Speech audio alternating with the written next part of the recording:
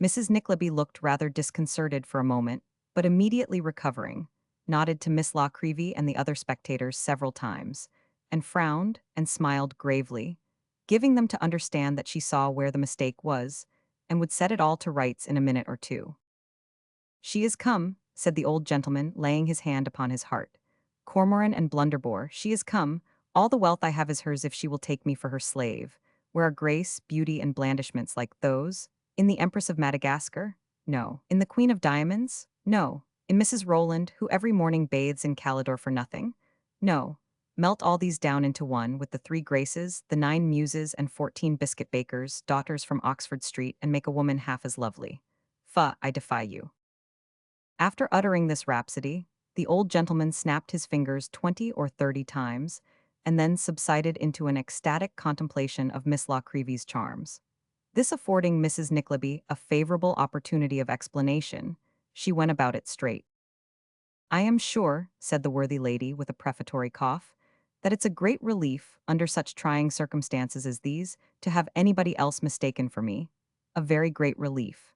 And it's a circumstance that never occurred before, although I have several times been mistaken for my daughter Kate. I have no doubt the people were very foolish, and perhaps ought to have known better, but still, they did take me for her, and of course that was no fault of mine, and it would be very hard indeed if I was to be made responsible for it. However, in this instance, of course, I must feel that I should do exceedingly wrong if I suffered anybody, especially anybody that I am under great obligations to be made uncomfortable on my account. And therefore I think it my duty to tell that gentleman that he is mistaken, that I am the lady who he was told by some impertinent person was niece to the Council of Paving Stones, and that I do beg and entreat of him to go quietly away, if it's only for—" Here Mrs. Nickleby simpered and hesitated, "for my sake." It might have been expected that the old gentleman would have been penetrated to the heart by the delicacy and condescension of this appeal, and that he would at least have returned a courteous and suitable reply. What, then, was the shock which Mrs. Nickleby received, when, accosting her in the most unmistakable manner, he replied in a loud and sonorous voice, "Avaunt, cat!" "Sir," cried Mrs. Nickleby in a faint tone. "Cat," repeated the old gentleman. "Puss, kit, tit, grimalkin, tabby, brindle, whoosh."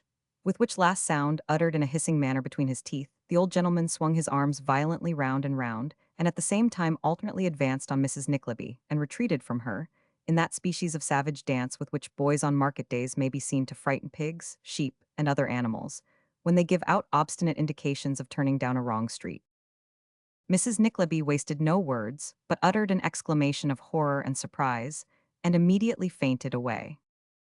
"I'll attend to mamma," said Kate hastily. "I am not at all frightened, but pray take him away, pray take him away."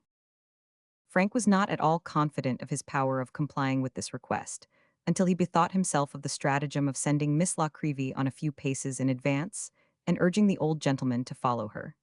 It succeeded to a miracle, and he went away in a rapture of admiration, strongly guarded by Tim Lincolnwaiter on one side and Frank himself on the other.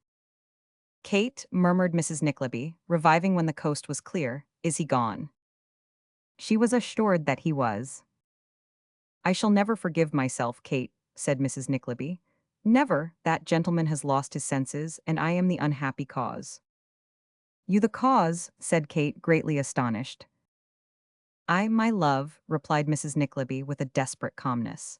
"You saw what he was the other day. You see what he is now. I told your brother, weeks and weeks ago, Kate, that I hoped a disappointment might not be too much for him. You see what a wreck he is. Making allowance for his being a little flighty, you know how rationally, and sensibly, and honorably he talked, when we saw him in the garden. You have heard the dreadful nonsense he has been guilty of this night, and the manner in which he has gone on with that poor unfortunate little old maid. Can anybody doubt how all this has been brought about?" "I should scarcely think they could," said Kate mildly. "I should scarcely think so, either," rejoined her mother. "Well, if I am the unfortunate cause of this, I have the satisfaction of knowing that I am not to blame. I told Nicholas, I said to him, 'Nicholas, my dear, we should be very careful how we proceed.' He would scarcely hear me, if the matter had only been properly taken up at first, as I wished it to be. But you are both of you so like your poor papa. However, I have my consolation, and that should be enough for me." Washing her hands, thus, of all responsibility under this head, past, present, or to come, Mrs. Nickleby kindly added that she hoped her children might never have greater cause to reproach themselves than she had, and prepared herself to receive the escort, who soon returned with the intelligence that the old gentleman was safely housed, and that they found his custodians, who had been making merry with some friends, wholly ignorant of his absence. Quiet being again restored, a delicious half-hour, so Frank called it, in the course of subsequent conversation with Tim Lincolnwaiter as they were walking home, was spent in conversation, and Tim's watch at length apprising him that it was high time to depart, the ladies were left alone, though not without many offers on the part of Frank to remain, until Nicholas arrived, no matter what hour of the night it might be, if, after the late neighborly eruption, they entertained the least fear of being left to themselves. As their freedom from all further apprehension, however, left no pretext for his insisting on mounting guard, he was obliged to abandon the citadel, and to retire with the trusty Tim. Nearly 3 hours of silence passed away. Kate blushed to find, when Nicholas returned, how long she had been sitting alone, occupied with her own thoughts. "I really thought it had not been half an hour," she said. "They must have been pleasant thoughts, Kate," rejoined Nicholas gaily, "to make time pass away like that. What were they now?" Kate was confused. She toyed with some trifle on the table, looked up and smiled, looked down and dropped a tear. "Why, Kate," said Nicholas, drawing his sister towards him and kissing her, "let me see your face. No, that was but a glimpse, that's scarcely fair. A longer look than that, Kate. Come, and I'll read your thoughts for you." There was something in this proposition, albeit it was said without the slightest consciousness or application, which so alarmed his sister, that Nicholas laughingly changed the subject to domestic matters, and thus gathered, by degrees, as they left the room and went upstairs together, how lonely Smike had been all night, and by very slow degrees, too, for on this subject also, Kate seemed to speak with some reluctance. "Poor fellow," said Nicholas, tapping gently at his door, "what can be the cause of all this?" Kate was hanging on her brother's arm. The door being quickly opened, she had not time to disengage herself, before Smike, very pale and haggard, and completely dressed, confronted them. "And have you not been to bed?" said Nicholas. No," was the reply. Nicholas gently detained his sister, who made an effort to retire, and asked, "Why not?" "I could not sleep," said Smike, grasping the hand which his friend extended to him. "You are not well," rejoined Nicholas. "I am better indeed, a great deal better," said Smike quickly. "Then why do you give way to these fits of melancholy?" inquired Nicholas in his kindest manner, "or why not tell us the cause? You grow a different creature, Smike." I know I do," he replied. "I will tell you the reason one day, but not now. I hate myself for this, you are all so good and kind, but I cannot help it. My heart is very full, you do not know how full it is." He wrung Nicholas's hand before he released it, and glancing, for a moment, at the brother and sister as they stood together, as if there were something in their strong affection which touched him very deeply, withdrew into his chamber, and was soon the only watcher under that quiet roof. Chapter 50 involves a serious catastrophe. The little racecourse at Hampton was in the full tide and height of its gaiety, the day as dazzling as day could be, the sun high in the cloudless sky, and shining in its fullest splendor. Every gaudy color that fluttered in the air from carriage seat and garish tent top shone out in its gaudiest hues. Old dingy flags grew new again, faded gilding was reburnished, stained rotten canvas looked a snowy white, the very beggars' rags were freshened up, and sentiment quite forgot its charity in its fervent admiration of poverty so picturesque. It was one of those scenes of life and animation, caught in its very brightest and freshest moments, which can scarcely fail to please. For if the eye be tired of show and glare, or the ear be weary with a ceaseless round of noise, the one may repose, turn almost where it will, on eager, happy, and expectant faces, and the other deaden all consciousness of more annoying sounds in those of mirth and exhilaration. Even the sunburnt faces of gypsy children, half naked though they be, suggest a drop of comfort. It is a pleasant thing to see that the sun has been there, to know that the air and light are on them every day, to feel that they are children and lead children's lives, that if their pillows be damp, it is with the dews of heaven and not with tears, that the limbs of their girls are free, and that they are not crippled by distortions, imposing an unnatural and horrible penance upon their sex, that their lives are spent, from day to day, at least among the waving trees, and not in the midst of dreadful engines which make young children old before they know what childhood is, and give them the exhaustion and infirmity of age, without, like age, the privilege to die. God send that old nursery tales were true, and that gypsies stole such children by the score. The great race of the day had just been run, and the close lines of people on either side of the course, suddenly breaking up and pouring into it, imparted a new liveliness to the scene, which was again all busy movement. Some hurried eagerly to catch a glimpse of the winning horse, others darted to and fro, searching, no less eagerly, for the carriages they had left in quest of better stations. Here, a little knot gathered round a pea and thimble table to watch the plucking of some unhappy greenhorn, and there, another proprietor with his confederates in various disguises, one man in spectacles, another with an eyeglass and a stylish hat, a third dressed as a farmer well-to-do in the world, with his top coat over his arm and his flash notes in a large leathern pocketbook, and all with heavy-handled whips to represent most innocent country fellows who had trotted there on horseback, sought, by loud and noisy talk and pretended play, to entrap some unwary customer, while the gentlemen confederates, of more villainous aspect still, in clean linen and good clothes, betrayed their close interest in the concern by the anxious furtive glance they cast on all newcomers. These would be hanging on the outskirts of a wide circle of people assembled round some itinerant juggler, opposed in his turn by a noisy band of music, or the classic game of Ring the Bull, while ventriloquists holding dialogues with wooden dolls, and fortune-telling women smothering the cries of real babies, divided with them, and many more, the general attention of the company. Drinking tents were full, glasses began to clink in carriages, hampers to be unpacked, tempting provisions to be set forth, knives and forks to rattle, champagne corks to fly, eyes to brighten that were not dull before, and pickpockets to count their gains during the last heat. The attention so recently strained on one object of interest was now divided among 100, and look where you would, there was a motley assemblage of feasting, laughing, talking, begging, gambling, and mummery. Of the gambling booths there was a plentiful show, flourishing in all the splendor of carpeted ground, striped hangings, crimson cloth, pinnacled roofs, geranium pots, and livery servants. There were the Strangers' Clubhouse, the Athenaeum Clubhouse, the Hampton Clubhouse, the St. James's Clubhouse, and half a mile of clubhouses to play in, and there were roulette noir, French hazard, and other games to play at. It is into one of these booths that our story takes its way.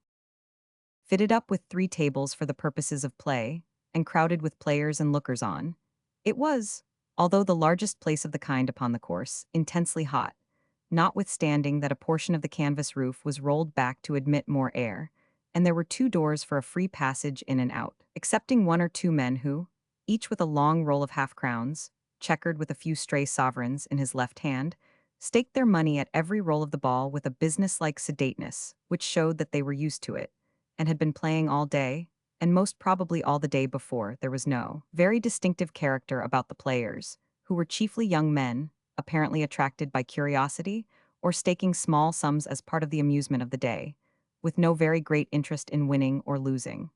There were 2 persons present, however, who, as peculiarly good specimens of a class, deserve a passing notice. Of these, one was a man of 6 or 8 and 50, who sat on a chair near one of the entrances of the booth, with his hands folded on the top of his stick, and his chin appearing above them.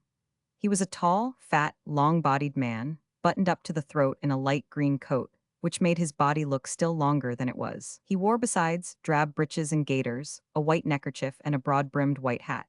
Amid all the buzzing noise of the games, and the perpetual passing in and out of the people, he seemed perfectly calm and abstracted, without the smallest particle of excitement in his composition. He exhibited no indication of weariness, nor, to a casual observer, of interest either. There he sat, quite still and collected. Sometimes, but very rarely, he nodded to some passing face, or beckoned to a waiter to obey a call from one of the tables. The next instant he subsided into his old state. He might have been some profoundly deaf old gentleman who had come in to take a rest, or he might have been patiently waiting for a friend, without the least consciousness of anybody's presence, or fixed in a trance, or under the influence of opium. People turned round and looked at him. He made no gesture, caught nobody's eye, let them pass away, and others come on and be succeeded by others, and took no notice. When he did move, it seemed wonderful how he could have seen anything to occasion it. And so, in truth, it was. But there was not a face that passed in or out, which this man failed to see, not a gesture at any one of the 3 tables that was lost upon him, not a word, spoken by the bankers, but reached his ear, not a winner or loser he could not have marked. And he was the proprietor of the place. The other presided over the roulette noir table. He was probably some 10 years younger, and was a plump, paunchy, sturdy-looking fellow, with his underlip a little pursed, from a habit of counting money inwardly as he paid it, but with no decidedly bad expression in his face, which was rather an honest and jolly one than otherwise. He wore no coat, the weather being hot, and stood behind the table with a huge mound of crowns and half-crowns before him and a cash box for notes. This game was constantly playing. Perhaps 20 people would be staking at the same time. This man had to roll the ball, to watch the stakes as they were laid down, to gather them off the color which lost, to pay those who won, to do it all with the utmost dispatch, to roll the ball again, and to keep this game perpetually alive. He did it all with a rapidity absolutely marvelous. Never hesitating, never making a mistake, never stopping, and never ceasing to repeat such unconnected phrases as the following, which, partly from habit, and partly to have something appropriate and businesslike to say, he constantly poured out with the same monotonous emphasis, and in nearly the same order all day long. Rougenor from Paris. Gentlemen, make your game and back your own opinions. Any time while the ball rolls. Rougenor from Paris, gentlemen. It's a French game, gentlemen. I brought it over myself, I did indeed. Rougenor from Paris, black wins, black stop a minute, sir, and I'll pay you directly, 2 there, half a pound there, 3 there, and 1 there, gentlemen. The ball's a rolling. Any time, sir, while the ball rolls. The beauty of this game is that you can double your stakes or put down your money, gentlemen, any time while the ball rolls. Black again. Black wins. I never saw such a thing. I never did, in all my life, upon my word I never did. If any gentleman had been backing the black in the last 5 minutes, he must have won £45 in 4 rolls of the ball. He must indeed. Gentlemen, we've port, sherry, cigars, and most excellent champagne. Here, waiter, bring a bottle of champagne, and let's have a dozen or 15 cigars here. And let's be comfortable, gentlemen, and bring some clean glasses, any time while the ball rolls. I lost £137 yesterday, gentlemen, at 1 roll of the ball, I did indeed. How do you do, sir? Recognizing some knowing gentleman without any halt or change of voice, and giving a wink so slight that it seems an accident. Will you take a glass of sherry, sir? Here, waiter, bring a clean glass and hand the sherry to this gentleman, and hand it round, will you, waiter? This is the Rougenor from Paris, gentlemen, any time while the ball rolls. Gentlemen, make your game and back your own opinions. It's the Rougenor from Paris. Quite a new game, I brought it over myself, I did indeed. Gentlemen, the ball's a-rolling. This officer was busily plying his vocation when half a dozen persons sauntered through the booth, to whom, but without stopping either in his speech or work, he bowed respectfully, at the same time directing, by a look, the attention of a man beside him to the tallest figure in the group, in recognition of whom the proprietor pulled off his hat. This was Sir Mulberry Hawk, with whom were his friend and pupil, and a small train of gentlemanly dressed men, of characters more doubtful than obscure. The proprietor, in a low voice, bade Sir Mulberry good day. Sir Mulberry, in the same tone, bade the proprietor go to the devil, and turned to speak with his friends. There was evidently an irritable consciousness about him that he was an object of curiosity, on this first occasion of showing himself in public after the accident that had befallen him, and it was easy to perceive that he appeared on the race-course, that day, more in the hope of meeting with a great many people who knew him, and so getting over as much as possible of the annoyance at once, than with any purpose of enjoying the sport. There yet remained a slight scar upon his face, and whenever he was recognized, as he was almost every minute by people sauntering in and out, he made a restless effort to conceal it with his glove, showing how keenly he felt the disgrace he had undergone. "Ah, Hawk," said one very sprucely dressed personage in a Newmarket coat, a choice neckerchief, and all other accessories of the most unexceptionable kind. "How d'ye do, old fellow?" This was a rival trainer of young noblemen and gentlemen, and the person of all others whom Sir Mulberry most hated and dreaded to meet. They shook hands with excessive cordiality.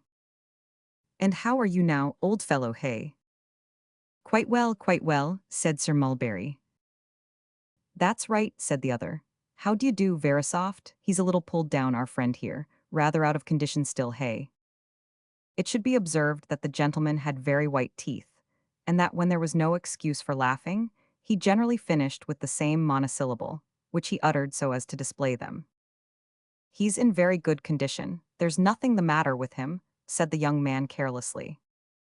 "Upon my soul, I'm glad to hear it," rejoined the other. "Have you just returned from Brussels?" "We only reached town late last night," said Lord Frederick. Sir Mulberry turned away to speak to one of his own party, and feigned not to hear. "Now, upon my life," said the friend, affecting to speak in a whisper, "it's an uncommonly bold and game thing in Hawk to show himself so soon. I say it advisedly, There's a vast deal of courage in it. You see, he has just rusticated long enough to excite curiosity, and not long enough for men to have forgotten that deuced unpleasant. By the by, you know the rights of the affair, of course? Why did you never give those confounded papers the lie? I seldom read the papers, but I looked in the papers for that, and may I be. Look in the papers, interrupted Sir Mulberry, turning suddenly round. Tomorrow, no, next day, will you? Upon my life, my dear fellow, I seldom or never read the papers, said the other, shrugging his shoulders, but I will at your recommendation. What shall I look for? Good day, said Sir Mulberry, turning abruptly on his heel and drawing his pupil with him. Falling again into the loitering, careless pace at which they had entered, they lounged out, arm in arm. I won't give him a case of murder to read, muttered Sir Mulberry with an oath, but it shall be something very near it if whipcord cuts and bludgeons bruise. His companion said nothing, but there was something in his manner which galled Sir Mulberry to add, with nearly as much ferocity as if his friend had been Nicholas himself. I sent Jenkins to old Nickleby before 8 o'clock this morning. He's a staunch one, he was back with me before the messenger. I had it all from him in the first 5 minutes. I know where this hound is to be met with, time and place both. But there's no need to talk, tomorrow will soon be here. And what's to be done tomorrow? Inquired Lord Frederick. Sir Mulberry Hawk honored him with an angry glance, but condescended to return no verbal answer to this inquiry. Both walked sullenly on, as though their thoughts were busily occupied, until they were quite clear of the crowd, and almost alone, when Sir Mulberry wheeled round to return. Stop, said his companion, I want to speak to you in earnest. Don't turn back, let us walk here a few minutes. What have you to say to me that you could not say yonder as well as here? Returned his mentor, disengaging his arm. Hawk, rejoined the other, tell me, I must know. Must know, interrupted the other disdainfully. Hugh, go on. If you must know, of course there's no escape for me, must know.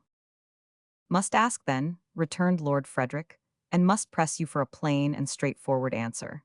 Is what you have just said only a mere whim of the moment, occasioned by your being out of humor and irritated, or is it your serious intention, and one that you have actually contemplated?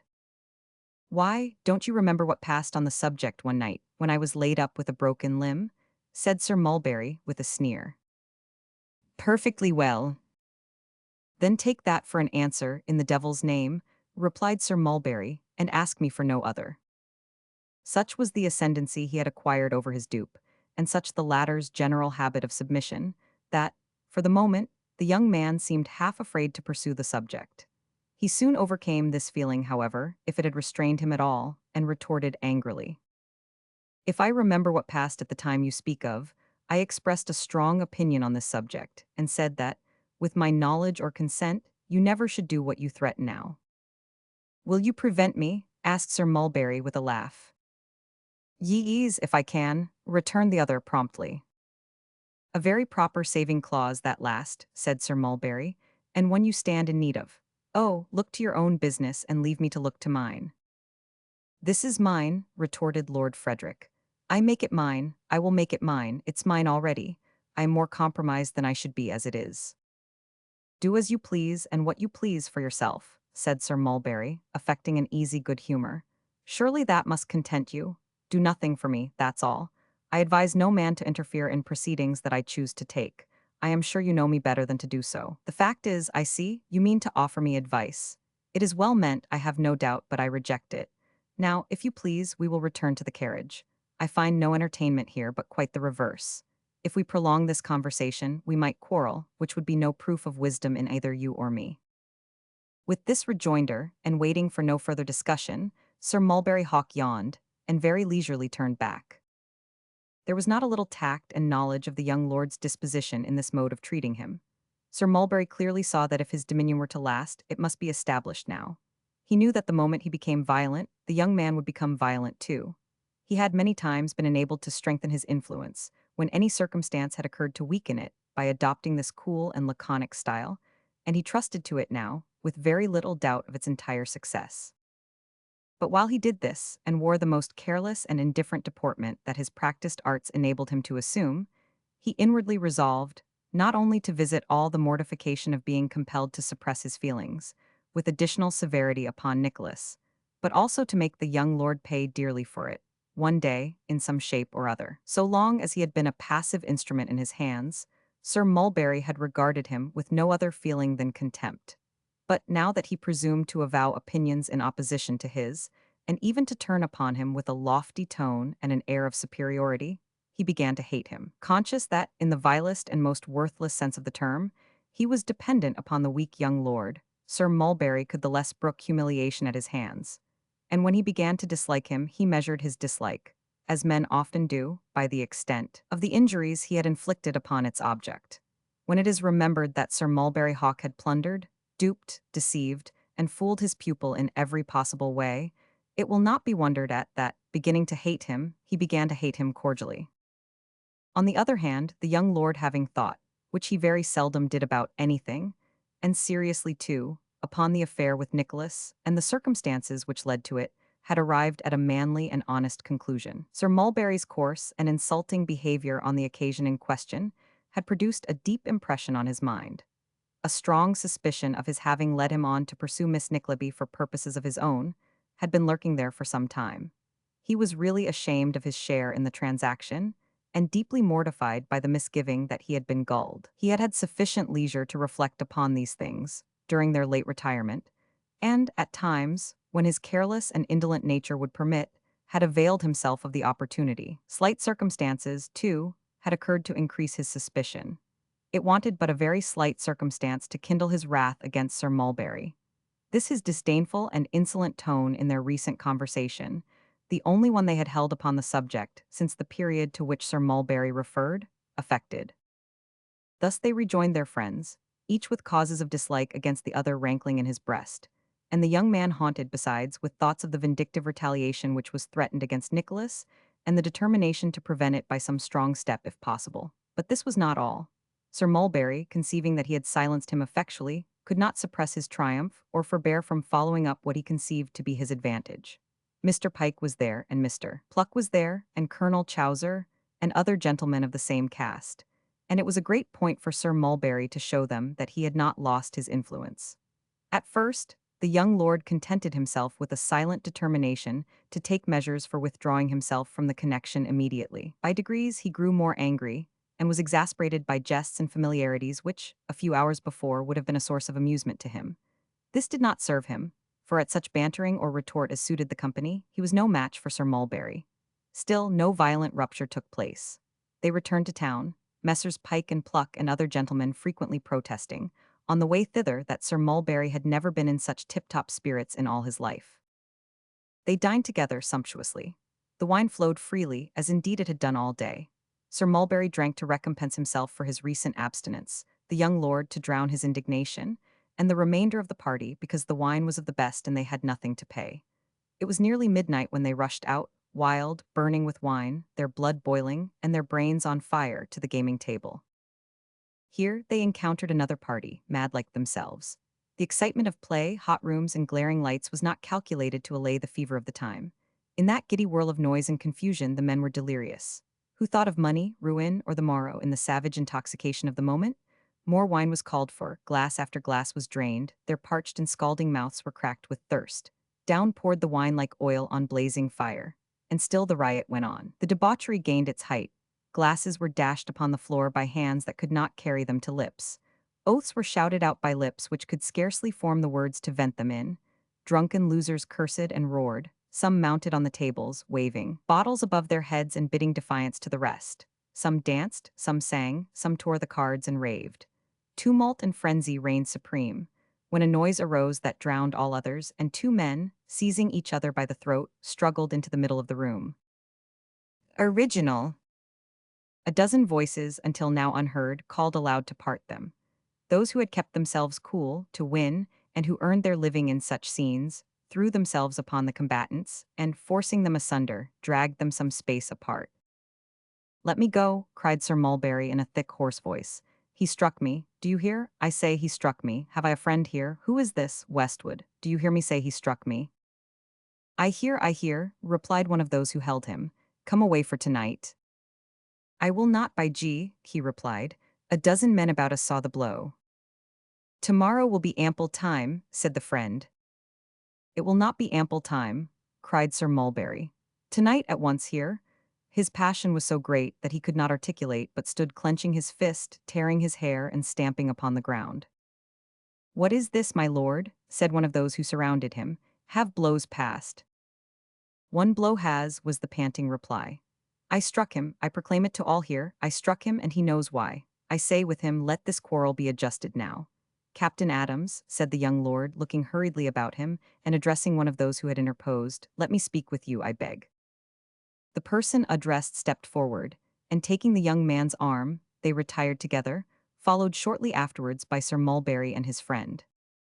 It was a profligate haunt of the worst repute, and not a place in which such an affair was likely to awaken any sympathy for either party, or to call forth any further remonstrance or interposition. Elsewhere, its further progress would have been instantly prevented, and time allowed for sober and cool reflection. But not there. Disturbed in their orgies, the party broke up. Some reeled away with looks of tipsy gravity. Others withdrew noisily discussing what had just occurred. The gentlemen of honor who lived upon their winnings remarked to each other as they went out that Hawk was a good shot, and those who had been most noisy fell fast asleep upon the sofas and thought no more about it.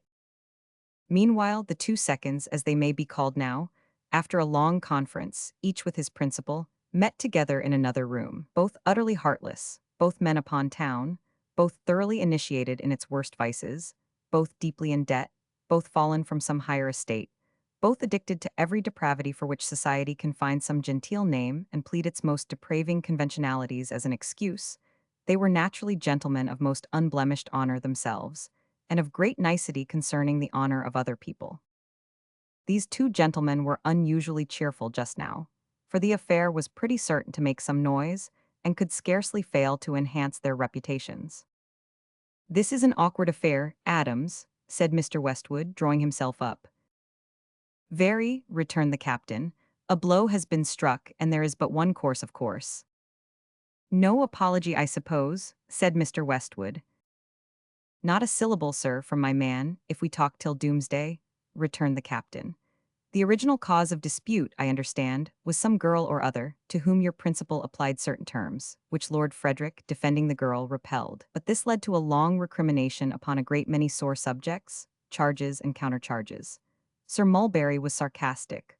Lord Frederick was excited, and struck him in the heat of provocation, and under circumstances of great aggravation. That blow, unless there is a full retraction on the part of Sir Mulberry, Lord Frederick is ready to justify." "There is no more to be said," returned the other, "but to settle the hour and the place of meeting. It's a responsibility, but there is a strong feeling to have it over. Do you object to say at sunrise?" "Sharp work," replied the captain, referring to his watch. "However, as this seems to have been a long time breeding, and negotiation is only a waste of words, no. Something may possibly be said, out of doors, after what passed in the other room, which renders it desirable that we should be off without delay, and quite clear of town," said Mr. Westwood. "What do you say to one of the meadows opposite Twickenham, by the riverside?" The captain saw no objection. "Shall we join company in the avenue of trees which leads from Petersham to Ham House, and settle the exact spot when we arrive there?" said Mr. Westwood. To this the captain also assented. After a few other preliminaries, equally brief, and having settled the road each party should take to avoid suspicion, they separated. "We shall just have comfortable time, my lord," said the captain, when he had communicated the arrangements, "to call at my rooms for a case of pistols, and then jog coolly down. If you will allow me to dismiss your servant, we'll take my cab, for yours, perhaps, might be recognized." What a contrast when they reached the street to the scene they had just left. It was already daybreak. For the flaring yellow light within was substituted the clear, bright, glorious morning, for a hot, close atmosphere, tainted with the smell of expiring lamps and reeking with the steams of riot and dissipation, the free, fresh, wholesome air. But to the fevered head on which that cool air blew, it seemed to come laden with remorse for time misspent and countless opportunities neglected. With throbbing veins and burning skin, eyes wild and heavy, thoughts hurried and disordered, he felt as though the light were a reproach, and shrunk involuntarily from the day as if he were some foul and hideous thing. "Shivering," said the captain, "you are cold." "Rather. It does strike cool coming out of those hot rooms. Wrap that cloak about you, so, now we're off." They rattled through the quiet streets, made their call at the captain's lodgings, cleared the town, and emerged upon the open road without hindrance or molestation. Fields, trees, gardens, hedges, everything looked very beautiful. The young man scarcely seemed to have noticed them before, though he had passed the same objects 1,000 times. There was a peace and serenity upon them all, strangely at variance with the bewilderment and confusion of his own half-sobered thoughts, and yet impressive and welcome. He had no fear upon his mind, but as he looked about him, he had less anger, and though all old delusions, relative to his worthless late companion, were now cleared away, he rather wished he had never known him than thought of its having come to this. The past night, the day before, and many other days and nights beside, all mingled themselves up in one unintelligible and senseless whirl. He could not separate the transactions of one time from those of another. Now, the noise of the wheels resolved itself into some wild tune in which he could recognize scraps of airs he knew. Now, there was nothing in his ears but a stunning and bewildering sound, like rushing water. But his companion rallied him on being so silent, and they talked and laughed boisterously. When they stopped, he was a little surprised to find himself in the act of smoking, but on reflection, he remembered when and where he had taken the cigar. They stopped at the avenue gate and alighted, leaving the carriage to the care of the servant, who was a smart fellow, and nearly as well accustomed to such proceedings as his master. Sir Mulberry and his friend were already there. All four walked in profound silence up the aisle of stately elm trees, which, meeting far above their heads, formed a long green perspective of Gothic arches, terminating, like some old ruin, in the open sky. After a pause and a brief conference between the seconds, they, at length, turned to the right, and taking a track across a little meadow, passed Ham House and came into some fields beyond.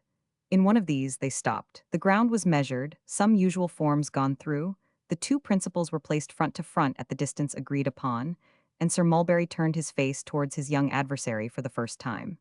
He was very pale, his eyes were bloodshot, his dress disordered, and his hair disheveled. For the face, it expressed nothing but violent and evil passions. He shaded his eyes with his hand, gazed at his opponent steadfastly for a few moments, and then taking the weapon which was tendered to him, bent his eyes upon that and looked up no more until the word was given, when he instantly fired.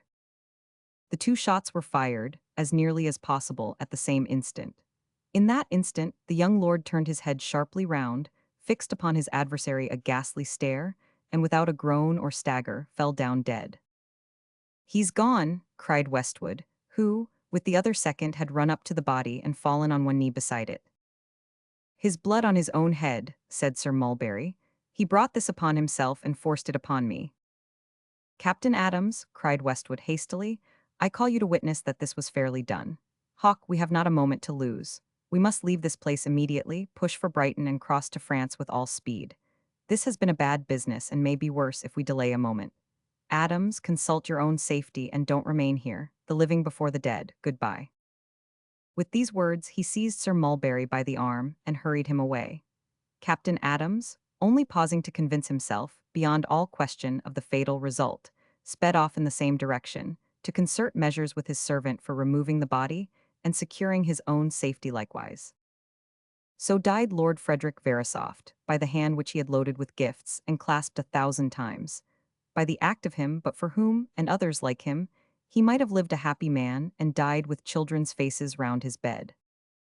The sun came proudly up in all his majesty. The noble river ran its winding course, the leaves quivered and rustled in the air, the birds poured their cheerful songs from every tree, the short-lived butterfly fluttered its little wings.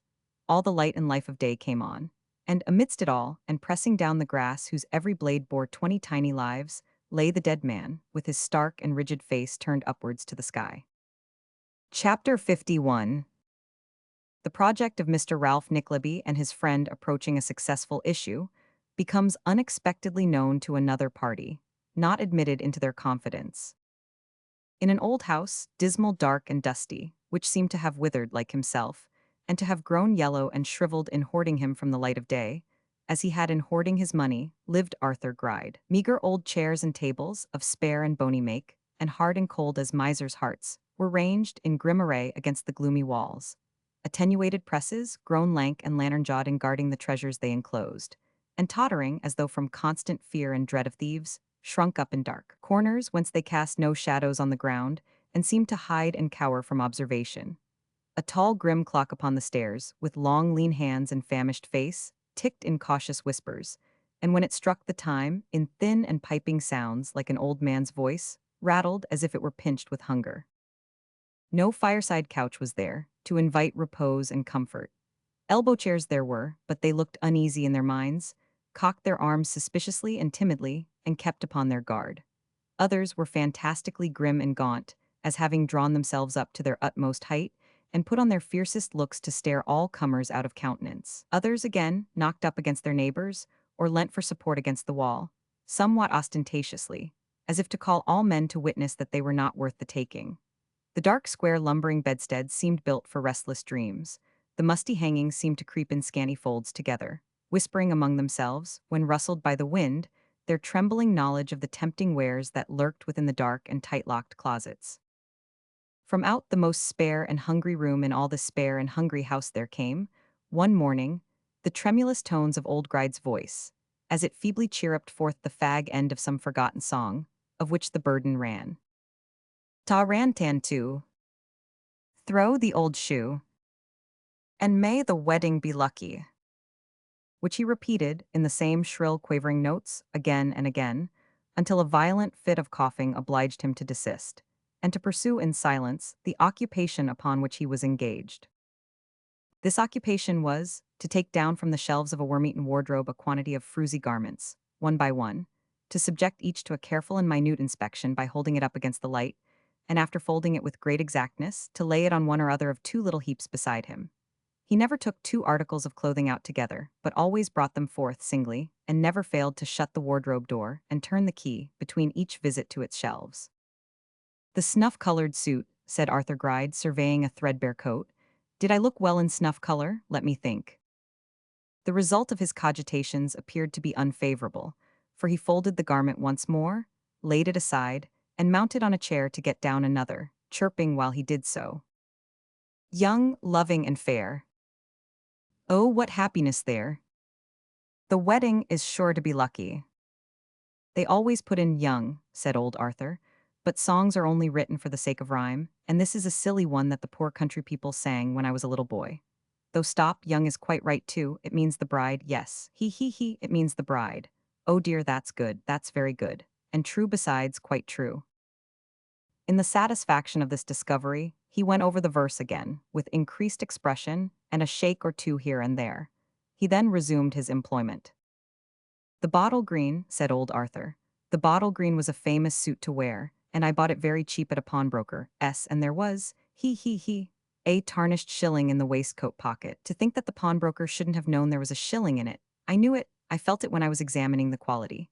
Oh, what a dull dog of a pawnbroker. It was a lucky suit too, this bottle green. The very day I put it on first, old Lord Mallowford was burnt to death in his bed, and all the post obits fell in. I'll be married in the bottle green. Peg Sliderskew, I'll wear the bottle green. This call, loudly repeated twice or thrice at the room door, brought into the apartment a short, thin, weazen, blear-eyed old woman, palsy-stricken and hideously ugly, who, wiping her shriveled face upon her dirty apron, inquired, in that subdued tone in which deaf people commonly speak, "Was that you a-calling, or only the clock a-striking? My hearing gets so bad, I never know which is which, but when I hear a noise, I know it must be one of you, because nothing else never stirs in the house." "Me, Peg, me," said Arthur Gride, tapping himself on the breast to render the reply more intelligible. "You, returned Peg, and what do you want?" "I'll be married in the bottle green," cried Arthur Gride. "It's a deal too good to be married in, master," rejoined Peg, after a short inspection of the suit. "Haven't you got anything worse than this?" "Nothing that'll do," replied old Arthur. "Why not do?" retorted Peg. "Why don't you wear your everyday clothes like a man, eh?" "They ain't becoming enough, Peg," returned her master. "Not what enough," said Peg. "Becoming." "Becoming what?" said Peg sharply. "Not becoming too old to wear." Arthur Gride muttered an imprecation on his housekeeper's deafness, as he roared in her ear. "Not smart enough, I want to look as well as I can." "Look," cried Peg. "If she's as handsome as you say she is, she won't look much at you, master, take your oath of that. And as to how you look yourself, pepper and salt, bottle green, sky blue, or tartan plaid will make no difference in you." With which consolatory assurance, Peg Sliderskew gathered up the chosen suit, and folding her skinny arms upon the bundle, stood, mouthing and grinning, and blinking her watery eyes, like an uncouth figure in some monstrous piece of carving. "You're in a funny humor, ain't you, Peg?" said Arthur with not the best possible grace. "Why, isn't it enough to make me?" rejoined the old woman. "I shall soon enough be put out, though, if anybody tries to domineer it over me, and so I give you notice, master. Nobody shall be put over Peg Sliderskew's head after so many years. You know that, and so I needn't tell you. That won't do for me, no, no, nor for you. Try that once and come to ruin, ruin, ruin." "Oh dear, dear, I shall never try it," said Arthur Gride, appalled by the mention of the word. "Not for the world. It would be very easy to ruin me. We must be very careful, more saving than ever with another mouth to feed. Only we mustn't let her lose her good looks, Peg, because I like to see M. Take care you don't find good looks come expensive," returned Peg, shaking her forefinger. "But she can earn money herself, Peg," said Arthur Gride, eagerly watching what effect his communication produced upon the old woman's countenance. "She can draw, paint, work all manner of pretty things for ornamenting stools and chairs. Slippers, Peg, watch guards, hair chains, and 1,000 little dainty trifles that I couldn't give you half the names of. Then she can play the piano, and, what's more, she's got one, and sing like a little bird. She'll be very cheap to dress and keep, Peg, don't you think she will?" "If you don't let her make a fool of you, she may," returned Peg. "A fool of me?" exclaimed Arthur. "Trust your old master not to be fooled by pretty faces, Peg. No, no, no, nor by ugly ones neither, Mrs. Sliderskew," he softly added by way of soliloquy. "You're a-saying something you don't want me to hear," said Peg. "I know you are." "Oh dear, the devil's in this woman," muttered Arthur, adding with an ugly leer, "I said I trusted everything to you, Peg, that was all." "You do that, master, and all your cares are over," said Peg approvingly. "When I do that, Peg Sliderskew," thought Arthur Gride, "they will be." Although he thought this very distinctly, he durst not move his lips lest the old woman should detect him. He even seemed half afraid that she might have read his thoughts, for he leered coaxingly upon her, as he said aloud, "Take up all loose stitches in the bottle green with the best black silk. Have a skein of the best and some new buttons for the coat.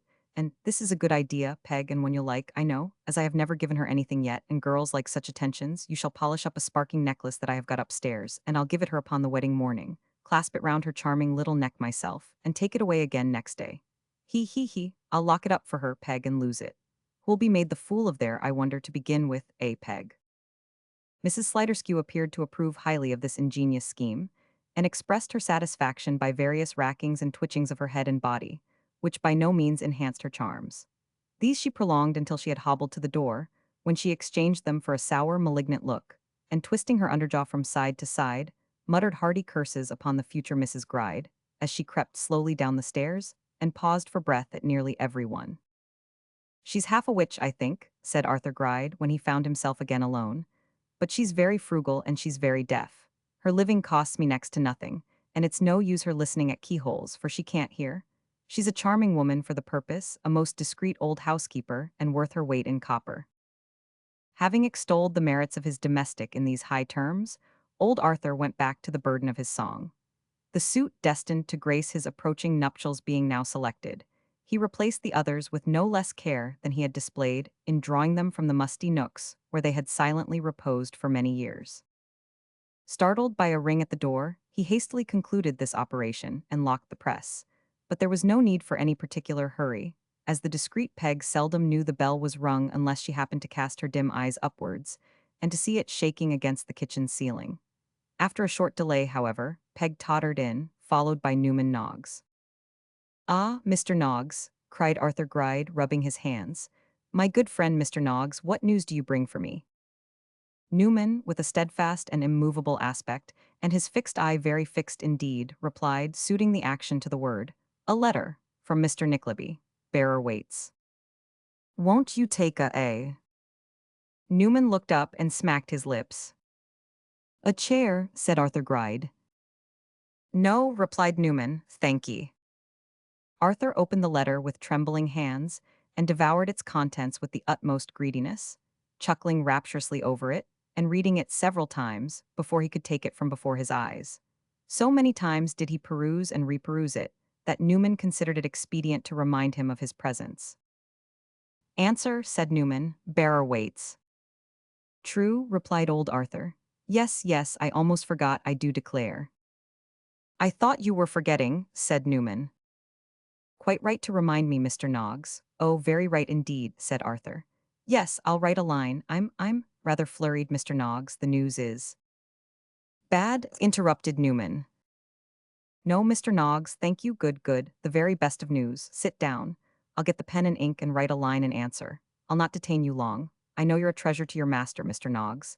He speaks of you in such terms sometimes that, oh dear, you'd be astonished. I may say that I do too, and always did. I always say the same of you. That curse Mr. Noggs with all my heart.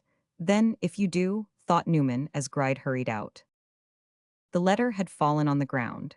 Looking carefully about him for an instant, Newman, impelled by curiosity to know the result of the design he had overheard from his office closet, caught it up and rapidly read as follows. Gride. I saw Bray again this morning and proposed the day after tomorrow, as you suggested, for the marriage.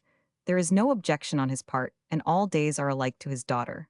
We will go together, and you must be with me by 7 in the morning. I need not tell you to be punctual. Make no further visits to the girl in the meantime. You have been there of late much oftener than you should. She does not languish for you, and it might have been dangerous. Restrain your youthful ardor for 8 and 40 hours and leave her to the father. You only undo what he does and does well. Yours, Ralph Nickleby. A footstep was heard without. Newman dropped the letter on the same spot again, pressed it with his foot to prevent its fluttering away, regained his seat in a single stride, and looked as vacant and unconscious as ever mortal looked. Arthur Gride, after peering nervously about him, spied it on the ground, picked it up, and sitting down to write, glanced at Newman Noggs, who was staring at the wall with an intensity so remarkable that Arthur was quite alarmed. Do you see anything particular, Mr. Noggs? Said Arthur, trying to follow the direction of Newman's eyes, which was an impossibility, and a thing no man had ever done. Only a cobweb, replied Newman. So, is that all? No, said Newman, there's a fly in it. There are a good many cobwebs here, observed Arthur Gride. So there are in our place, returned Newman, and flies too.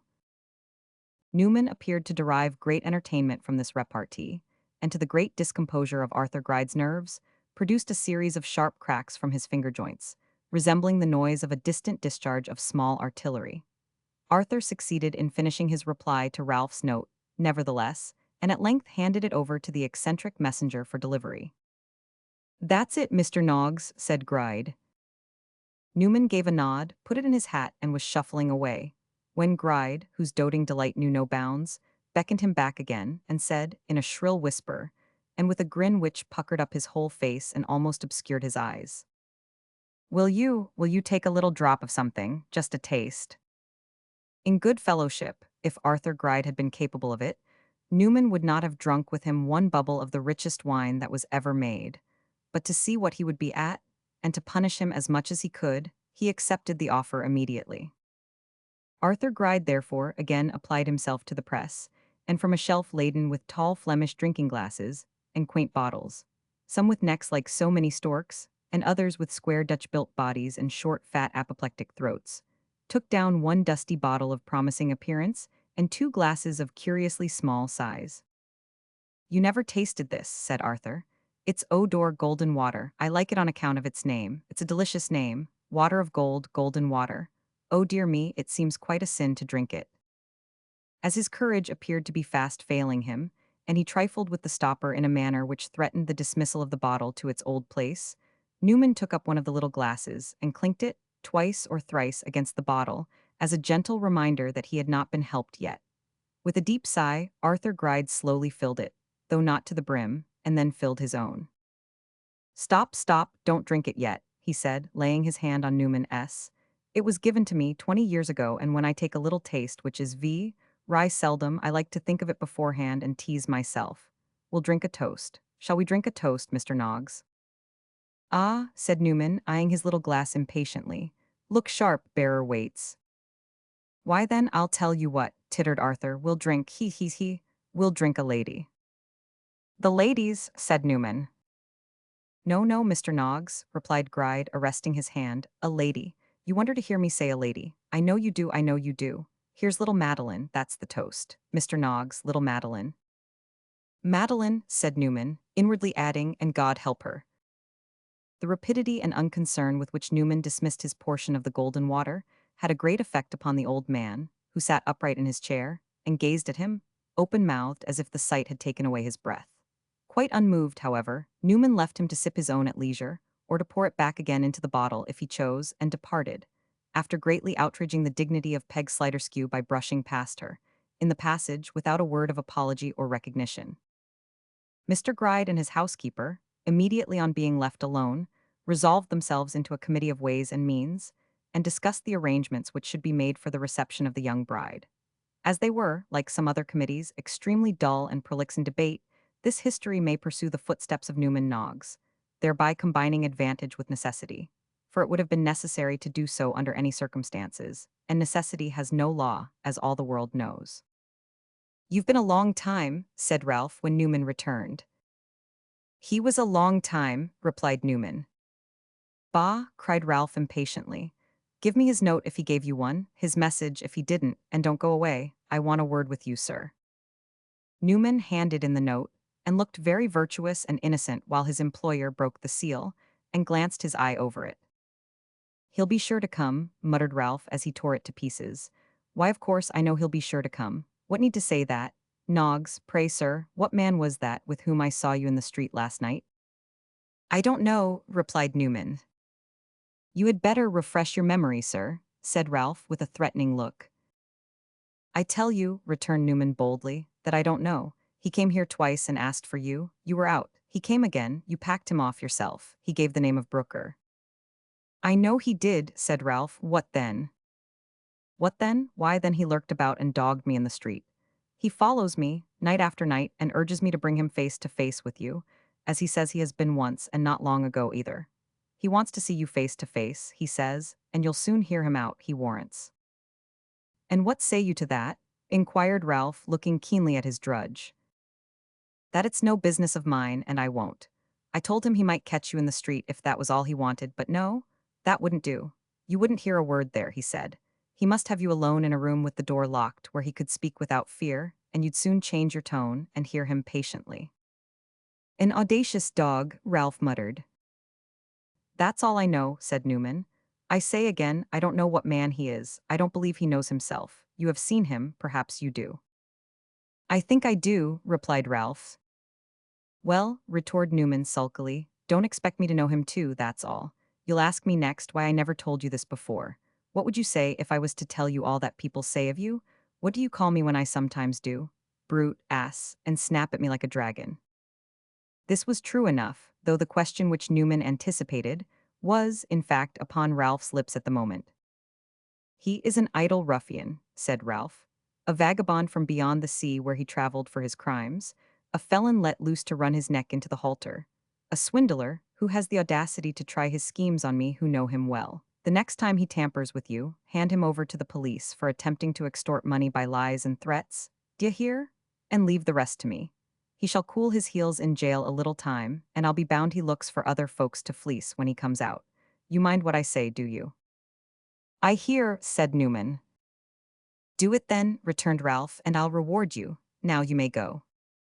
Newman readily availed himself of the permission, and shutting himself up in his little office, remained there, in very serious cogitation all day.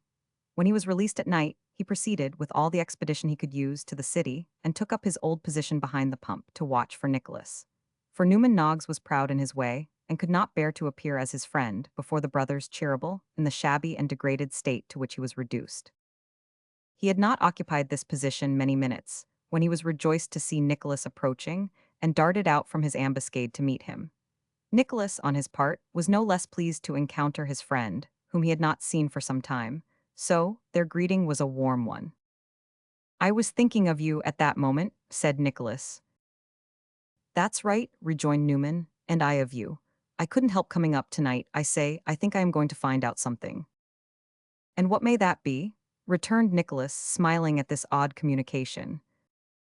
"I don't know what it may be. I don't know what it may not be," said Newman. "It's some secret in which your uncle is concerned, but what? I've not yet been able to discover, although I have my strong suspicions. I'll not hint 'em now, in case you should be disappointed." "I disappointed," cried Nicholas. "Am I interested?" "I think you are," replied Newman. "I have a crotchet in my head that it must be so. I have found out a man who plainly knows more than he cares to tell at once. And he has already dropped such hints to me as puzzle me. I say, as puzzle me," said Newman, scratching his red nose into a state of violent inflammation, and staring at Nicholas with all his might and main meanwhile.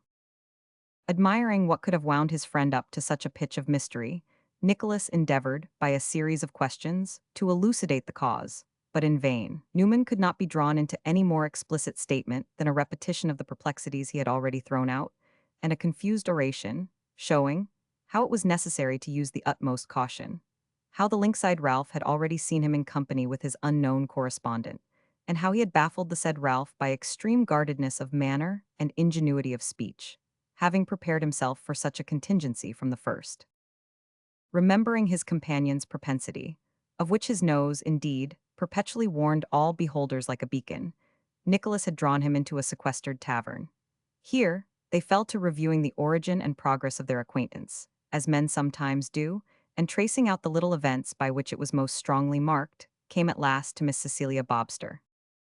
"And that reminds me," said Newman, "that you never told me the young lady's real name." "Madeline," said Nicholas. "Madeline," cried Newman. "What Madeline? Her other name, say her other name." "Bray," said Nicholas in great astonishment. "It's the same," cried Newman. "Sad story. Can you stand idly by and let that unnatural marriage take place without one attempt to save her?" "What do you mean?" exclaimed Nicholas, starting up. "Marriage, are you mad?" "Are you? Is she? Are you blind, deaf, senseless, dead?" said Newman. "Do you know that within one day, by means of your Uncle Ralph, she will be married to a man as bad as he, and worse, if worse there is? Do you know that within one day she will be sacrificed, as sure as you stand there alive, to a hoary wretch, a devil born and bred, and grey in devil's ways?" "Be careful what you say," replied Nicholas. "For heaven's sake, be careful. I am left here alone, and those who could stretch out a hand to rescue her are far away. What is it that you mean?" "I never heard her name," said Newman, choking with his energy. "Why didn't you tell me? How was I to know? We might at least have had some time to think." "What is it that you mean?" cried Nicholas. It was not an easy task to arrive at this information, but after a great quantity of extraordinary pantomime, which in no way assisted it, Nicholas, who was almost as wild as Newman Noggs himself, forced the latter down upon his seat and held him down until he began his tale. Rage, astonishment, indignation, and a storm of passions rushed through the listener's heart as the plot was laid bare.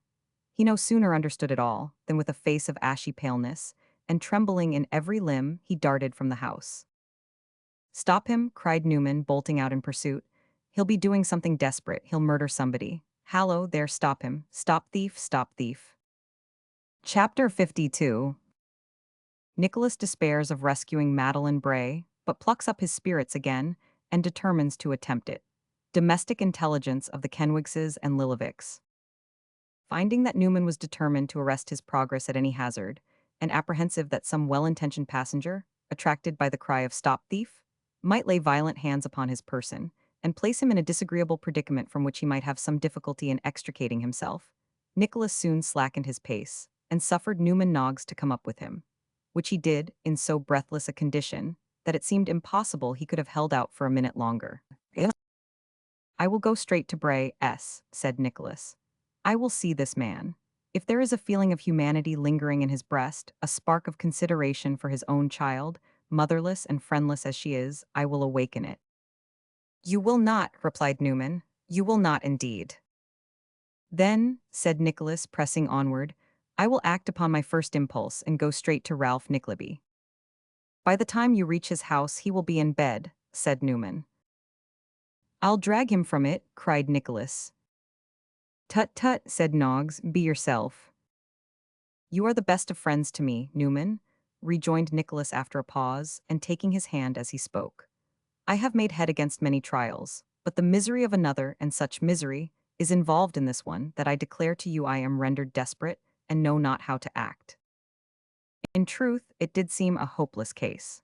It was impossible to make any use of such intelligence as Newman Noggs had gleaned when he lay concealed in the closet. The mere circumstance of the compact between Ralph Nickleby and Gride would not invalidate the marriage, or render Bray averse to it, who, if he did not actually know of the existence of some such understanding, doubtless suspected it. What had been hinted with reference to some fraud on Madeline had been put, with sufficient obscurity by Arthur Gride, but coming from Newman Noggs, and obscured still further by the smoke of his pocket pistol, it became wholly unintelligible, and involved in utter darkness.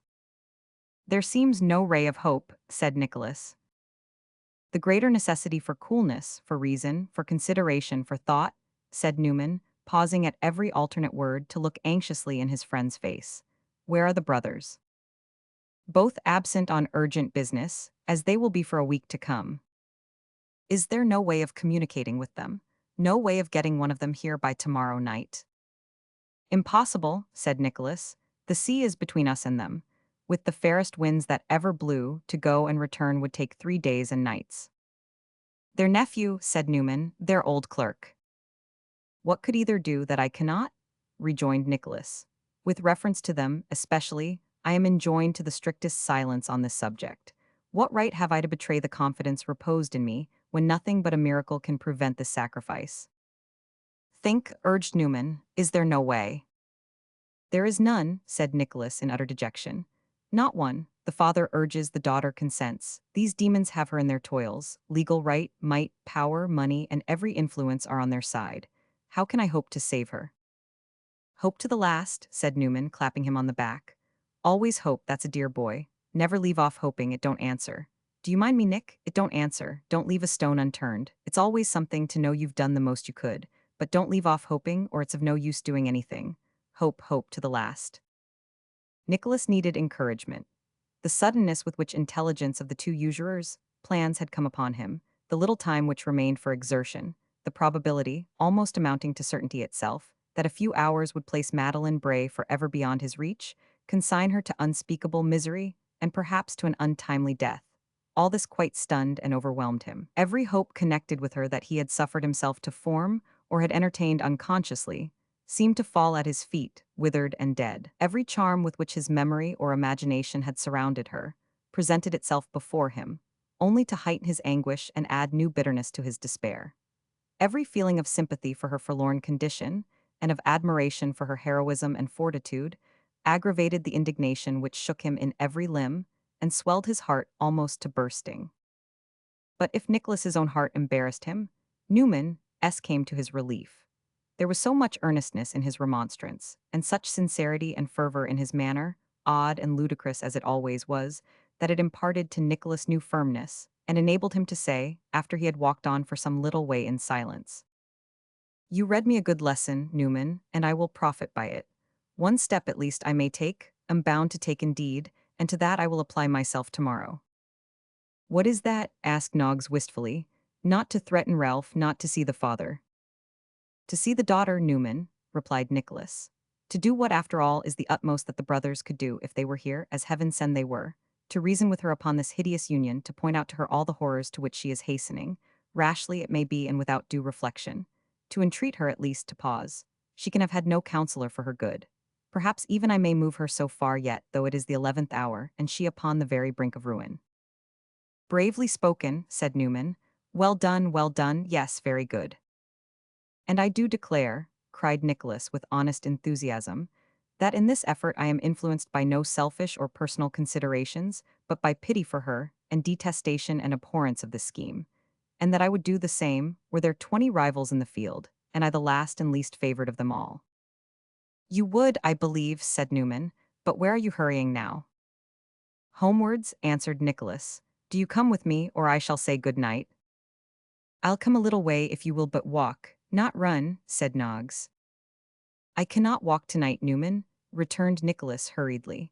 "I must move rapidly, or I could not draw my breath. I'll tell you what I've said and done tomorrow." Without waiting for a reply, he darted off at a rapid pace, and, plunging into the crowds which thronged the street, was quickly lost to view. "He's a violent youth at times," said Newman, looking after him, "and yet I like him for it. There's cause enough now, or the deuce is in it. Hope, I said hope, I think. Ralph Nickleby and Gride with their heads together, and hope for the opposite party, ho, ho. It was with a very melancholy laugh that Newman Noggs concluded this soliloquy, and it was with a very melancholy shake of the head, and a very rueful countenance, that he turned about, and went plodding on his way. This, under ordinary circumstances, would have been to some small tavern or dram shop, that being his way, in more senses than one. But Newman was too much interested, and too anxious, to betake himself even to this resource, and so, with many desponding and dismal reflections, went straight home. It had come to pass, that afternoon, that Miss Morlena Kenwigs had received an invitation to repair next day, per steamer from Westminster Bridge, unto the Eel Pie Island at Twickenham, there to make merry upon a cold collation, bottled beer, shrub, and shrimps, and to dance in the open air to the music of a locomotive band, conveyed thither for the purpose, the steamer being specially engaged by a dancing master of extensive connection for the accommodation of his numerous pupils, and the pupils displaying their appreciation of the dancing master's services, by purchasing themselves, and inducing their friends to do the like, divers light blue tickets, entitling them to join the expedition. Of these light blue tickets, one had been presented by an ambitious neighbor to Miss Morlena Kenwigs, with an invitation to join her daughters, and Mrs. Kenwigs, rightly deeming that the honor of the family was involved in Miss Morlena's making the most splendid appearance possible on so short a notice, and testifying to the dancing master that there were other dancing masters besides him, and to all fathers and mothers present that other people's children could learn to be genteel besides theirs, had fainted away twice under the magnitude of her preparations, but, upheld by a determination to sustain the family name or perish in the attempt, was still hard at work when Newman Noggs came home. Now, between the Italian ironing of frills, the flouncing of trousers, the trimming of frocks, the faintings and the comings to again, incidental to the occasion, Mrs. Kenwigs had been so entirely occupied that she had not observed, until within half an hour before, that the flaxen tails of Miss Morlena's hair were, in a manner, run to seed, and that, unless she were put under the hands of a skilful hairdresser, she never could achieve that signal triumph over the daughters of all other people, anything less than which would be tantamount to defeat. This discovery drove Mrs. Kenwigs to despair, for the hairdresser lived 3 streets and 8 dangerous crossings off. Morlena could not be trusted to go there alone, even if such a proceeding were strictly proper, of which Mrs. Kenwigs had her doubts. Mr. Kenwigs had not returned from business, and there was nobody to take her. So Mrs. Kenwigs first slapped Miss Kenwigs for being the cause of her vexation, and then shed tears. "You ungrateful child," said Mrs. Kenwigs, "after I have gone through what I have this night for your good." "I can't help it, ma," replied Morlena, also in tears. "My hair will grow." "Don't talk to me, you naughty thing," said Mrs. Kenwigs. "Do. Even if I was to trust you by yourself and you were to escape being run over, I know you'd run in to Laura Chopkins, who was the daughter of the ambitious neighbor, and tell her what you're going to wear tomorrow. I know you would. You've no proper pride in yourself and are not to be trusted out of sight for an instant." Deploring the evil-mindedness of her eldest daughter in these terms, Mrs. Kenwigs distilled fresh drops of vexation from her eyes, and declared that she did believe there never was anybody so tried as she was. Thereupon, Morlena Kenwigs wept afresh, and they bemoaned themselves together. Matters were at this point, as Newman Noggs was heard to limp past the door on his way upstairs, when Mrs. Kenwigs, gaining new hope from the sound of his footsteps, hastily removed from her countenance as many traces of her late emotion as were effaceable on so short a notice, and presenting herself before him, and representing their dilemma, entreated that he would escort Morlena to the hairdresser's shop. "I wouldn't ask you, Mr. Noggs," said Mrs. Kenwigs, "if I didn't know what a good, kind-hearted creature you are. No, not for worlds. I am a weak constitution, Mr. Noggs, but my spirit would no more let me ask a favor where I thought there was a chance of its being refused than it would let me submit to see my children trampled down and trod upon by envy and lowness." Newman was too good-natured not to have consented, even without this avowal of confidence on the part of Mrs. Kenwigs. Accordingly, a very few minutes had elapsed when he and Miss Morlena were on their way to the hairdresser's. It was not exactly a hairdresser's. That is to say, people of a coarse and vulgar turn of mind might have called it a barber's, for they not only cut and curled ladies elegantly and children carefully but shaved gentlemen easily. Still, it was a highly genteel establishment, quite first-rate in fact, and there were displayed in the window, besides other elegancies, waxen busts of a light lady and a dark gentleman which were the admiration of the whole neighborhood. Indeed, some ladies had gone so far as to assert that the dark gentleman was actually a portrait of the spurted young proprietor, and the great similarity between their headdresses. Both wore very glossy hair, with a narrow walk straight down the middle, and a profusion of flat circular curls on both sides, encouraged the idea. The better informed among the sex, however, made light of this assertion, for however willing they were, and they were very willing, to do full justice to the handsome face and figure of the proprietor, they held the countenance of the dark gentleman in the window to be an exquisite and abstract idea of masculine beauty, realized sometimes, perhaps, among angels and military men, but very rarely embodied to gladden the eyes of mortals. It was to this establishment that Newman Noggs led Miss Kenwigs in safety. The proprietor, knowing that Miss Kenwigs had 3 sisters, each with 2 flaxen tails, and all good for 6 pence apiece, once a month at least, promptly deserted an old gentleman whom he had just lathered for shaving, and handing him over to the journeyman, who was not very popular among the ladies by reason of his obesity and middle age, waited on the young lady himself. Just as this change had been effected, there presented himself for shaving a big, burly, good-humored coal-heaver with a pipe in his mouth, who, drawing his hand across his chin, requested to know when a shaver would be disengaged. The journeyman, to whom this question was put, looked doubtfully at the young proprietor, and the young proprietor looked scornfully at the coal-heaver, observing at the same time, "You won't get shaved here, my man." "Why not?" said the coal-heaver. "We don't shave gentlemen in your line," remarked the young proprietor. "Why, I see you a shaving of a baker when I was a-looking through the winder last week," said the coal-heaver. "It's necessary to draw the line somewheres, my fine feller," replied the principal. "We draw the line there, we can't go beyond bakers. If we was to get any lower than bakers, our customers would desert us and we might shut up shop. You must try some other establishment, sir. We couldn't do it here."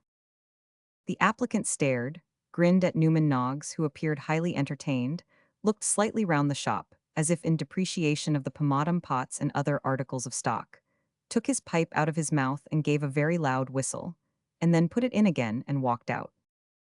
The old gentleman who had just been lathered, and who was sitting in a melancholy manner with his face turned towards the wall, appeared quite unconscious of this incident, and to be insensible to everything around him in the depth of a reverie, a very mournful one, to judge from the sighs he occasionally vented, in which he was absorbed. Affected by this example, the proprietor began to clip Miss Kenwigs, the journeyman to scrape the old gentleman, and Newman Noggs to read last Sunday's paper, all 3 in silence. When Miss Kenwigs uttered a shrill little scream, and Newman, raising his eyes, saw that it had been elicited by the circumstance of the old gentleman turning his head and disclosing the features of Mr. Lillyvick the collector. The features of Mr. Lillyvick they were, but strangely altered. If ever an old gentleman had made a point of appearing in public shaved close and clean, that old gentleman was Mr. Lillyvick. If ever a collector had borne himself like a collector, and assumed, before all men, a solemn and portentous dignity as if he had the world on his books, and it was all 2 quarters in arrear, that collector was Mr. Lillyvick. And now, there he sat, with the remains of a beard at least a week old encumbering his chin, a soiled and crumpled shirt frill crouching, as it were, upon his breast, instead of standing boldly out. A demeanor so abashed and drooping, so despondent and expressive of such humiliation, grief, and shame, that if the souls of 40 unsubstantial housekeepers, all of whom had had their water cut off for non-payment of the rate, could have been concentrated in one body, that one body could hardly have expressed such mortification and defeat as were now expressed in the person of Mr. Lillyvick the collector. 700 M. Original. Newman Noggs uttered his name, and Mr. Lillyvick groaned, then coughed to hide it. But the groan was a full-sized groan, and the cough was but a wheeze. "Is anything the matter?" said Newman Noggs. "Matter, sir," cried Mr. Lillyvick. "The plug of life is dry, sir, and but the mud is left." This speech, the style of which Newman attributed to Mr. Lillyvick's recent association with theatrical characters, not being quite explanatory, Newman looked as if he were about to ask another question, when Mr. Lillyvick prevented him by shaking his hand mournfully, and then waving his own. "Let me be shaved," said Mr. Lillyvick. "It shall be done before Morlina. It is Morlina, isn't it?" "Yes," said Newman. "Kenwigses have got a boy, haven't they?" inquired the collector. Again Newman said yes. Is it a nice boy? Demanded the collector. It ain't a very nasty one, returned Newman, rather embarrassed by the question. Susan Kenwigs used to say, observed the collector, that if ever she had another boy, she hoped it might be like me. Is this one like me, Mr. Noggs? This was a puzzling inquiry, but Newman evaded it by replying to Mr. Lillivick that he thought the baby might possibly come like him in time. I should be glad to have somebody like me somehow, said Mr. Lillivick, before I die. You don't mean to do that yet a while, said Newman. Unto which Mr. Lillivick replied in a solemn voice, Let me be shaved, and again consigning himself to the hands of the journeyman, said no more. This was remarkable behavior. So remarkable did it seem to Miss Morlina, that young lady, at the imminent hazard of having her ear sliced off, had not been able to forbear looking round, some score of times, during the foregoing colloquy. Of her, however, Mr. Lillivick took no notice, rather striving, so, at least, it seemed to Newman Noggs, to evade her observation, and to shrink into himself whenever he attracted her regards. Newman wondered very much what could have occasioned this altered behavior on the part of the collector, but philosophically reflecting that he would most likely know, sooner or later, and that he could perfectly afford to wait, he was very little disturbed by the singularity of the old gentleman's deportment. The cutting and curling being at last concluded, the old gentleman, who had been some time waiting, rose to go, and walking out with Newman and his charge, took Newman's arm and proceeded for some time without making any observation. Newman, who in power of taciturnity was excelled by few people, made no attempt to break silence. And so they went on until they had very nearly reached Miss Morlina's home, when Mr. Lillivick said, Were the Kenwigses very much overpowered, Mr. Noggs, by that news? What news? Returned Newman. That about my being married, suggested Newman. Ah, replied Mr. Lillivick with another groan, this time not even disguised by a wheeze. It made Ma cry when she knew it, interposed Miss Morlina, but we kept it from her for a long time, and Pa was very low in his spirits, but he is better now, and I was very ill, but I am better too. Would you give your great-uncle Lillivick a kiss if he was to ask you, Morlina? Said the collector, with some hesitation. Yes, Uncle Lillivick, I would, returned Miss Morlina, with the energy of both her parents combined. But not Aunt Lillivick. She's not an aunt of mine, and I'll never call her one. Immediately upon the utterance of these words, Mr. Lillivick caught Miss Morlina up in his arms and kissed her, and being by this time at the door of the house where Mr. Kenwigs lodged, which, as has been before mentioned, usually stood wide open, he walked straight up into Mr. Kenwigs's sitting room and put Miss Morlina down in the midst. Mr. and Mrs. Kenwigs were at supper. At sight of their perjured relative, Mrs. Kenwigs turned faint and pale, and Mr. Kenwigs rose majestically. Kenwigs, said the collector, shake hands. Sir, said Mr. Kenwigs, the time has been when I was proud to shake hands with such a man as that man is now surveys me.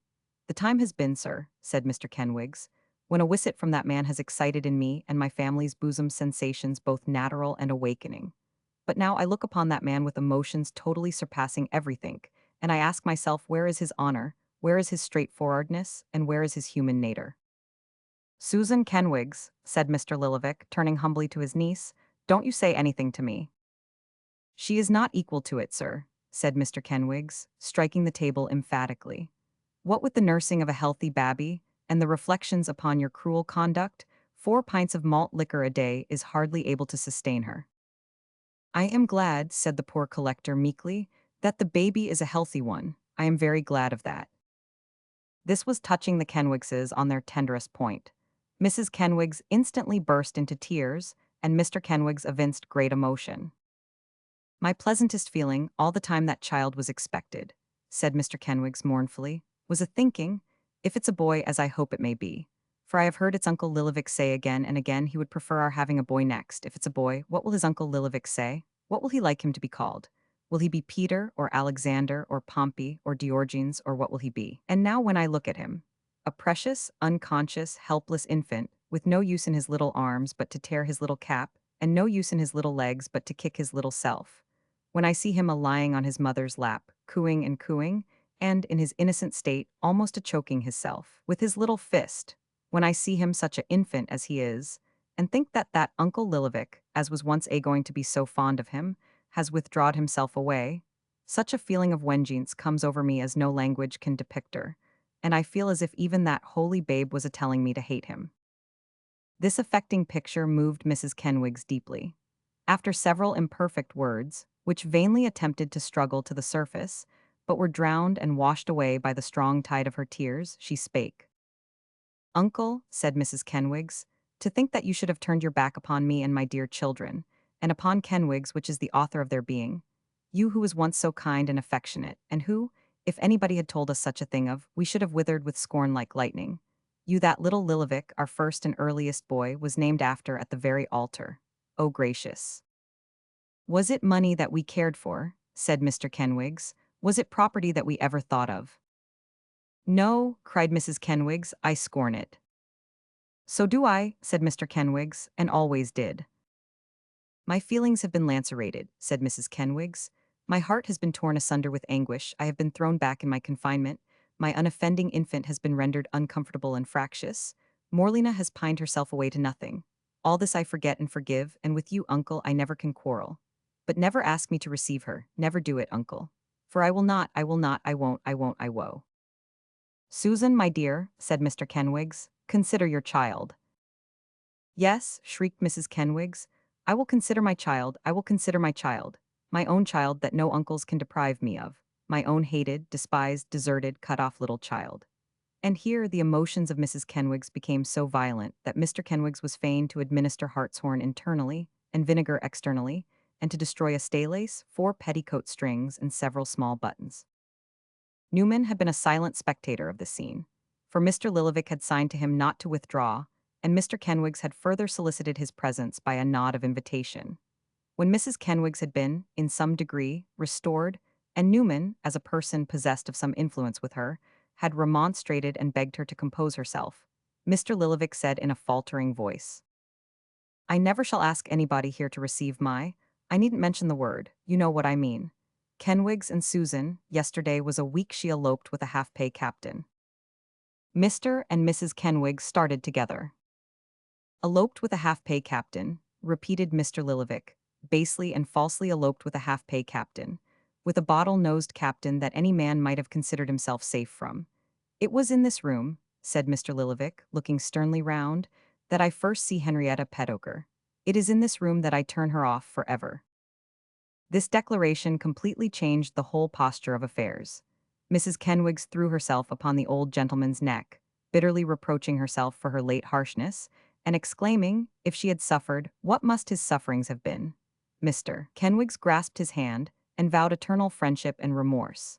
Mrs. Kenwigs was horror-stricken to think that she should ever have nourished in her bosom such a snake, adder, viper, serpent, and base crocodile as Henrietta Pedoker. Mr. Kenwigs argued that she must have been bad indeed not to have improved by so long a contemplation of Mrs. Kenwigs's virtue. Mrs. Kenwigs remembered that Mr. Kenwigs had often said that he was not quite satisfied of the propriety of Miss Pedoker's conduct, and wondered how it was that she could have been blinded by such a wretch. Mr. Kenwigs remembered that he had had his suspicions, but did not wonder why Mrs. Kenwigs had not had hers, as she was all chastity, purity, and truth, and Henrietta all baseness, falsehood, and deceit. And Mr. and Mrs. Kenwigs both said, with strong feelings and tears of sympathy, that everything happened for the best, and conjured the good collector not to give way to unavailing grief, but to seek consolation in the society of those affectionate relations whose arms and hearts were ever open to him. "Out of affection and regard for you, Susan and Kenwigs," said Mr. Lillivick, "and not out of revenge and spite against her, for she is below it, I shall tomorrow morning settle upon your children and make payable to the survivors of them when they come of age of marry, that money that I once meant to leave em in my will. The deed shall be executed tomorrow, and Mr. Noggs shall be one of the witnesses. He hears me promise this, and he shall see it done." Overpowered by this noble and generous offer, Mr. Kenwigs, Mrs. Kenwigs, and Miss Morlena Kenwigs all began to sob together, and the noise of their sobbing, communicating itself to the next room, where the children lay abed, and causing them to cry too, Mr. Kenwigs rushed wildly in, and bringing them out in his arms by two and two, tumbled them down in their nightcaps and gowns at the feet of Mr. Lillivick, and called upon them to thank and bless him. "And now," said Mr. Lillivick, when a heartrending scene had ensued and the children were cleared away again, "give me some supper. This took place 20 mile from town. I came up this morning, and have been lingering about all day, without being able to make up my mind to come and see you. I humored her in everything, she had her own way, she did just as she pleased, and now she has done this. There was 12 teaspoons and 24 pound in sovereigns. I missed them first. It's a trial. I feel I shall never be able to knock a double knock again when I go my rounds. Don't say anything more about it, please. The spoons were worth, never mind, never mind. With such muttered outpourings as these, the old gentleman shed a few tears. But they got him into the elbow chair and prevailed upon him, without much pressing, to make a hearty supper, and by the time he had finished his first pipe, and disposed of half a dozen glasses out of a crown bowl of punch, ordered by Mr. Kenwigs, in celebration of his return to the bosom of his family, he seemed, though still very humble, quite resigned to his fate, and rather relieved than otherwise by the flight of his wife. "When I see that man," said Mr. Kenwigs, with one hand round Mrs. Kenwigs's waist, his other hand supporting his pipe, which made him wink and cough very much, for he was no smoker, and his eyes on Morlena, who sat upon her uncle's knee, "when I see that man as mingling, once again, in the sphere which he adorns, and see his affections developing themselves in legitimate situations, I feel that his nature is as ill-weighted and expanded, as his standing afore society as a public character is unimpeached, and the voices of my infant children provided for in life seem to whisper to me softly. This is in Youent at which Evans itself looks down." Chapter 53, containing the further progress of the plot contrived by Mr. Ralph Nickleby and Mr. Arthur Gride. With that settled resolution and steadiness of purpose to which extreme circumstances so often give birth, acting upon far less excitable and more sluggish temperaments than that which was the lot of Madeline Bray's admirer, Nicholas started, at dawn of day, from the restless couch which no sleep had visited on the previous night, and prepared to make that last appeal, by whose slight and fragile thread her only remaining hope of escape depended. Although, to restless and ardent minds, morning may be the fitting season for exertion and activity, it is not always at that time that hope is strongest, or the spirit most sanguine and buoyant. In trying and doubtful positions, youth, custom, a steady contemplation of the difficulties which surround us, and a familiarity with them, imperceptibly diminish our apprehensions and beget comparative indifference, if not a vague and reckless confidence in some relief, the means or nature of which we care not to foresee. But when we come, fresh, upon such things in the morning, with that dark and silent gap between us and yesterday, with every link in the brittle chain of hope to rivet afresh, our hot enthusiasm subdued, and cool calm reason substituted in its stead, doubt and misgiving revive. As the traveler sees farthest by day, and becomes aware of rugged mountains and trackless plains which the friendly darkness had shrouded from his sight and mind together, so, the wayfarer in the toilsome path of human life sees, with each returning sun, some new obstacle to surmount, some new height to be attained. Distances stretch out before him which, last night, were scarcely taken into account, and the light which gilds all nature with its cheerful beams seems but to shine upon the weary obstacles that yet lie strewn between him and the grave. So thought Nicholas, when, with the impatience natural to a situation like his, he softly left the house, and, feeling as though to remain in bed were to lose most precious time, and to be up and stirring were in some way to promote the end he had in view, wandered into London, perfectly well knowing that for hours to come he could not obtain speech with Madeline, and could do nothing but wish the intervening time away. And even now, as he paced the streets, and listlessly looked round on the gradually increasing bustle and preparation for the day, everything appeared to yield him some new occasion for despondency. Last night, the sacrifice of a young, affectionate, and beautiful creature, to such a wretch and in such a cause, had seemed a thing too monstrous to succeed. And the warmer he grew, the more confident he felt that some interposition must save her from his clutches. But now, when he thought how regularly things went on, from day to day, in the same unvarying round, how youth and beauty died and ugly griping age lived tottering on, how crafty avarice grew rich and manly honest hearts were poor and sad, how few they were who tenanted the stately houses, and how many of those who lay in noisome pens, or rose each day and laid them down each night, and lived and died, father and son, mother and child, race upon race, and generation upon generation, without a home to shelter them or the energies of one single man directed to their aid.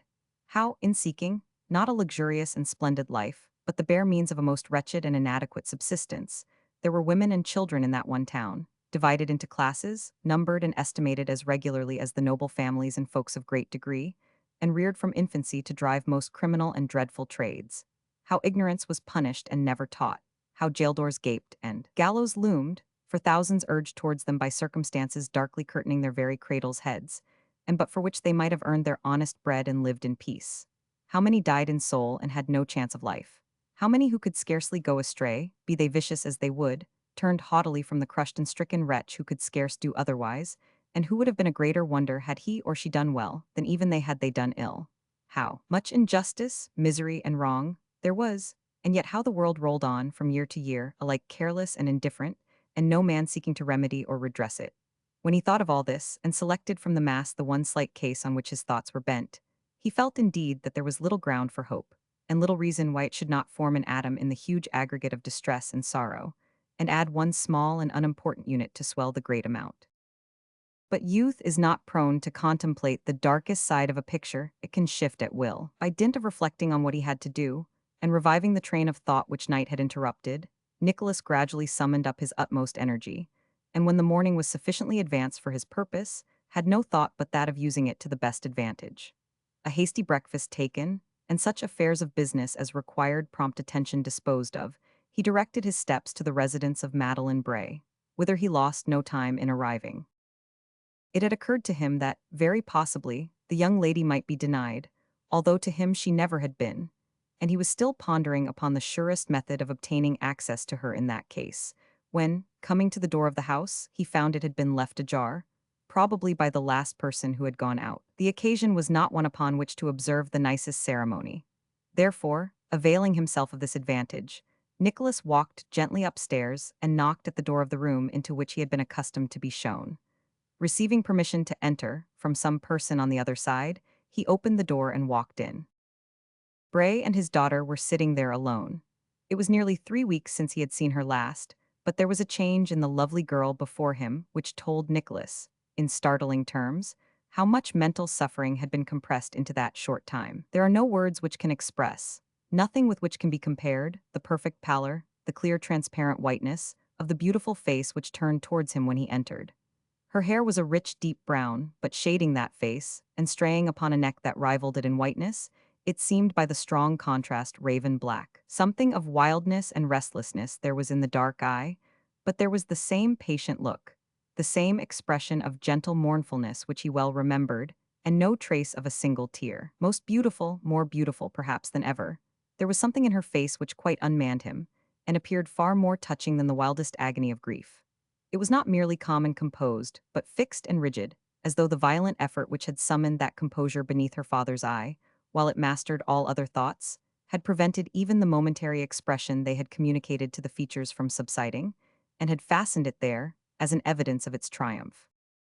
The father sat opposite to her, not looking directly in her face, but glancing at her, as he talked with a gay air which ill disguised the anxiety of his thoughts. The drawing materials were not on their accustomed table, nor were any of the other tokens of her usual occupations to be seen. The little vases which Nicholas had always seen filled with fresh flowers were empty, or supplied only with a few withered stalks and leaves. The bird was silent. The cloth that covered his cage at night was not removed. His mistress had forgotten him. There are times when, the mind being painfully alive to receive impressions, a great deal may be noted at a glance. This was one, for Nicholas had but glanced round him when he was recognized by Mr. Bray, who said impatiently, "Now, sir, what do you want? Name your errand here, quickly, if you please, for my daughter and I are busily engaged with other and more important matters than those you come about. Come, sir, address yourself to your business at once." Nicholas could very well discern that the irritability and impatience of this speech were assumed, and that Bray, in his heart, was rejoiced at any interruption which promised to engage the attention of his daughter. He bent his eyes involuntarily upon the father as he spoke, and marked his uneasiness, for he colored and turned his head away. The device, however, so far as it was a device for causing Madeline to interfere, was successful. She rose, and advancing towards Nicholas paused halfway, and stretched out her hand as expecting a letter. "Madeline," said her father impatiently, "my love, what are you doing?" "Miss Bray expects an enclosure, perhaps," said Nicholas, speaking very distinctly, and with an emphasis she could scarcely misunderstand. "My employer is absent from England, or I should have brought a letter with me. I hope she will give me time, a little time, I ask a very little time." "If that is all you come about, sir," said Mr. Bray, "you may make yourself easy on that head. Madeline, my dear, I didn't know this person was in your debt. A trifle, I believe, returned Madeline faintly. I suppose you think now, said Bray, wheeling his chair round and confronting Nicholas, that, but for such pitiful sums as you bring here, because my daughter has chosen to employ her time as she has, we should starve. I have not thought about it, returned Nicholas. You have not thought about it, sneered the invalid. You know you have thought about it and have thought that, and think so every time you come here. Do you suppose, young man, that I don't know what little purse-proud tradesmen are, when, through some fortunate circumstances, they get the upper hand for a brief day, or think they get the upper hand of a gentleman? My business, said Nicholas respectfully, is with a lady. With a gentleman's daughter, sir, returned the sick man, and the pettifogging spirit is the same. But perhaps you bring orders, eh? Have you any fresh orders for my daughter, sir?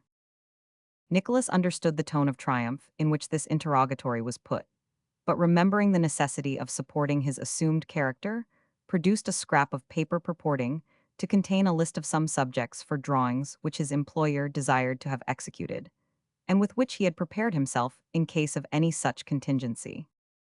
Oh, said Mr. Bray, these are the orders, are they?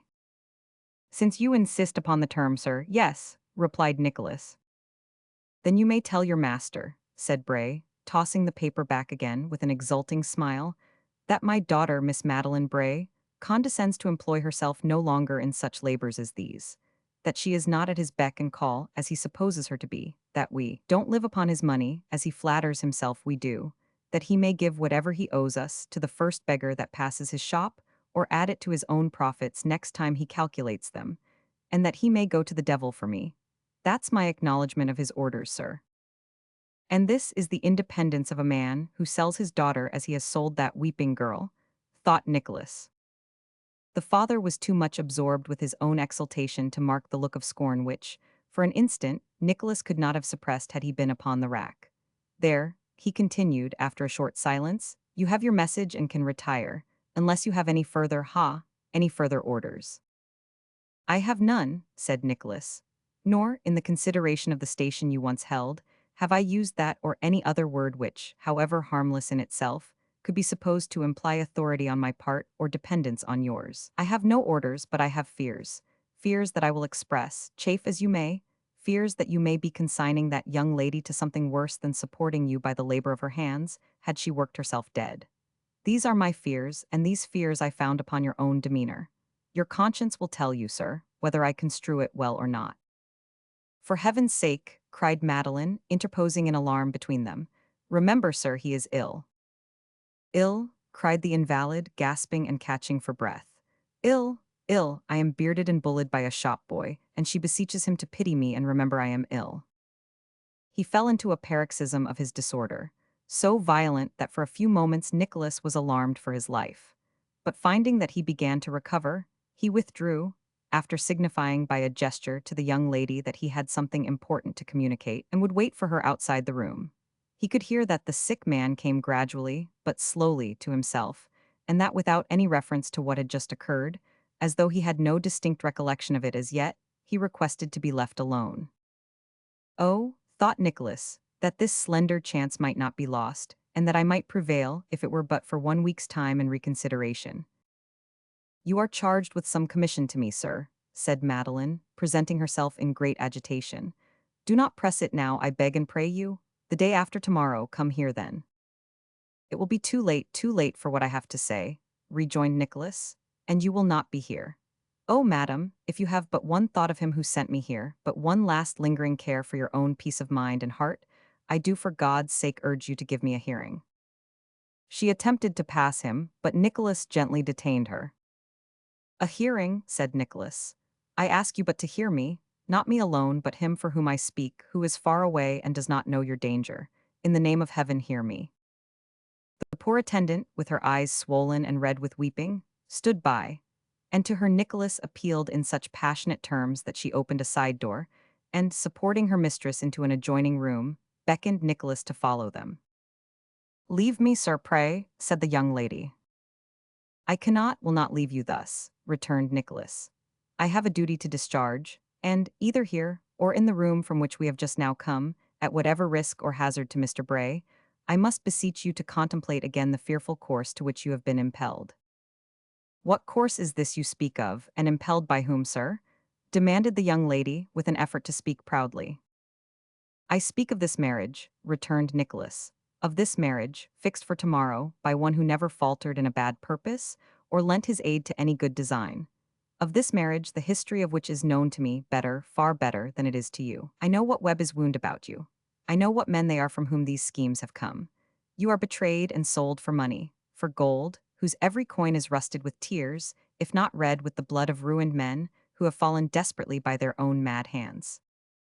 "You say you have a duty to discharge," said Madeline, "and so have I, and with the help of heaven I will perform it." "Say rather with the help of devils," replied Nicholas, "with the help of men, one of them your destined husband, who are—" "I must not hear this," cried the young lady, striving to repress a shudder, occasioned, as it seemed, even by this slight allusion to Arthur Gride. "This evil, if evil it be, has been of my own seeking.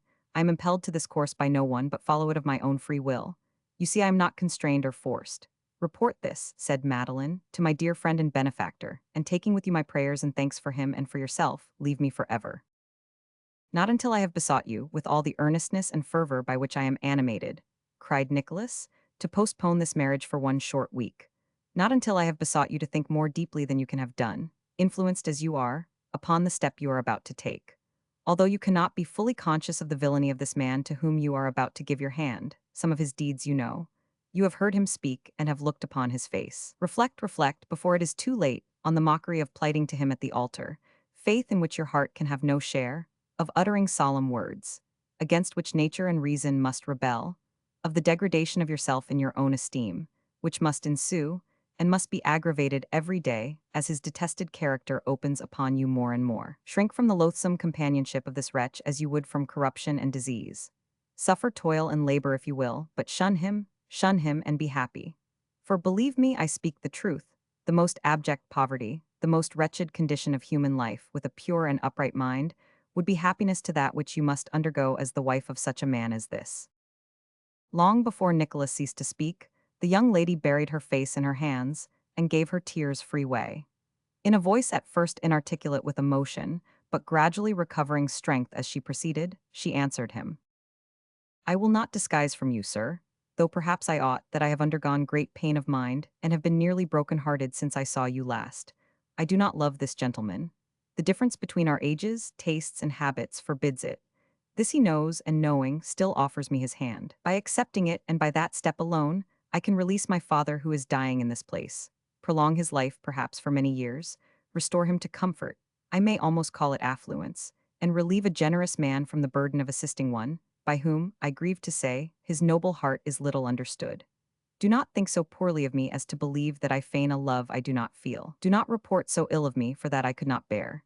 If I cannot, in reason or in nature, love the man who pays this price for my poor hand, I can discharge the duties of a wife. I can be all he seeks in me and will. He is content to take me as I am. I have passed my word and should rejoice, not weep, that it is so. I do. The interest you take in one so friendless and forlorn as I, the delicacy with which you have discharged your trust, the faith you have kept with me, have my warmest thanks. And while I make this last feeble acknowledgment, move me to tears, as you see. But I do not repent, nor am I unhappy. I am happy in the prospect of all I can achieve so easily. I shall be more so when I look back upon it, and all is done, I know." "Your tears fall faster as you talk of happiness," said Nicholas, "and you shun the contemplation of that dark future which must be laden with so much misery to you. Defer this marriage for a week, for but 1 week. He was talking, when you came upon us just now, with such smiles as I remember to have seen of old, and have not seen for many and many a day, of the freedom that was to come tomorrow," said Madeline with momentary firmness, "of the welcome change, the fresh air, all the new scenes and objects that would bring fresh life to his exhausted frame. His eye grew bright, and his face lightened at the thought. I will not defer it for an hour." "These are but tricks and wiles to urge you on," cried Nicholas. "I'll hear no more," said Madeline, hurriedly. "I have heard too much more than I should already. What I have said to you, sir, I have said as to that dear friend to whom I trust in you honorably to repeat it. Some time hence, when I am more composed and reconciled to my new mode of life, if I should live so long, I will write to him. Meantime, all holy angels shower blessings on his head, and prosper and preserve him." She was hurrying past Nicholas when he threw himself before her, and implored her to think, but once again, upon the fate to which she was precipitately hastening. "There is no retreat," said Nicholas in an agony of supplication, "no withdrawing, all regret will be unavailing, and deep and bitter it must be. What can I say that will induce you to pause at this last moment? What can I do to save you?" "Nothing," she incoherently replied. "This is the hardest trial I have had. Have mercy on me, sir, I beseech, and do not pierce my heart with such appeals as these. I hear him calling. I must not, will not, remain here for another instant." "If this were a plot," said Nicholas with the same violent rapidity with which she spoke, "a plot not yet laid bare by me, but which, with time, I might unravel. If you were not knowing it, entitled to fortune of your own, which, being recovered, would do all that this marriage can accomplish, would you not retract?" "No, no, no, it is impossible, it is a child's tale. Time would bring his death, he is calling again." "It may be the last time we shall ever meet on earth," said Nicholas. "It may be better for me that we should never meet more." For both," replied Madeline, not heeding what she said. "The time will come when to recall the memory of this one interview might drive me mad. Be sure to tell them that you left me calm and happy. And God be with you, sir, and my grateful heart and blessing." She was gone. Nicholas, staggering from the house, thought of the hurried scene which had just closed upon him, as if it were the phantom of some wild, unquiet dream. The day wore on. At night, having been enabled in some measure to collect his thoughts, he issued forth again. That night, being the last of Arthur Gride's bachelorship, found him in tip-top spirits and great glee. The bottle-green suit had been brushed, ready for the morrow. Peg Sliderskew had rendered the accounts of her past housekeeping. The 18 pence had been rigidly accounted for. She was never trusted with a larger sum at once, and the accounts were not usually balanced more than twice a day. Every preparation had been made for the coming festival, and Arthur might have sat down and contemplated his approaching happiness, but that he preferred sitting down and contemplating the entries in a dirty old vellum book with rusty clasps. "Well-a-day," he chuckled, as sinking on his knees before a strong chest screwed down to the floor, he thrust in his arm nearly up to the shoulder, and slowly drew forth this greasy volume. "Well-a-day now, this is all my library, but it's one of the most entertaining books that were ever written. It's a delightful book, and all true and real. That's the best of it, true as the Bank of England, and real as its gold and silver. Written by Arthur Gride. He. None of your storybook writers will ever make as good a book as this, I warrant me. It's composed for private circulation, for my own particular reading, and nobody else's. He. Muttering this soliloquy, Arthur carried his precious volume to the table, and, adjusting it upon a dusty desk, put on his spectacles and began to pore among the leaves. "It's a large sum to Mr. Nickleby," he said in a dolorous voice. "Debt to be paid in full, 975 4 3. Additional sum as per bond, £500. £1,475, 4 shillings and threepence tomorrow at 12 o'clock. On the other side, though, there's the per contra, by means of this pretty chick.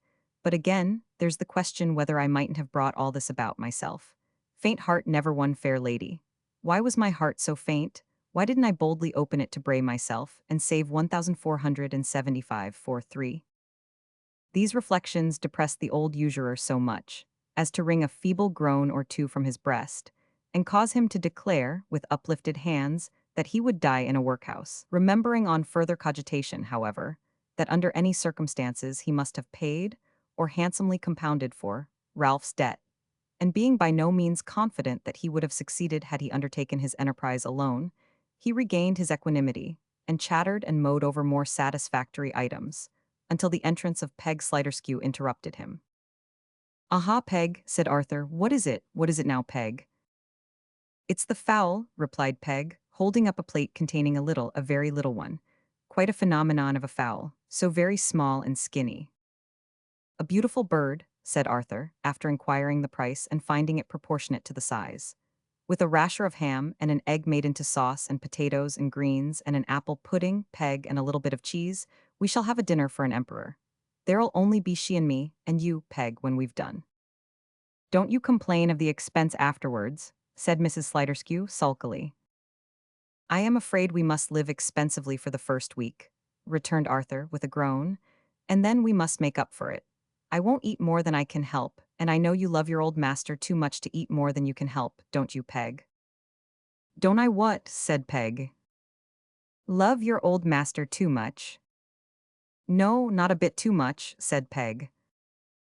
Oh dear, I wish the devil had this woman, cried Arthur. Love him too much to eat more than you can help at his expense. At his what? Said Peg. Oh dear, she can never hear the most important word and hears all the others, whined Gride. At his expense, you catamaran. The last mentioned tribute to the charms of Mrs. Sliderskew being uttered in a whisper, that lady assented to the general proposition by a harsh growl, which was accompanied by a ring at the street door. There's the bell, said Arthur. I know that, rejoined Peg. Then why don't you go? Bawled Arthur. Go where? Retorted Peg. I ain't doing any harm here, am I? Arthur Gride in reply repeated the word bell as loud as he could roar, and, his meaning being rendered further intelligible to Mrs. Sliderskew's dull sense of hearing, by pantomime expressive of ringing at a street door, Peg hobbled out, after sharply demanding why he hadn't said there was a ring before, instead of talking about all manner of things that had nothing to do with it, and keeping her half-pint of beer waiting on the steps. There's a change come over you, Mrs. Peg, said Arthur, following her out with his eyes. What it means I don't quite know, but if it lasts, we shan't agree together long, I see. You are turning crazy, I think. If you are, you must take yourself off, Mrs. Peg, or be taken off. All's one to me. Turning over the leaves of his book as he muttered this, he soon lighted upon something which attracted his attention and forgot Peg Sliderskew and everything else in the engrossing interest of its pages. The room had no other light than that which it derived from a dim and dirt-clogged lamp, whose lazy wick, being still further obscured by a dark shade, cast its feeble rays over a very little space, and left all beyond in heavy shadow. This lamp the moneylender had drawn so close to him that there was only room between it and himself for the book over which he bent. And as he sat, with his elbows on the desk, and his sharp cheekbones resting on his hands, it only served to bring out his ugly features, in strong relief, together with the little table at which he sat, and to shroud all the rest of the chamber in a deep sullen gloom. Raising his eyes, and looking vacantly into this gloom as he made some mental calculation, Arthur Gride suddenly met the fixed gaze of a man. Thieves, thieves, shrieked the usurer, starting up and folding his book to his breast. Robbers, murder. What is the matter? Said the form, advancing. Keep off, cried the trembling wretch. Is it a man or a? For what do you take me, if not for a man? Was the inquiry. Yes, yes, cried Arthur Gride, shading his eyes with his hand. It is a man and not a spirit. It is a man. Robbers, robbers. For what are these cries raised? Unless indeed you know me and have some purpose in your brain, said the stranger, coming close up to him. I am no thief. What then, and how come you here? Cried Gride, somewhat reassured but still retreating from his visitor. What is your name and what do you want? My name you need not know, was the reply. I came here because I was shown the way by your servant. I have addressed you twice or thrice, but you were too profoundly engaged with your book to hear me, and I have been silently waiting until you should be less abstracted. What I want I will tell you, when you can summon up courage enough to hear and understand me. Arthur Gride, venturing to regard his visitor more attentively, and perceiving that he was a young man of good mien and bearing, returned to his seat, and muttering that there were bad characters about, and that this, with former attempts upon his house, had made him nervous, requested his visitor to sit down. This, however, he declined. Good God, I don't stand up to have you at an advantage, said Nicholas, for Nicholas it was, as he observed a gesture of alarm on the part of Gride. Listen to me, you are to be married tomorrow morning. No, rejoined Gride. Who said I was? How do you know that? No matter how, replied Nicholas, I know it. The young lady who is to give you her hand hates and despises you. Her blood runs cold at the mention of your name. The vulture and the lamb, the rat and the dove, could not be worse matched than you and she. You see, I know her. Gride looked at him as if he were petrified with astonishment, but did not speak, perhaps lacking the power. You and another man, Ralph Nickleby by name, have hatched this plot between you, pursued Nicholas. You pay him for his share in bringing about this sale of Madeline Bray. You do. A lie is trembling on your lips, I see. He paused, but, Arthur making no reply, resumed again. You pay yourself by defrauding her. How or by what means? For I scorn to sully her cause by falsehood or deceit. I do not know. At present I do not know, but I am not alone or single-handed in this business. If the energy of man can compass the discovery of your fraud and treachery before your death, if wealth, revenge, and just hatred can hunt and track you through your windings, you will yet be called to a dear account for this. We are on the scent already. Judge you, who know what we do not, when we shall have you down. He paused again, and still Arthur Gride glared upon him in silence. If you were a man to whom I could appeal with any hope of touching his compassion or humanity, said Nicholas, I would urge upon you to remember the helplessness, the innocence, the youth of this lady. Her worth and beauty, her filial excellence, and last, and more than all, as concerning you more nearly, the appeal she has, made to your mercy and your manly feeling. But I take the only ground that can be taken with men like you, and ask what money will buy you off. Remember the danger to which you are exposed. You see I know enough to know much more with very little help. Bait some expected gain for the risk you save, and say what is your price. Old Arthur Gride moved his lips, but they only formed an ugly smile and were motionless again. You think, said Nicholas, that the price would not be paid. Miss Bray has wealthy friends who would coin their very hearts to save her in such a strait as this. Name your price, defer these nuptials for but a few days, and see whether those I speak of shrink from the payment.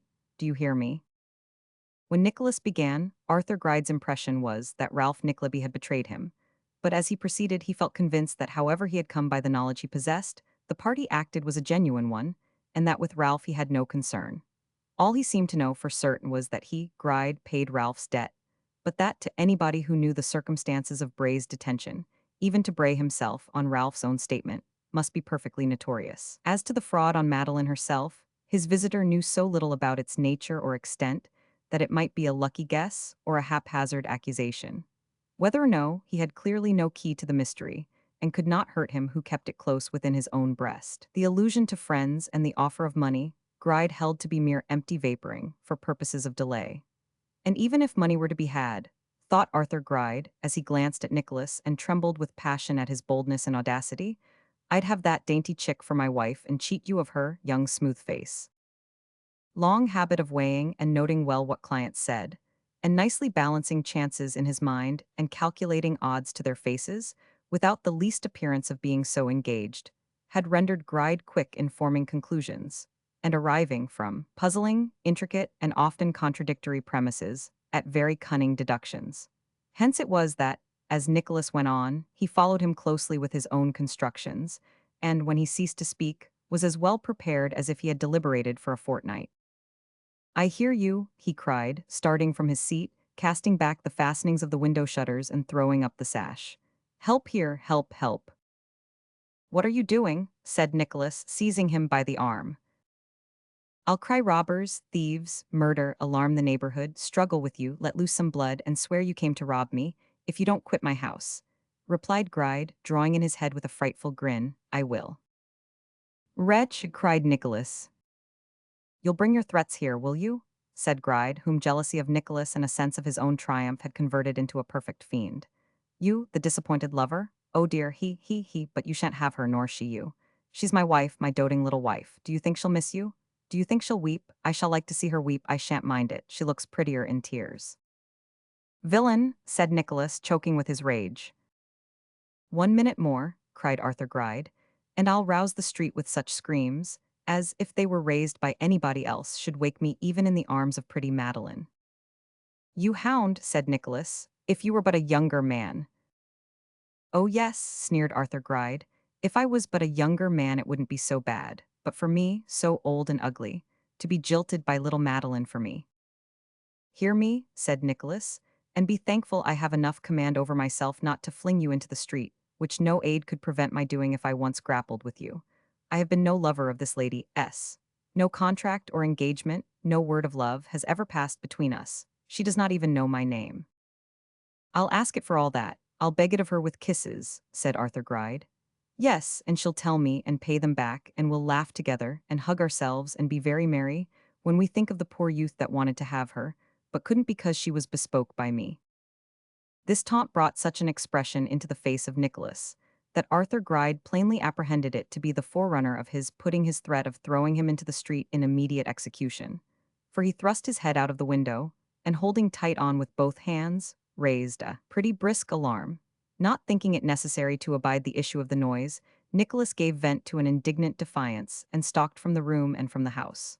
Arthur Gride watched him across the street, and then, drawing in his head, fastened the window as before and sat down to take breath. If she ever turns pettish or ill-humored, I'll taunt her with that spark, he said, when he had recovered. She'll little think I know about him, and if I manage it well, I can break her spirit by this means and have her under my thumb. I'm glad nobody came. I didn't call too loud. The audacity to enter my house and open upon me, but I shall have a very good triumph tomorrow, and he'll be gnawing his fingers off. Perhaps drown himself or cut his throat, I shouldn't wonder. That would make it quite complete, that would, quite. When he had become restored to his usual condition by these and other comments on his approaching triumph, Arthur Gride put away his book, and, having locked the chest with great caution, descended into the kitchen to warn Peg Sliderskew to bed, and scold her for having afforded such ready admission to a stranger. The unconscious Peg, however, not being able to comprehend the offense of which she had been guilty, he summoned her to hold the light, while he made a tour of the fastenings, and secured the street door with his own hands.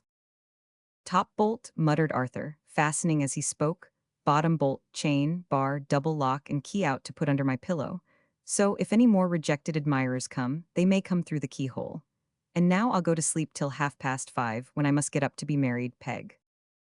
With that, he jocularly tapped Mrs. Sliderskew under the chin, and appeared, for the moment, inclined to celebrate the close of his bachelor days by imprinting a kiss on her shriveled lips. Thinking better of it, however, he gave her chin another tap, in lieu of that warmer familiarity, and stole away to bed. Chapter 54. The crisis of the project and its result. There are not many men who lie abed too late, or oversleep themselves, on their wedding morning. A legend there is of somebody remarkable for absence of mind, who opened his eyes upon the day which was to give him a young wife, and forgetting all about the matter, rated his servants for providing him with such fine clothes as had been prepared for the festival. There is also a legend of a young gentleman, who, not having before his eyes the fear of the canons of the church for such cases made and provided, conceived a passion for his grandmother. Both cases are of a singular and special kind, and it is very doubtful whether either can be considered as a precedent likely to be extensively followed by succeeding generations. Arthur Gride had enrobed himself in his marriage garments of bottle green, a full hour before Mrs. Sliderskew, shaking off her more heavy slumbers, knocked at his chamber door, and he had hobbled downstairs in full array and smacked his lips over a scanty taste of his favorite cordial, ere that delicate piece of antiquity enlightened the kitchen with her presence. "Faugh," said Peg, grubbing in the discharge of her domestic functions, among a scanty heap of ashes in the rusty grate. "Wedding indeed, a precious wedding. He wants somebody better than his old Peg to take care of him, does he? And what has he said to me, many and many a time, to keep me content with short food, small wages, and little fire? My will, Peg, my will. Says he, I'm a bachelor, no friends, no relations, Peg. Lies, and now he's to bring home a new mistress, a baby-faced chit of a girl. If he wanted a wife, the fool, why couldn't he have one suitable to his age and that knew his ways? She won't come in my way, he says. No, that she won't, but you little think why, Arthur boy." While Mrs. Sliderskew, influenced possibly by some lingering feelings of disappointment and personal slight, occasioned by her old master's preference for another, was giving loose to these grumblings below stairs, Arthur Gride was cogitating in the parlor upon what had taken place last night. "I can't think how he can have picked up what he knows," said Arthur, "unless I have committed myself. Let something drop at Bray S, for instance, which has been overheard. Perhaps I may. I shouldn't be surprised if that was it. Mr. Nickleby was often angry at my talking to him before we got outside the door. I mustn't tell him that part of the business, or he'll put me out of sorts and make me nervous for the day." Ralph was universally looked up to, and recognized among his fellows as a superior genius. But upon Arthur Gride his stern, unyielding character and consummate art had made so deep an impression that he was actually afraid of him. Cringing and cowardly to the core by nature, Arthur Gride humbled himself in the dust before Ralph Nickleby, and, even when they had not this stake in common, would have licked his shoes and crawled upon the ground before him rather than venture to return him word for word, or retort upon him in any other spirit than one of the most slavish and abject sycophancy. To Ralph Nickleby's, Arthur Gride now betook himself according to appointment, and to Ralph Nickleby he related how, last night, some young blustering blade, whom he had never seen, forced his way into his house and tried to frighten him from the proposed nuptials. Told, in short, what Nicholas had said and done, with the slight reservation upon which he had determined. "Well, and what then?" said Ralph. "Oh, nothing more," rejoined Gride. He tried to frighten you, said Ralph, and you were frightened, I suppose, is that it? I frightened him by crying thieves and murder, replied Gride. Once I was in earnest, I tell you that, for I had more than half a mind to swear he uttered threats and demanded my life or my money. Oh ho, said Ralph, eyeing him askew, jealous too. Dear now see that, cried Arthur, rubbing his hands and affecting to laugh. Why do you make those grimaces, man? Said Ralph. You are jealous and with good cause, I think. No, no, no, not with good cause, hey? You don't think with good cause, do you? Cried Arthur, faltering. Do you though, hey? Why, how stands the fact? Returned Ralph. Here is an old man about to be forced in marriage upon a girl, and to this old man there comes a handsome young fellow. You said he was handsome, didn't you? No, snarled Arthur Gride. Oh, rejoined Ralph, I thought you did. Well, handsome or not handsome, to this old man there comes a young fellow who casts all manner of fierce defiances in his teeth, gums I should rather say, and tells him in plain terms that his mistress hates him. What does he do that for? Philanthropy's sake? Not for love of the lady, replied Gride, for he said that no word of love, his very words, had ever passed between M. He said, repeated Ralph contemptuously. But I like him for one thing, and that is his giving you this fair warning to keep your, what is it? Tit-tit or dainty chick which? Under lock and key, be careful, Gride, be careful. It's a triumph, too, to tear her away from a gallant young rival, a great triumph for an old man. It only remains to keep her safe when you have her, that's all. What a man it is, cried Arthur Gride, affecting in the extremity of his torture to be highly amused. And then he added anxiously, yes, to keep her safe, that's all. And that isn't much, is it? Much, said Ralph with a sneer. Why, everybody knows what easy things to understand and to control women are. But come, it's very nearly time for you to be made happy. You'll pay the bond now, I suppose, to save us trouble afterwards. Oh, what a man you are, croaked Arthur. Why not? Said Ralph. Nobody will pay you interest for the money, I suppose, between this and 12 o'clock, will they? But nobody would pay you interest for it either, you know, returned Arthur, leering at Ralph with all the cunning and slyness he could throw into his face. Besides which, said Ralph, suffering his lip to curl into a smile, you haven't the money about you, and you weren't prepared for this, or you'd have brought it with you, and there's nobody you'd so much like to accommodate as me. I see. We trust each other in about an equal degree. Are you ready? Gride, who had done nothing but grin and nod and chatter during this last speech of Ralph's, answered in the affirmative, and producing from his hat a couple of large white favors, pinned one on his breast, and with considerable difficulty induced his friend to do the like. Thus accoutred, they got into a hired coach which Ralph had in waiting, and drove to the residence of the fair and most wretched bride. Gride, whose spirits and courage had gradually failed him more and more as they approached nearer and nearer to the house, was utterly dismayed and cowed by the mournful silence which pervaded it.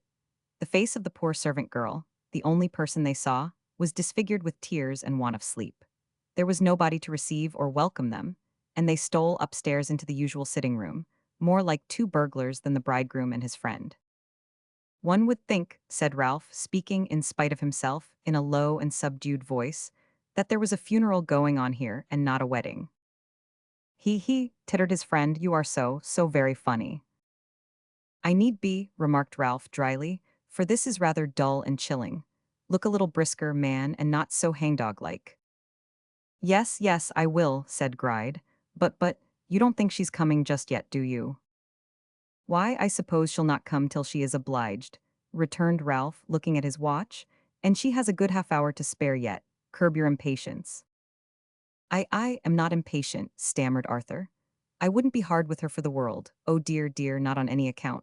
Let her take her time, her own time. Her time shall be ours by all means. While Ralph bent upon his trembling friend a keen look, which showed that he perfectly understood the reason of this great consideration and regard, a footstep was heard upon the stairs, and Bray himself came into the room on tiptoe, and holding up his hand with a cautious gesture, as if there were some sick person near, who must not be disturbed. Hush, he said in a low voice. She was very ill last night. I thought she would have broken her heart. She is dressed and crying bitterly in her own room, but she's better and quite quiet. That's everything.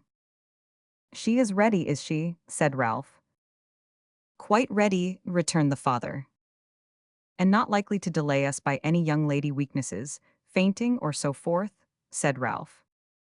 She may be safely trusted now, returned Bray.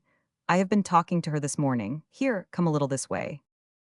He drew Ralph Nickleby to the further end of the room and pointed towards Gride, who sat huddled together in a corner, fumbling nervously with the buttons of his coat and exhibiting a face of which every skulking and base expression was sharpened and aggravated to the utmost by his anxiety and trepidation. Look at that man, whispered Bray emphatically. This seems a cruel thing after all. What seems a cruel thing? Inquired Ralph with as much stolidity of face as if he really were in utter ignorance of the other's meaning. This marriage, answered Bray. Don't ask me what, you know as well as I do. Ralph shrugged his shoulders in silent deprecation of Bray's impatience and elevated his eyebrows and pursed his lips, as men do when they are prepared with a sufficient answer to some remark, but wait for a more favorable opportunity of advancing it, or think it scarcely worth while to answer their adversary at all. Look at him, does it not seem cruel? Said Bray. No, replied Ralph boldly. I say it does, retorted Bray with a show of much irritation. It is a cruel thing by all that's bad and treacherous. When men are about to commit, or to sanction the commission of some injustice, it is not uncommon for them to express pity for the object either of that or some parallel proceeding, and to feel themselves, at the time, quite virtuous and moral, and immensely superior to those who express no pity at all. This is a kind of upholding of faith above works, and is very comfortable.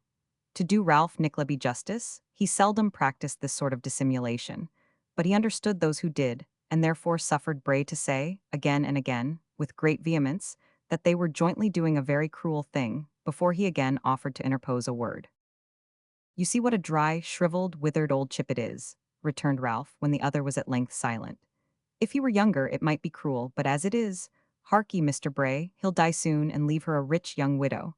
Miss Madeline consults your tastes this time. Let her consult her own next.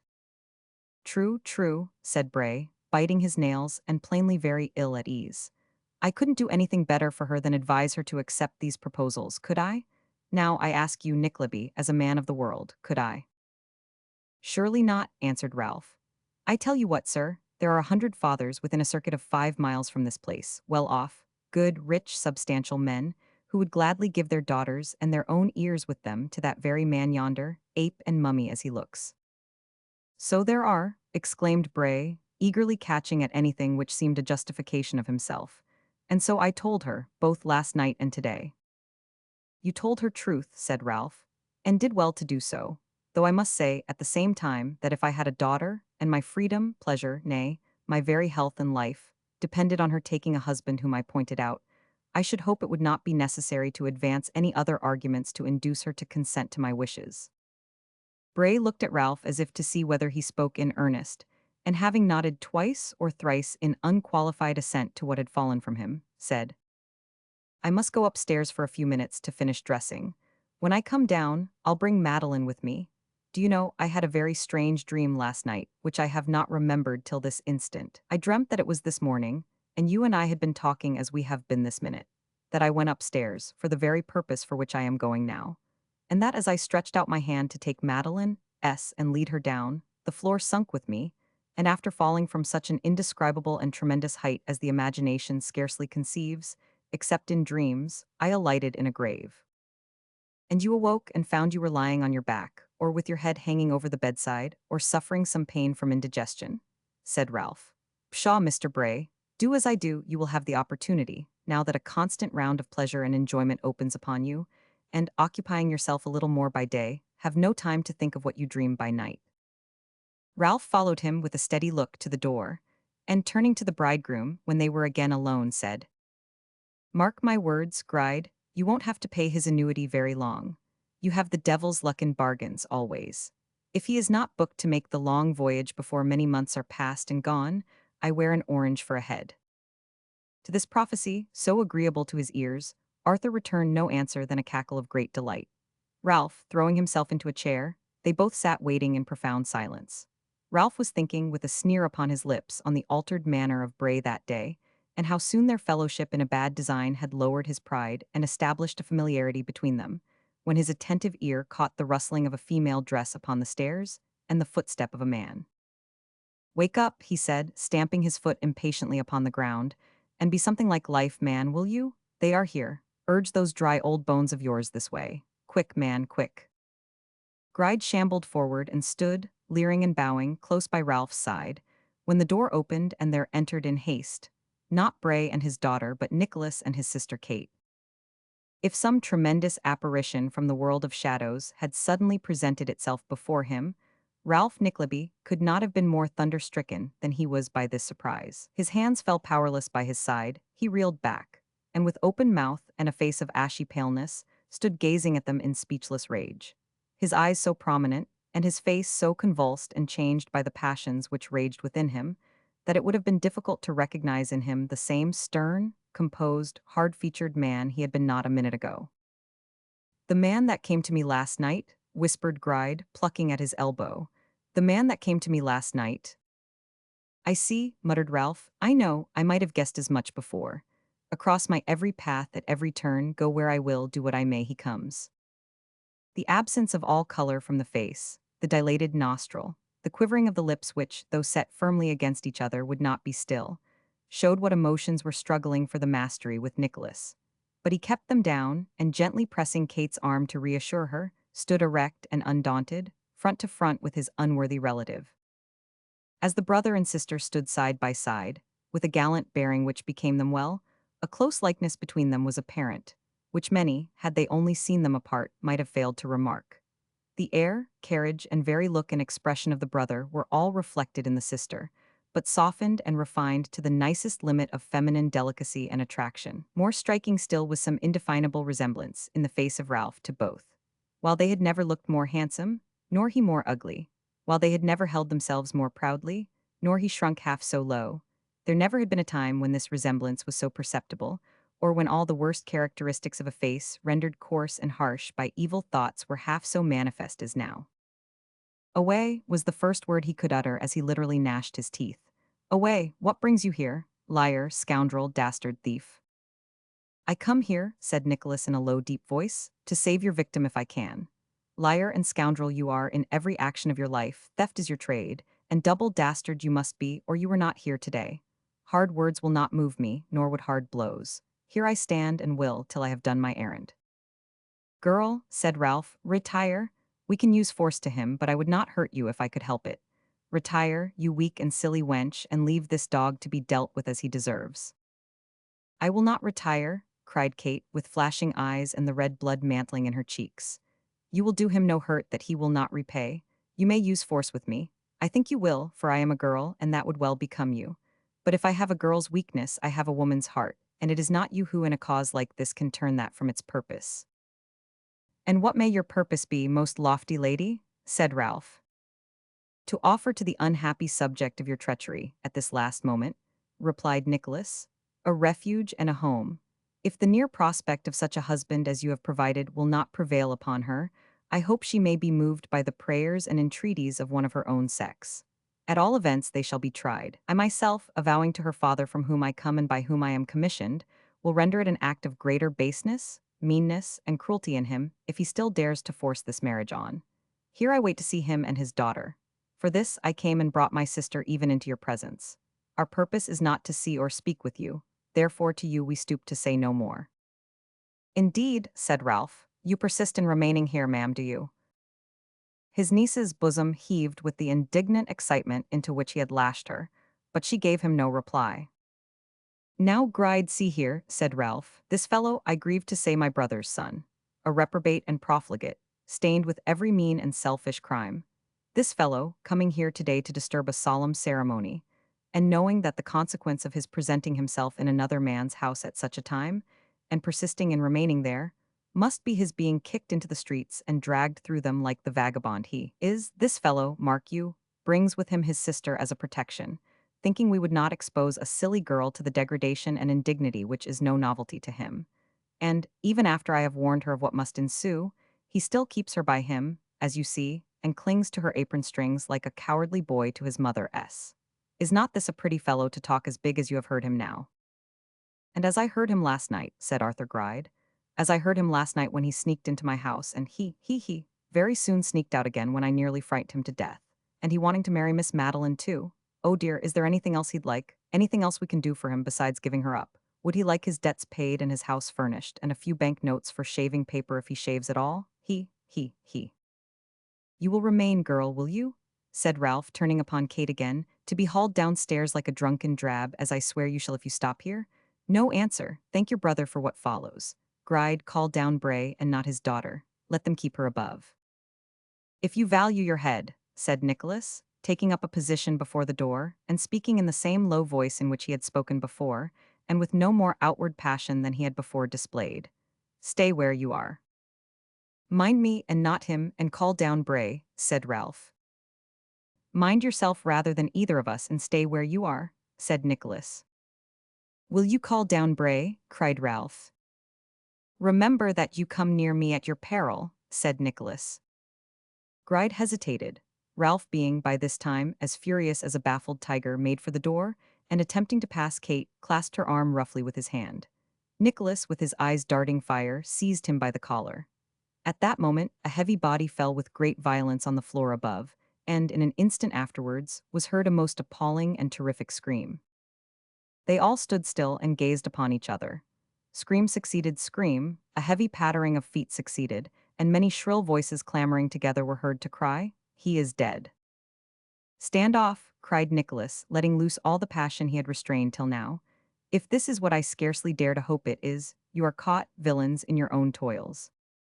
He burst from the room, and, darting upstairs to the quarter from whence the noise proceeded, forced his way through a crowd of persons who quite filled a small bedchamber, and found Bray lying on the floor quite dead, his daughter clinging to the body.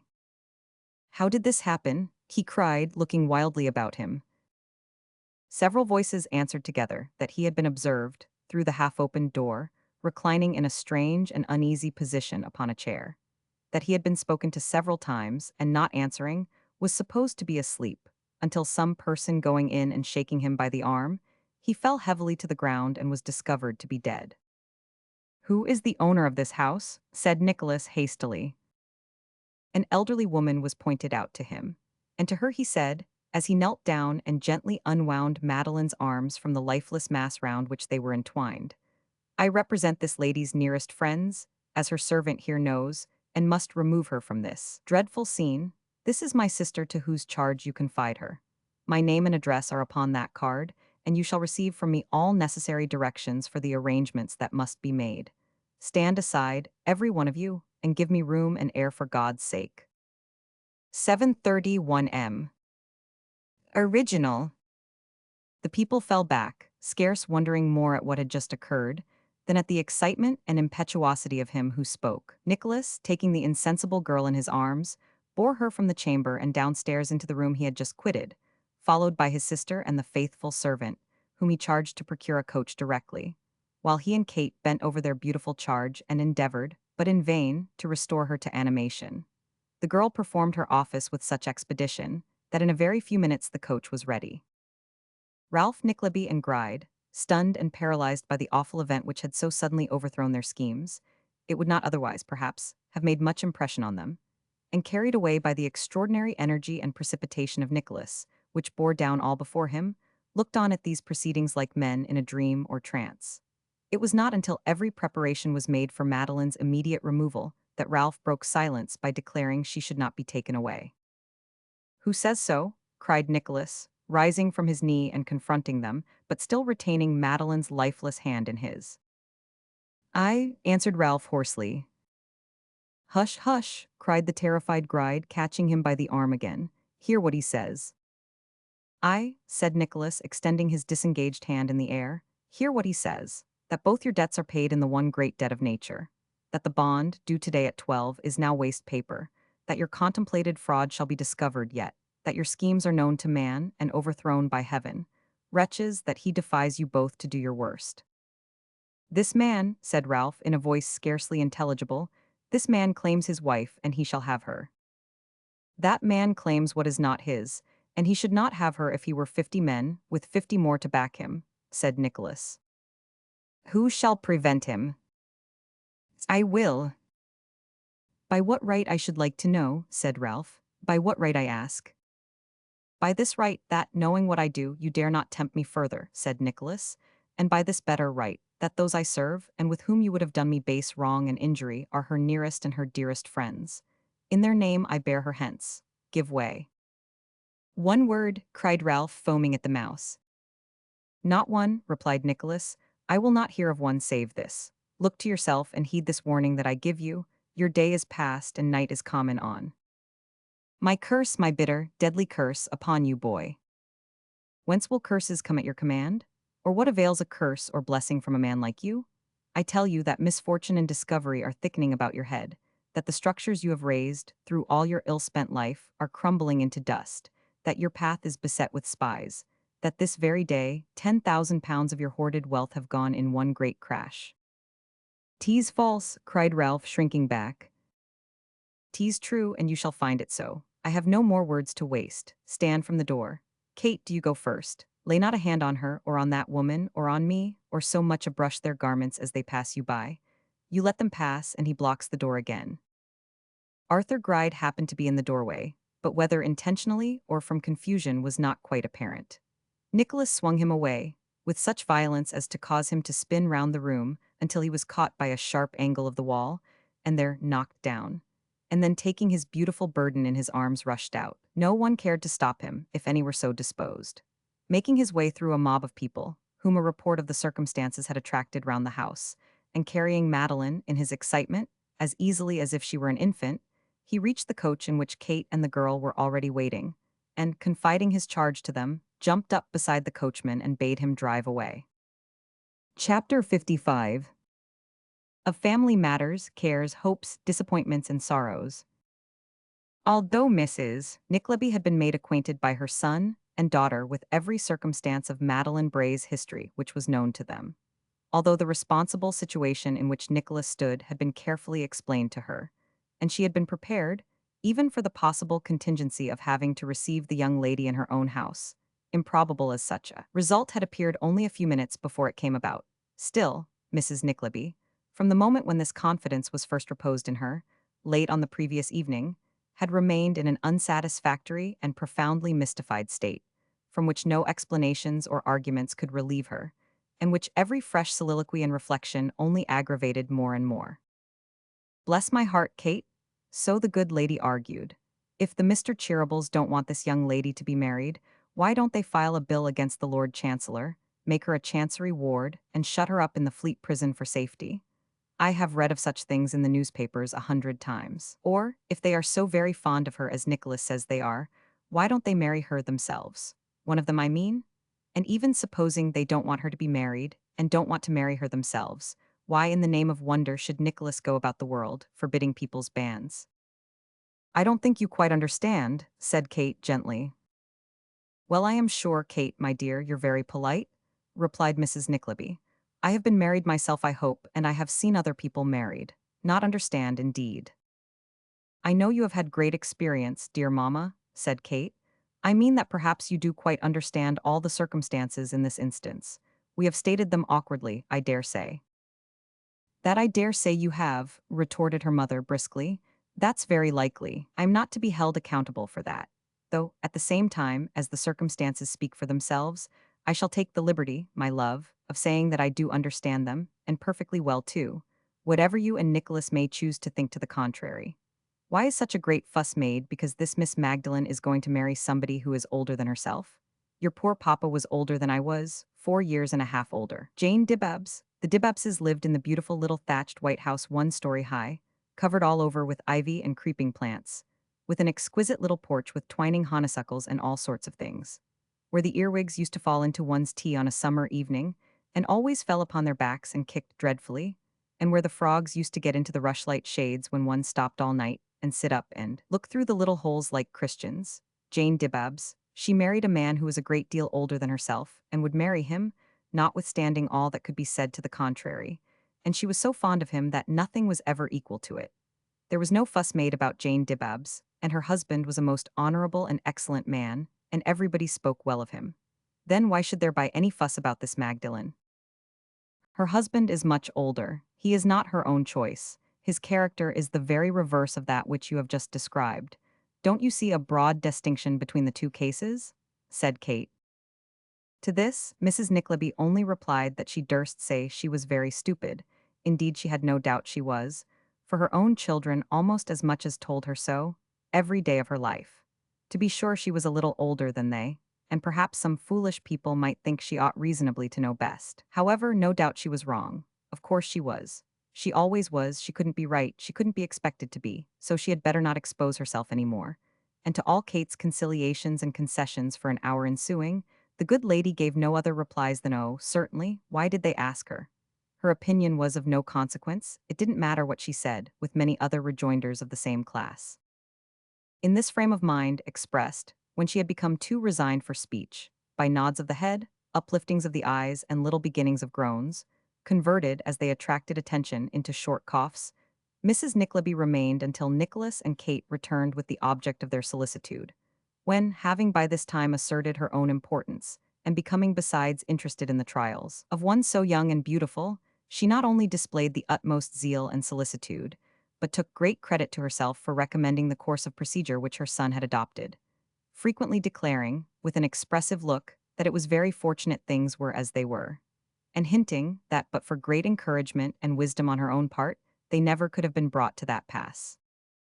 Not to strain the question, whether Mrs. Nickleby had or had not any great hand in bringing matters about, it is unquestionable that she had strong ground for exultation. The brothers, on their return, bestowed such commendations on Nicholas for the part he had taken, and evinced so much joy at the altered state of events, and the recovery of their young friend from trials so great and dangers so threatening, that, as she more than once informed her daughter, she now considered the fortunes of the family as good as made. Mr. Charles Cheeryble, indeed, Mrs. Nickleby positively asserted, had, in the first transports of his surprise and delight, as good as said so. Without precisely explaining what this qualification meant, she subsided, whenever she mentioned the subject, into such a mysterious and important state, and had such visions of wealth and dignity in perspective, that, vague and clouded though they were, she was, at such times, almost as happy as if she had really been permanently provided for, on a scale of great splendor.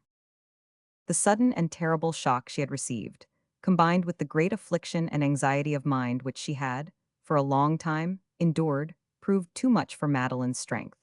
Recovering from the state of stupefaction into which the sudden death of her father happily plunged her, she only exchanged that condition for one of dangerous and active illness. When the delicate physical powers which have been sustained by an unnatural strain upon the mental energies and a resolute determination not to yield, at last give way, their degree of prostration is usually proportionate to the strength of the effort which has previously upheld them. Thus it was that the illness which fell on Madeline was of no slight or temporary nature, but one which, for a time, threatened her reason, and, scarcely worse, her life itself.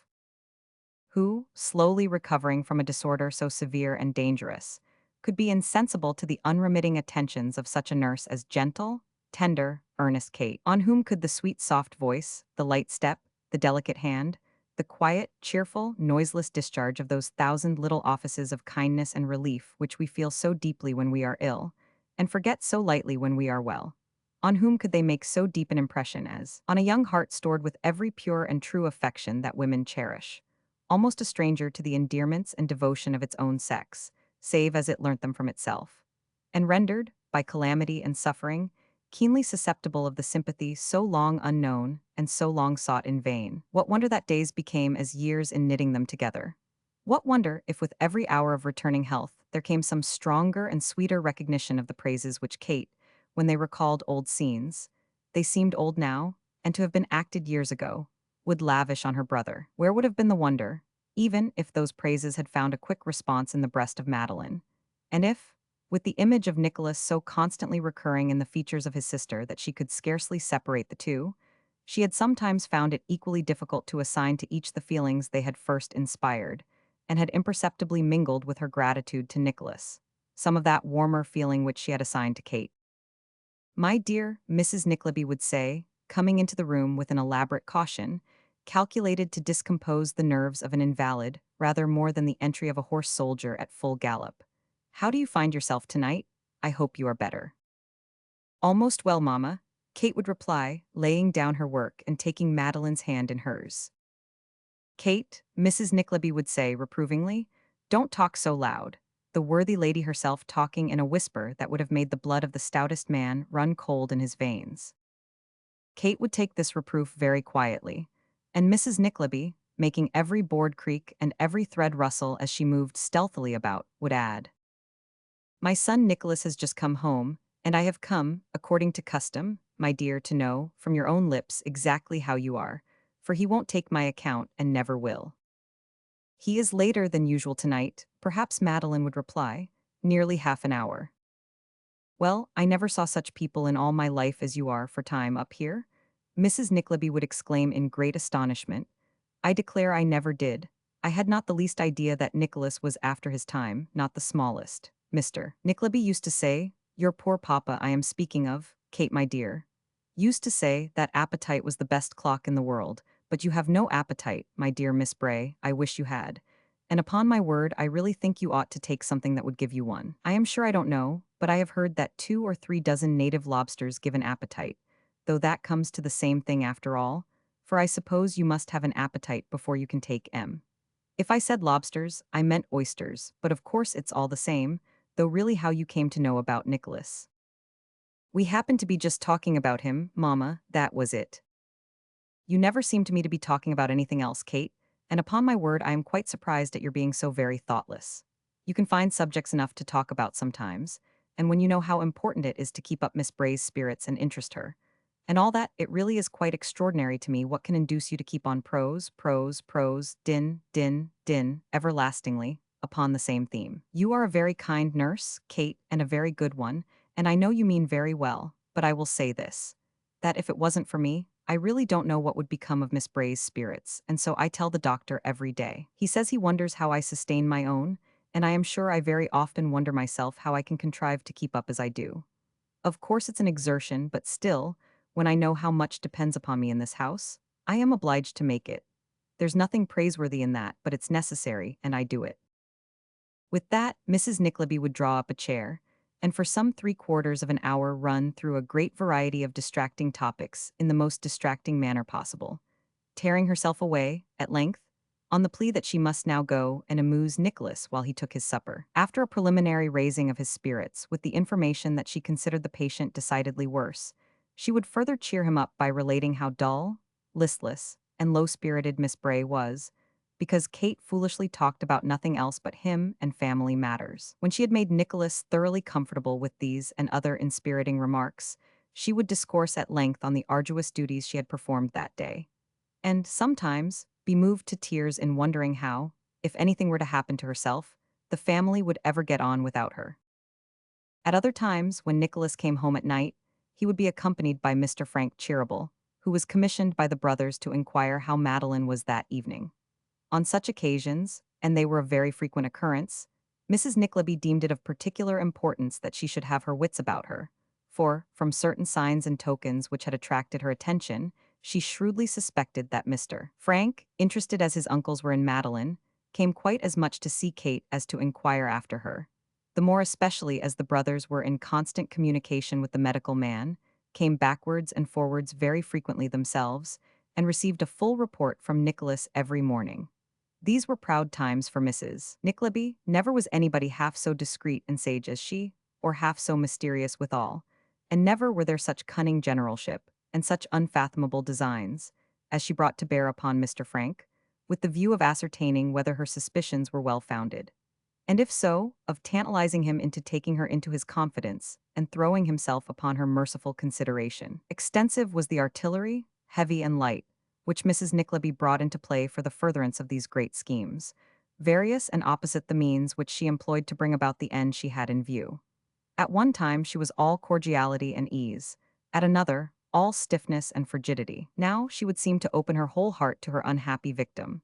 The next time they met, she would receive him with the most distant and studious reserve, as if a new light had broken in upon her, and, guessing his intentions, she had resolved to check them in the bud, as if she felt it her bounden duty to act with Spartan firmness, and at once and forever to discourage hopes which never could be realized. At other times, when Nicholas was not there to overhear, and Kate was upstairs busily tending her sick friend, the worthy lady would throw out dark hints of an intention to send her daughter to France for 3 or 4 years, or to Scotland for the improvement of her health impaired by her late fatigues, or to America on a visit, or anywhere that threatened a long and tedious separation. Nay, she even went so far as to hint, obscurely, at an attachment entertained for her daughter by the son of an old neighbor of theirs, one Horatio Peltirogus, a young gentleman who might have been, at that time, 4 years old or thereabouts, and to represent it, indeed, as almost a settled thing between the families, only waiting for her daughter's final decision, to come off with the sanction of the church, and to the unspeakable happiness and content of all parties.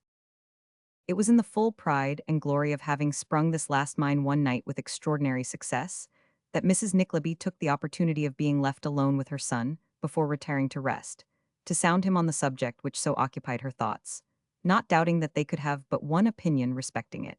To this end, she approached the question with divers laudatory and appropriate remarks touching the general amiability of Mr. Frank Cheeryble. "You are quite right, mother," said Nicholas, "quite right, he is a fine fellow." "Good-looking, too," said Mrs. Nickleby. "Decidedly good-looking," answered Nicholas. "What may you call his nose, now, my dear?" pursued Mrs. Nickleby, wishing to interest Nicholas in the subject to the utmost. "Call it," repeated Nicholas. "Ah," returned his mother, "what style of nose? What order of architecture, if one may say so? I am not very learned in noses. Do you call it a Roman or a Grecian?" "Upon my word, mother," said Nicholas, laughing, "as well as I remember, I should call it a kind of composite or mixed nose. But I have no very strong recollection on the subject. If it will afford you any gratification, I'll observe it more closely and let you know." "I wish you would, my dear," said Mrs. Nickleby, with an earnest look. "Very well," returned Nicholas, "I will." Nicholas returned to the perusal of the book he had been reading, when the dialogue had gone thus far. Mrs. Nickleby, after stopping a little for consideration, resumed. "He is very much attached to you, Nicholas, my dear." Nicholas laughingly said, as he closed his book, that he was glad to hear it, and observed that his mother seemed deep in their new friend's confidence already. "Hem," said Mrs. Nickleby, "I don't know about that, my dear, but I think it is very necessary that somebody should be in his confidence, highly necessary." Elated by a look of curiosity from her son, and the consciousness of possessing a great secret, all to herself, Mrs. Nickleby went on with great animation. "I am sure, my dear Nicholas, how you can have failed to notice it, is, to me, quite extraordinary. Though I don't know why I should say that, either because, of course, as far as it goes, and to a certain extent, there is a great deal in this sort of thing, especially in this early stage, which, however clear it may be, to females can scarcely be expected to be so evident to men. I don't say that I have any particular penetration in such matters. I may have. Those about me should know best about that, and perhaps do know. Upon that point I shall express no opinion. It wouldn't become me to do so. It's quite out of the question, quite." Nicholas snuffed the candles, put his hands in his pockets, and, leaning back in his chair, assumed a look of patient suffering and melancholy resignation.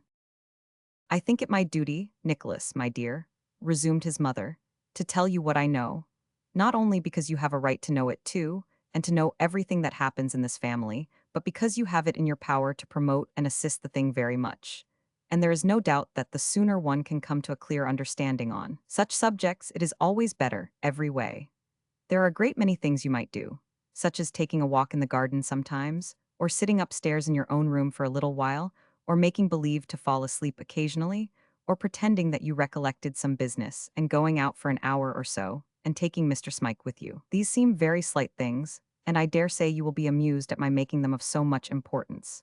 At the same time, my dear, I can assure you, and you'll find this out, Nicholas, for yourself one of these days, if you ever fall in love with anybody, as I trust and hope you will, provided she is respectable and well conducted, and of course you'd never dream of falling in love with anybody who was not. I say, I can assure you that a great deal more depends upon these little things than you would suppose possible.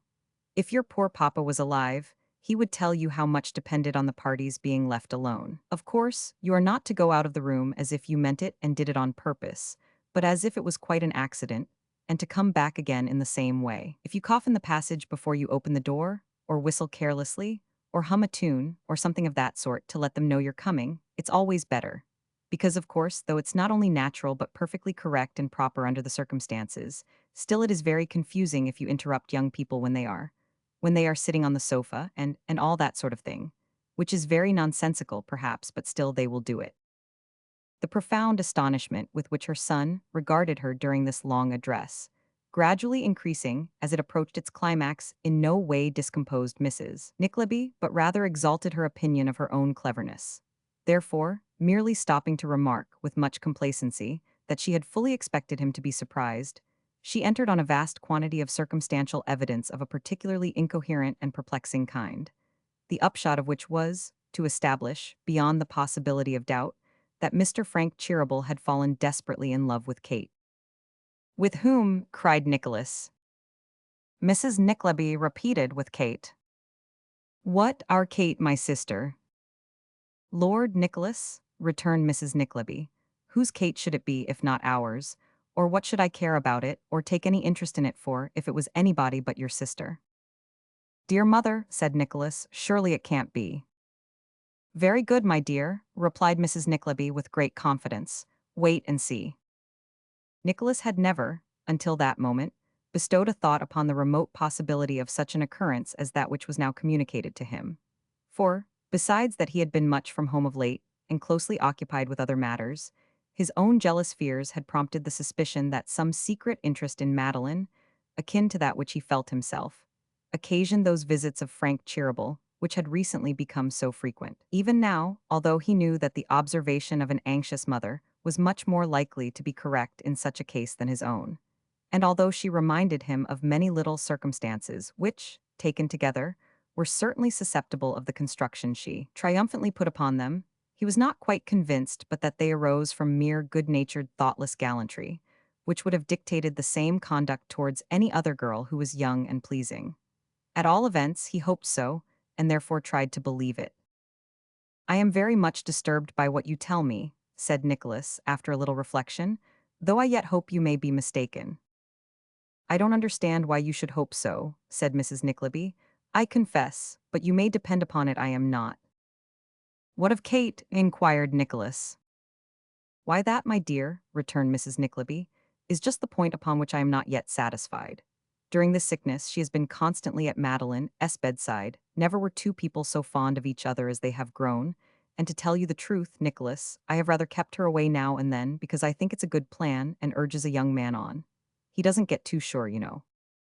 She said this with such a mingling of high delight and self-congratulation that it was inexpressibly painful to Nicholas to dash her hopes. But he felt that there was only one honorable course before him, and that he was bound to take it. "Dear mother," he said kindly, "don't you see that if there were really any serious inclination on the part of Mr. Frank towards Kate, and we suffered ourselves for a moment to encourage it, we should be acting a most dishonorable and ungrateful part? I ask you if you don't see it, but I need not say that I know you don't, or you would have been more strictly on your guard. Let me explain my meaning to you. Remember how poor we are." Mrs. Nickleby shook her head and said, through her tears, that poverty was not a crime. "No," said Nicholas, "and for that reason poverty should engender an honest pride, that it may not lead and tempt us to unworthy actions, and that we may preserve the self-respect which a hewer of wood and drawer of water may maintain, and does better maintaining than a monarch in preserving his. Think what we owe to these two brothers. Remember what they have done, and what they do every day for us with a generosity and delicacy for which the devotion of our whole lives would be a most imperfect and inadequate return. What kind of return would that be which would be comprised in our permitting their nephew, their only relative, whom they regard as a son, and for whom it would be mere childishness to suppose they have not formed plans suitably adapted to the education he has had, and the fortune he will inherit, in our permitting him to marry a portionless girl, so closely connected with us that the irresistible inference must be that he was entrapped by a plot, that it was a deliberate scheme and a speculation amongst us three? Bring the matter clearly before yourself, mother. Now, how would you feel if they were married, and the brothers, coming here on one of those kind errands which bring them here so often, you had to break out to them the truth? Would you be at ease and feel that you had played an open part?" Poor Mrs. Nickleby, crying more and more, murmured that of course Mr. Frank would ask the consent of his uncles first. "Why, to be sure, that would place him in a better situation with them," said Nicholas, "but we should still be open to the same suspicions. The distance between us would still be as great. The advantages to be gained would still be as manifest as now. We may be reckoning without our host in all this," he added more cheerfully, "and I trust and almost believe we are. If it be otherwise, I have that confidence in Kate that I know she will feel as I do, and in you, dear mother, to be assured that after a little consideration you will do the same."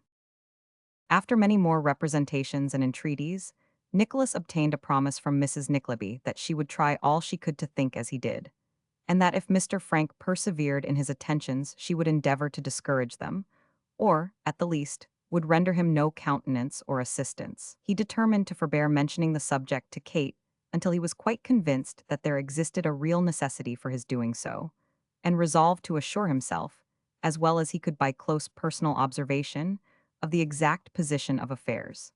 This was a very wise resolution, but he was prevented from putting it in practice by a new source of anxiety and uneasiness. Smike became alarmingly ill, so reduced and exhausted that he could scarcely move from room to room without assistance, and so worn and emaciated that it was painful to look upon him. Nicholas was warned, by the same medical authority to whom he had at first appealed, that the last chance and hope of his life depended on his being instantly removed from London. That part of Devonshire in which Nicholas had been himself bred was named as the most favourable spot. But this advice was cautiously coupled with the information that whoever accompanied him thither must be prepared for the worst, for every token of rapid consumption had appeared, and he might never return alive. The kind brothers, who were acquainted with the poor creature's sad history, dispatched old Tim to be present at this consultation. That same morning, Nicholas was summoned by brother Charles into his private room, and thus addressed: "My dear sir, no time must be lost. This lad shall not die if such human means as we can use can save his life, neither shall he die alone and in a strange place.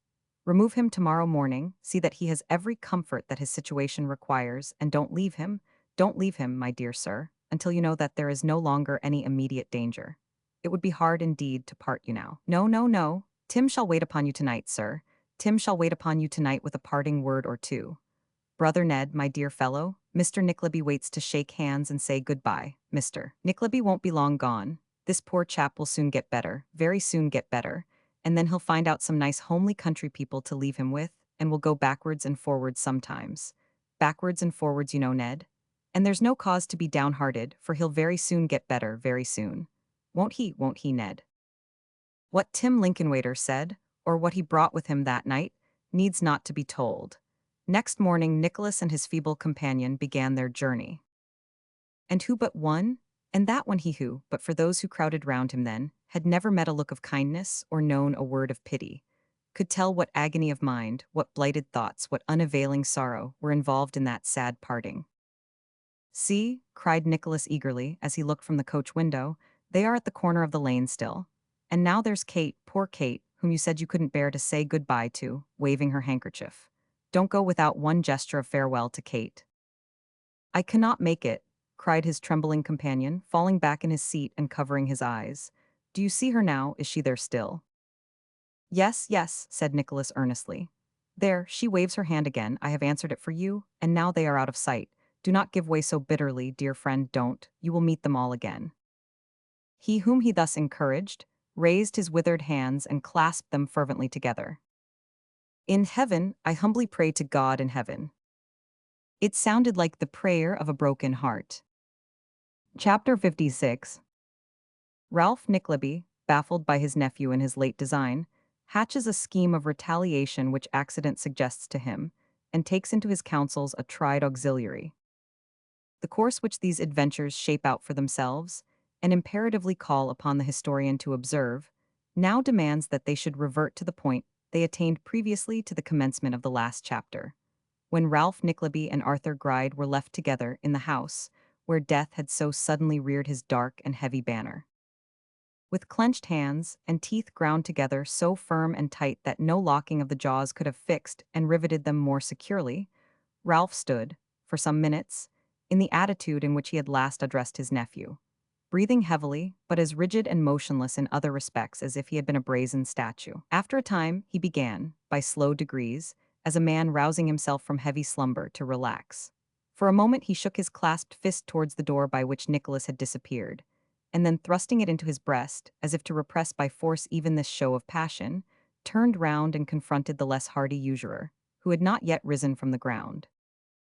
The cowering wretch, who still shook in every limb, and whose few gray hairs trembled and quivered on his head with abject dismay, tottered to his feet as he met Ralph's eye, and shielding his face with both hands, protested, while he crept towards the door, that it was no fault of his. "Who said it was, man?" returned Ralph in a suppressed voice. "Who said it was?" "You looked as if you thought I was to blame," said Gride timidly. "Pshaw," Ralph muttered, forcing a laugh. "I blame him for not living an hour longer. 1 hour longer would have been long enough. I blame no one else." And no one else," said Gride. "Not for this mischance," replied Ralph. "I have an old score to clear with that young fellow who has carried off your mistress, but that has nothing to do with his blustering just now, for we should soon have been quit of him, but for this cursed accident." There was something so unnatural in the calmness with which Ralph Nickleby spoke, when coupled with his face, the expression of the features, to which every nerve and muscle, as it twitched and throbbed with a spasm whose workings no effort could conceal, gave, every instant, some new and frightful aspect.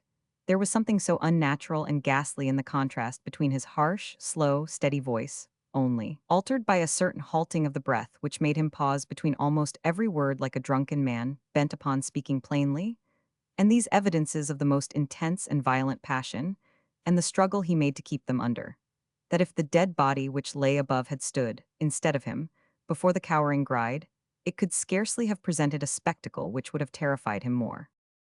"The coach," said Ralph after a time, during which he had struggled like some strong man against a fit. "We came in a coach, is it waiting?" Gride gladly availed himself of the pretext for going to the window to see. Ralph, keeping his face steadily the other way, tore at his shirt with the hand which he had thrust into his breast, and muttered in a hoarse whisper. £10,000, he said 10,000, the precise sum paid in but yesterday for the 2 mortgages, and which would have gone out again, at heavy interest, tomorrow. If that house has failed, and he the first to bring thee news. Is the coach there? "Yes, yes," said Gride, startled by the fierce tone of the inquiry. "It's here. Dear, dear, what a fiery man you are." "Come here," said Ralph, beckoning to him.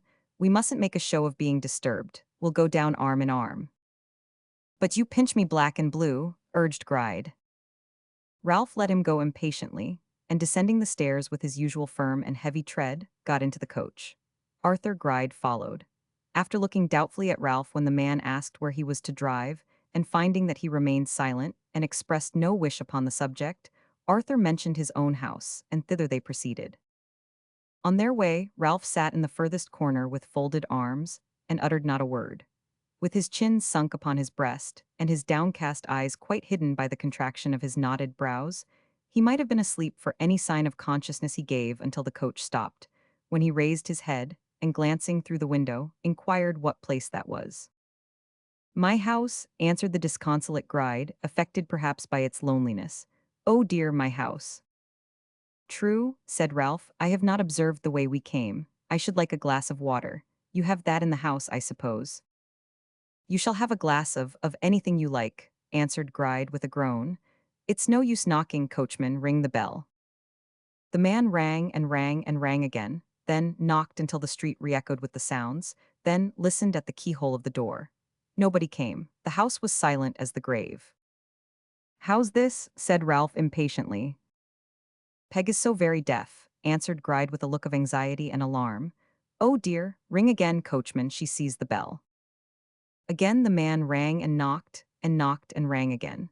Some of the neighbors threw up their windows and called across the street to each other that old Gride's housekeeper must have dropped down dead. Others collected round the coach and gave vent to various surmises. Some held that she had fallen asleep, some that she had burnt herself to death, some that she had got drunk, and one very fat man that she had seen something to eat which had frightened her so much, not being used to it, that she had fallen into a fit. This last suggestion particularly delighted the bystanders, who cheered it rather uproariously, and were, with some difficulty, deterred from dropping down the area and breaking open the kitchen door to ascertain the fact. Nor was this all. Rumors having gone abroad that Arthur was to be married that morning, very particular inquiries were made after the bride, who was held by the majority to be disguised in the person of Mr. Ralph Nickleby, which gave rise to much jocose indignation at the public appearance of a bride in boots and pantaloons, and called forth a great many hoots and groans. At length, the 2 moneylenders obtained shelter in a house next door, and being accommodated with a ladder, clambered over the wall of the backyard, which was not a high one, and descended in safety on the other side. I am almost afraid to go in, I declare, said Arthur, turning to Ralph when they were alone. Suppose she should be murdered, lying with her brains knocked out by a poker, eh? Suppose she were, said Ralph. I tell you, I wish such things were more common than they are and more easily done. You may stare and shiver, I do. He applied himself to a pump in the yard, and, having taken a deep draught of water and flung a quantity on his head and face, regained his accustomed manner and led the way into the house, Gride following close at his heels. It was the same dark place as ever, every room dismal and silent as it was wont to be, and every ghostly article of furniture in its customary place. The iron heart of the grim old clock, undisturbed by all the noise without, still beat heavily within its dusty case. The tottering presses slunk from the sight, as usual in their melancholy corners. The echoes of footsteps returned the same dreary sound. The long-legged spider paused in his nimble run, and, scared by the sight of men in that his dull domain, hung motionless on the wall, counterfeiting death until they should have passed him by. From cellar to garret went the two usurers, opening every creaking door and looking into every deserted room. But no Peg was there. At last, they sat them down in the apartment which Arthur Gride usually inhabited, to rest after their search.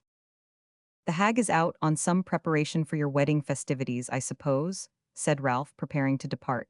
See here, I destroy the bond, we shall never need it now. Gride, who had been peering narrowly about the room, fell at that moment upon his knees before a large chest and uttered a terrible yell. How now? Said Ralph, looking sternly round. Robbed, robbed, screamed Arthur Gride. Robbed of money. No, no, no, worse, far worse. Of what then? Demanded Ralph. Worse than money, cried the old man, casting the papers out of the chest like some beast tearing up the earth. She had better have stolen money, all my money. I haven't much. She had better have made me a beggar than have done this. Done what? Said Ralph. Done what, you devil's dotard? Still Gride made no answer, but tore and scratched among the papers, and yelled and screeched like a fiend in torment. There is something missing, you say, said Ralph, shaking him furiously by the collar. What is it? Papers, deeds, I am a ruined man. Lost, lost, I am robbed, I am ruined. She saw me reading it of late, I did very often. She watched me, saw me put it in the box that fitted into this, the box is gone, she has stolen it. Damnation seize her, she has robbed me. Of what? Cried Ralph, on whom a sudden light appeared to break, for his eyes flashed and his frame trembled with agitation as he clutched Gride by his bony arm. Of what? She don't know what it is, she can't read, shrieked Gride, not heeding the inquiry. There's only one way in which money can be made of it, and that is by taking it to her. Somebody will read it for her and tell her what to do. She and her accomplice will get money for it and be let off besides. They'll make a merit of it, say they found it, knew it, and be evidence against me. The only person it will fall upon is me. Patience, said Ralph, clutching him still tighter and eyeing him with a sidelong look, so fixed and eager as sufficiently to denote that he had some hidden purpose in what he was about to say. Hear reason. She can't have been gone long. I'll call the police. Do you but give information of what she has stolen, and they'll lay hands upon her, trust me. Here, help. No, no, no, screamed the old man, putting his hand on Ralph's mouth. I can't, I dare. Helping, cried Ralph. No, no, no, shrieked the other, stamping on the ground with the energy of a madman. I tell you no, I daren't, I dare. Daren't make this robbery public, said Ralph. No, rejoined Gride, wringing his hands. Hush, hush, not a word of this, not a word must be said. I am undone. Whichever way I turn, I am undone. I am betrayed. I shall be given up. I shall die in Newgate. With frantic exclamations such as these, and with many others in which fear, grief, and rage were strangely blended, the panic-stricken wretch gradually subdued his first loud outcry, until it had softened down into a low, despairing moan, checkered now and then by a howl, as, going over such papers as were left in the chest, he discovered some new loss.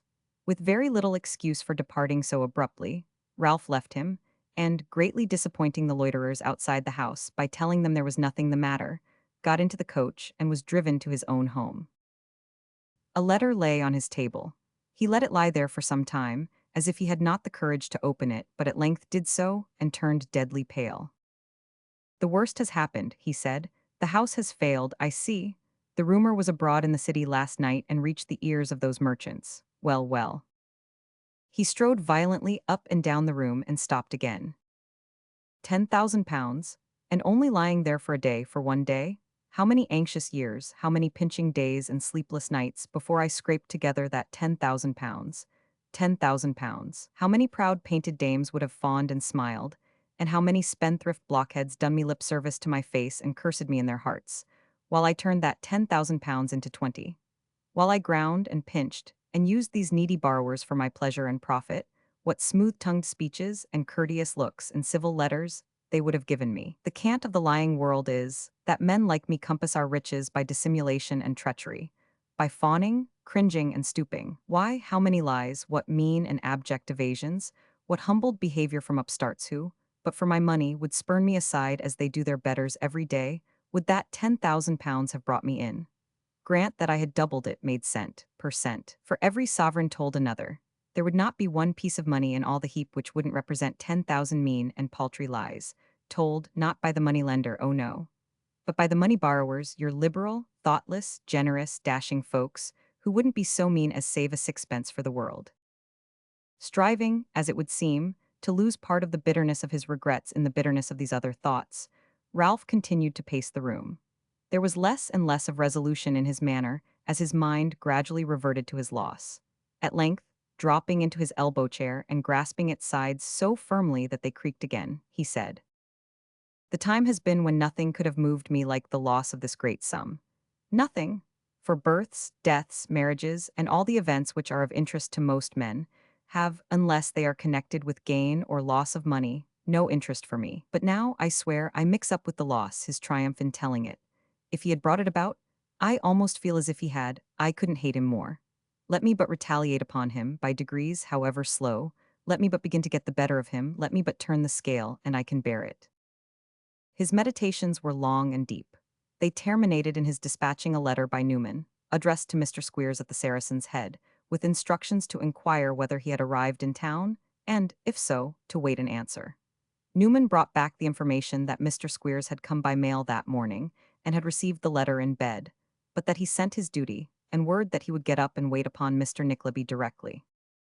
The interval between the delivery of this message and the arrival of Mr. Squeers was very short, but before he came, Ralph had suppressed every sign of emotion, and once more regained the hard, immovable, inflexible manner which was habitual to him, and to which, perhaps, was ascribable no small part of the influence which, over many men of no very strong prejudices on the score of morality, he could exert, almost at will.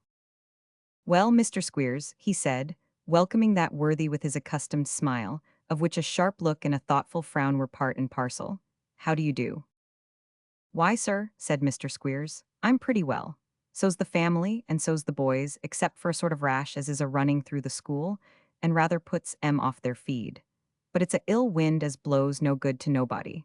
That's what I always say when them lads has a wisitation. A wisitation, sir, is the lot of mortality. Mortality itself, sir, is a wisitation. The world is chock full of wisitations, and if a boy repines at a wisitation and makes you uncomfortable with his noise, he must have his head punched. That's going according to the scripter, that is." "Mr. Squeers," said Ralph dryly. Sir?" "We'll avoid these precious morsels of morality, if you please, and talk of business." "With all my heart, sir," rejoined Squeers, "and first let me say, if you please, Noggs." Newman presented himself when the summons had been twice or thrice repeated, and asked if his master called. "I did go to your dinner, and go at once, do you hear?" "It ain't time," said Newman doggedly. "My time is yours, and I say it is," returned Ralph. "You alter it every day," said Newman. "It isn't fair." "You don't keep many cooks, and can easily apologize to them for the trouble," retorted Ralph. "Begone, sir." Ralph not only issued this order in his most peremptory manner, but, under pretense of fetching some papers from the little office, saw it obeyed, and, when Newman had left the house, chained the door, to prevent the possibility of his returning secretly, by means of his latchkey. "I have reason to suspect that fellow," said Ralph, when he returned to his own office. "Therefore, until I have thought of the shortest and least troublesome way of ruining him, I hold it best to keep him at a distance." It wouldn't take much to ruin him, I should think, said Squeers with a grin. Perhaps not, answered Ralph, nor to ruin a great many people whom I know, you were going to say. Ralph's summary and matter-of-course way of holding up this example, and throwing out the hint that followed it, had evidently an effect, as doubtless it was designed to have, upon Mr. Squeers, who said, after a little hesitation and in a much more subdued tone, "Why, what I was a-going to say, sir, is that this here business regarding of that ungrateful and hard-hearted chap, Snolly Senior, puts me out of my way, and occasions a inconveniency quite unparalleled besides, as I may say, making, for whole weeks together, Mrs. Squeers a perfect widder. It's a pleasure to me to act with you, of course." "Of course," said Ralph dryly. "Yes, I say of course," resumed Mr. Squeers, rubbing his knees, "but at the same time when one comes, as I do now, better than 250 mile to take a affidavit, it does put a man out a good deal, letting alone the risk." "And where may the risk be, Mr. Squeers?" said Ralph. "I said, letting alone the risk," replied Squeers evasively. "And I said, where was the risk?" "I wasn't complaining, you know, Mr. Nickleby," pleaded Squeers. "Upon my word I never see such." "I ask you where is the risk?" repeated Ralph emphatically. "Where the risk?" returned Squeers, rubbing his knees still harder. "Why, it ain't necessary to mention. Certain subjects is best avoided. Oh, you know what risk I mean." "How often have I told you," said Ralph, "and how often am I to tell you that you run no risk?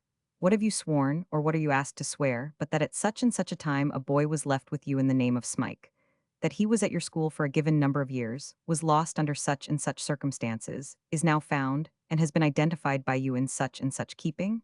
This is all true, is it not?" "Yes," replied Squeers, "that's all true." "Well then," said Ralph, "what risk do you run, who swears to a lie but Snolly, a man whom I have paid much less than I have you?" "He certainly did it cheap, did Snolly," observed Squeers. "He did it cheap," retorted Ralph testily. "Yes, and he did it well, and carries it off with a hypocritical face and a sanctified air, but you— Risk. What do you mean by risk? The certificates are all genuine. Snolly had another son. He has been married twice. His first wife is dead. None but her ghost could tell that she didn't write that letter. None but Snolly himself can tell that this is not his son, and that his son is food for worms. The only perjury is Snolly's, and I fancy he is pretty well used to it. Where's your risk?" "Why, you know," said Squeers, fidgeting in his chair, "if you come to that, I might say where's yours." "You might say where's mine?" returned Ralph. "You may say where's mine. I don't appear in the business, neither do you. All Snolly's interest is to stick well to the story he has told, and all his risk is to depart from it in the least. Talk of your risk in the conspiracy." "I say," remonstrated Squeers, looking uneasily round, "don't call it that, just as a favor, don't." "Call it what you like," said Ralph irritably, "but attend to me. This tale was originally fabricated as a means of annoyance against one who hurt your trade and half cudgeled you to death, and to enable you to obtain repossession of a half-dead drudge, whom you wished to regain, because, while you wreaked your vengeance on him for his share in the business, you knew that the knowledge that he was again in your power would be the best punishment you could inflict upon your enemy. Is that so, Mr. Squeers?" "Why, sir," returned Squeers, almost overpowered by the determination which Ralph displayed to make everything tell against him, and by his stern, unyielding manner, in a measure it was. "What does that mean?" said Ralph. "Why, in a measure means," returned Squeers, "as it may be, that it wasn't all on my account, because you had some old grudge to satisfy too." "If I had not had," said Ralph, in no way abashed by the reminder, "do you think I should have helped you?" "Why, no, I don't suppose you would," Squeers replied. "I only wanted that point to be all square and straight between us." "How can it ever be otherwise?" retorted Ralph. "Except that the account is against me, for I spend money to gratify my hatred, and you pocket it and gratify yours at the same time. You are at least as avaricious as you are revengeful. So am I, which is best off? You, who win money and revenge at the same time and by the same process, and who are, at all events, sure of money, if not of revenge? Or I, who am only sure of spending money in any case, and can but win bare revenge at last?" As Mr. Squeers could only answer this proposition by shrugs and smiles, Ralph bade him be silent, and thankful that he was so well off. And then, fixing his eyes steadily upon him, proceeded to say, first, that Nicholas had thwarted him in a plan he had formed for the disposal in marriage of a certain young lady, and had, in the confusion attendant on her father's sudden death, secured that lady himself and borne her off in triumph. Secondly, that by some will or settlement, certainly by some instrument in writing, which must contain the young lady's name, and could be, therefore, easily selected from others if access to the place where it was deposited were once secured, she was entitled to property which, if the existence of this deed ever became known to her, would make her husband, and Ralph represented that Nicholas was certain to marry her, a rich and prosperous man, and most formidable enemy. Thirdly, that this deed had been, with others, stolen from one who had himself obtained or concealed it fraudulently, and who feared to take any steps for its recovery, and that he, Ralph, knew the thief. To all this Mr. Squeers listened, with greedy ears that devoured every syllable, and with his one eye and his mouth wide open, marveling for what special reason he was honored with so much of Ralph's confidence, and to what it all tended. "Now," said Ralph, leaning forward and placing his hand on Squeers's arm, "hear the design which I have conceived, and which I I say must if I can ripen it, have carried into execution. No advantage can be reaped from this deed, whatever it is, save by the girl herself or her husband, and the possession of this deed by one or other of them is indispensable to any advantage being gained. That I have discovered beyond the possibility of doubt. I want that deed brought here, that I may give the man who brings it £50 in gold, and burn it to ashes before his face."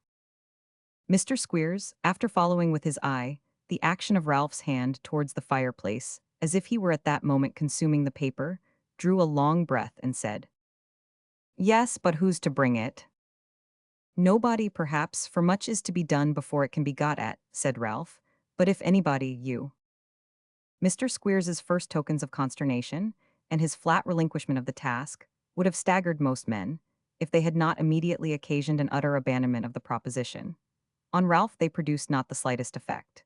Resuming, when the schoolmaster had quite talked himself out of breath, as coolly as if he had never been interrupted, Ralph proceeded to expatiate on such features of the case as he deemed it most advisable to lay the greatest stress on.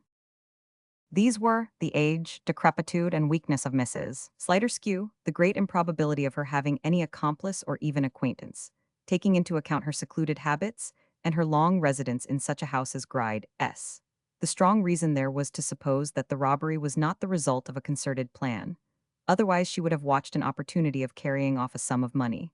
The difficulty she would be placed in when she began to think on what she had done, and found herself encumbered with documents of whose nature she was utterly ignorant, and the comparative ease with which somebody, with a full knowledge of her position, obtaining access to her, and working on her fears if necessary, might worm himself into her confidence and obtain, under one pretense or another, free possession of the deed. To these were added such considerations as the constant residence of Mr. Squeers at a long distance from London, which rendered his association with Mrs. Sliderskew a mere masquerading frolic, in which nobody was likely to recognize him, either at the time or afterwards. The impossibility of Ralph's undertaking the task himself, he being already known to her by sight, and various comments on the uncommon tact and experience of Mr. Squeers, which would make his overreaching one old woman a mere matter of child's play and amusement. In addition to these influences and persuasions, Ralph drew, with his utmost skill and power, a vivid picture of the defeat which Nicholas would sustain, should they succeed in linking himself to a beggar, where he expected to wed an heiress. Glanced at the immeasurable importance it must be to a man situated as Squeers to preserve such a friend as himself, dwelt on a long train of benefits conferred since their first acquaintance, when he had reported favorably of his treatment of a sickly boy who had died under his hands, and whose death was very convenient to Ralph and his clients. But this he did not say, and finally hinted that the £50 might be increased to 75, or, in the event of very great success, even to 100. These arguments at length concluded, Mr. Squeers crossed his legs, uncrossed them, scratched his head, rubbed his eye, examined the palms of his hands and bit his nails, and after exhibiting many other signs of restlessness and indecision, asked whether £100 was the highest that Mr. Nickleby could go. Being answered in the affirmative, he became restless again, and, after some thought and an unsuccessful inquiry whether he couldn't go another 50, said he supposed he must try and do the most he could for a friend, which was always his maxim, and therefore he undertook the job. "But how are you to get at the woman?" he said. "That's what it is as puzzles me." "I may not get at her at all," replied Ralph, "but I'll try. I have hunted people in this city before now who have been better hid than she, and I know quarters in which a guinea or two, carefully spent, will often solve darker riddles than this. Aye, and keep them close too, if need be. I hear my man ringing at the door. We may as well part. You had better not come to and fro, but wait till you hear from me. Good, returned Squeers. I say, if you shouldn't find her out, you'll pay expenses at the Saracen and something for loss of time. Well, said Ralph testily, yes, you have nothing more to say.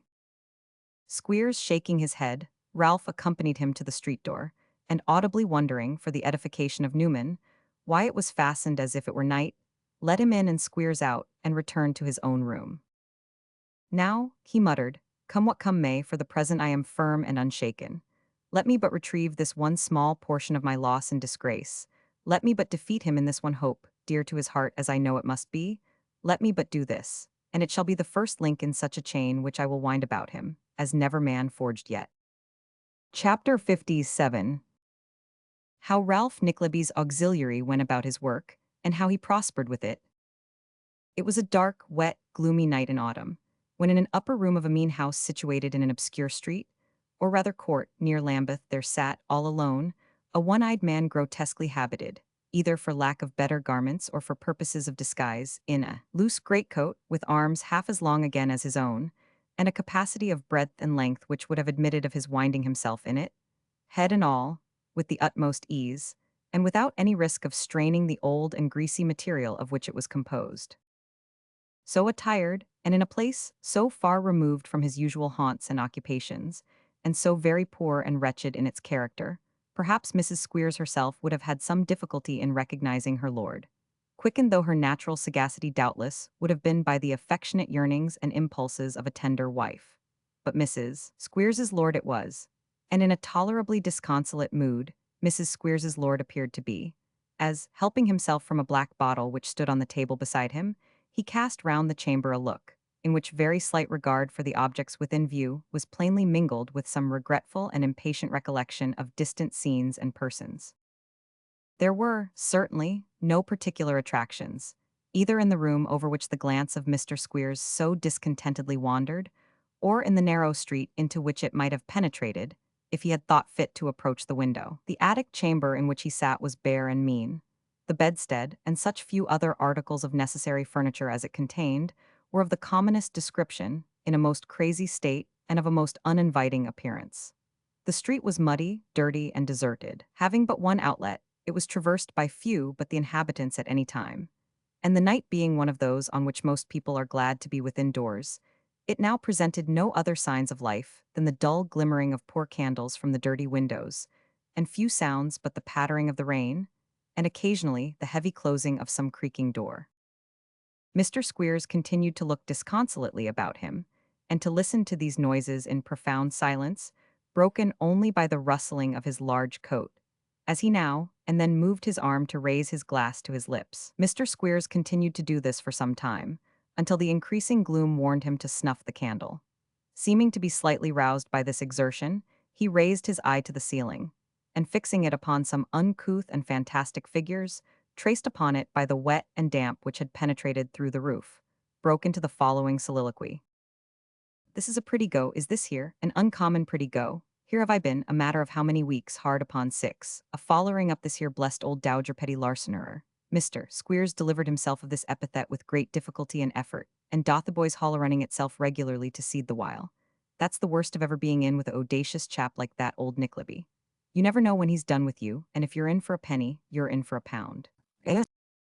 This remark, perhaps, reminded Mr. Squeers that he was in for £100 at any rate. His countenance relaxed, and he raised his glass to his mouth with an air of greater enjoyment of its contents than he had before evinced. I never see, soliloquized Mr. Squeers in continuation, I never see nor come across such a file as that old Nickleby. Never, he's out of everybody's depth, he is. He's what you may call a rasper, is Nickleby. To see how sly and cunning he grubbed on, day after day, a worming and plotting and tracing and turning and twining of himself about, till he found out where this precious Mrs. Peg was hid and cleared the ground for me to work upon.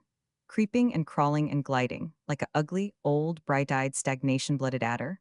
Ah, he'd have made a good in our line, but it would have been too limited for him.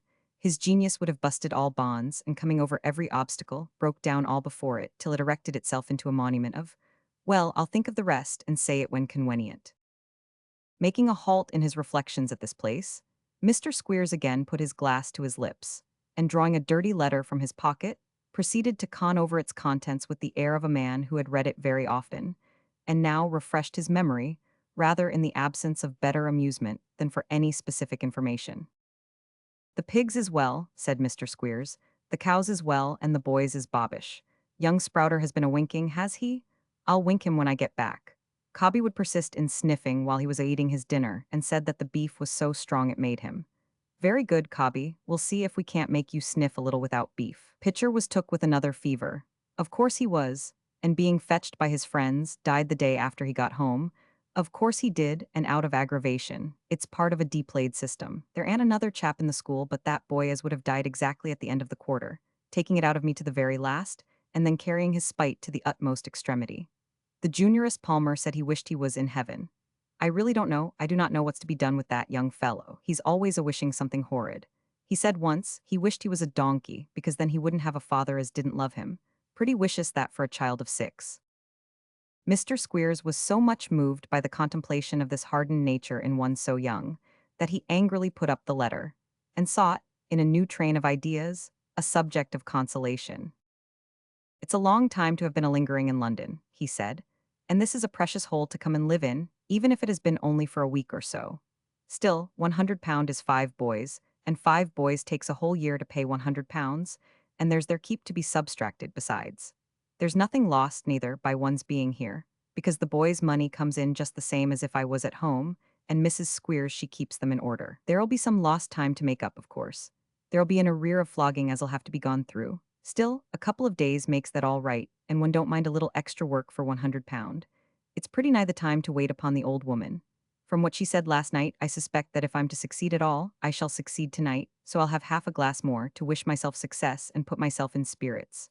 Mrs. Squeers, my dear, your health." Leering with his one eye as if the lady to whom he drank had been actually present, Mr. Squeers, in his enthusiasm, no doubt, poured out a full glass and emptied it. And as the liquor was raw spirits, and he had applied himself to the same bottle more than once already, it is not surprising that he found himself, by this time, in an extremely cheerful state and quite enough excited for his purpose. What this purpose was soon appeared, for, after a few turns about the room to steady himself, he took the bottle under his arm and the glass in his hand, and blowing out the candle as if he purposed being gone some time, stole out upon the staircase, and creeping softly to a door opposite his own, tapped gently at it. "But what's the use of tapping?" he said. "She'll never hear. I suppose she isn't doing anything very particular, and if she is, it don't much matter that I see." With this brief preface, Mr. Squeers applied his hand to the latch of the door, and thrusting his head into a garret far more deplorable than that he had just left, and seeing that there was nobody there but an old woman who was bending over a wretched fire, for although the weather was still warm, the evening was chilly, walked in and tapped her on the shoulder. "Well, my slighter," said Mr. Squeers jocularly. "Is that you?" inquired Peg. "Ah, it's me, and me's the first person singular nominative case, agreeing with the verb it's, and governed by Squeers understood as a acorn a hour. But when the H is sounded, the a only is to be used as a and a art a igwe," replied Mr. Squeers, quoting at random from the grammar. "At least, if it isn't, you don't know any better, and if it is, I've done it accidentally." Delivering this reply in his accustomed tone of voice, in which of course it was inaudible to Peg, Mr. Squeers drew a stool to the fire, and placing himself over against her, and the bottle and glass on the floor between them, roared out again, very loud. "Well, my slighter." "I hear you," said Peg, receiving him very graciously. "I've come according to promise," roared Squeers. "So they used to say in that part of the country I come from," observed Peg complacently, "but I think oil-s better." "Better than what?" roared Squeers, adding some rather strong language in an undertone. "No," said Peg, "of course not." "I never saw such a monster as you are," muttered Squeers, looking as amiable as he possibly could the while, for Peg's eye was upon him, and she was chuckling fearfully, as though in delight at having made a choice repartee. "Do you see this? This is a bottle." "I see it," answered Peg. "Well, and do you see this?" bawled Squeers. "This is a glass." Peg saw that too. "See here, then," said Squeers, accompanying his remarks with appropriate action. I fill the glass from the bottle, and I say, "Your health, Slider," and empty it. Then I rinse it genteelly with a little drop, which I'm forced to throw into the fire, hallow. We shall have the chimbley alight next, fill it again, and hand it over to you. "Your health," said Peg. "She understands that anyways," muttered Squeers, watching Mrs. Sliderskew as she dispatched her portion, and choked and gasped in a most awful manner after so doing. "Now then, let's have a talk. How's the rheumatics?" Mrs. Sliderskew, with much blinking and chuckling, and with looks expressive of her strong admiration of Mr. Squeers, his person, manners, and conversation, replied that the rheumatics were better. "What's the reason?" said Mr. Squeers, deriving fresh facetiousness from the bottle. "What's the reason of rheumatics? What do they mean? What do people have 'em for, eh?" Mrs. Sliderskew didn't know, but suggested that it was possibly because they couldn't help it. "Measles, rheumatics, whooping cough, fevers, agers, and lumbagers," said Mr. Squeers, "is all philosophy together, that's what it is. The heavenly bodies is philosophy, and the earthly bodies is philosophy. If there's a screw loose in a heavenly body, that's philosophy. And if there's screw loose in a earthly body, that's philosophy too, or it may be that sometimes there's a little metaphysics in it, but that's not often. Philosophy's the chap for me. If a parent asks a question in the classical, commercial, or mathematical line, says I gravely, 'Why, sir, in the first place, are you a philosopher?' 'No, Mr. Squeers,' he says, 'I ain't.' 'Then, sir,' says I am sorry for you, for I shan't be able to explain it.' Naturally, the parent goes away and wishes he was a philosopher, and equally naturally thinks I'm one."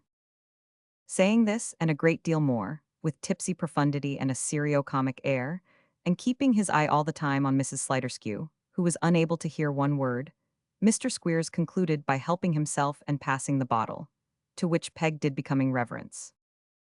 "That's the time of day," said Mr. Squeers. "You look 20 pound 10 better than you did."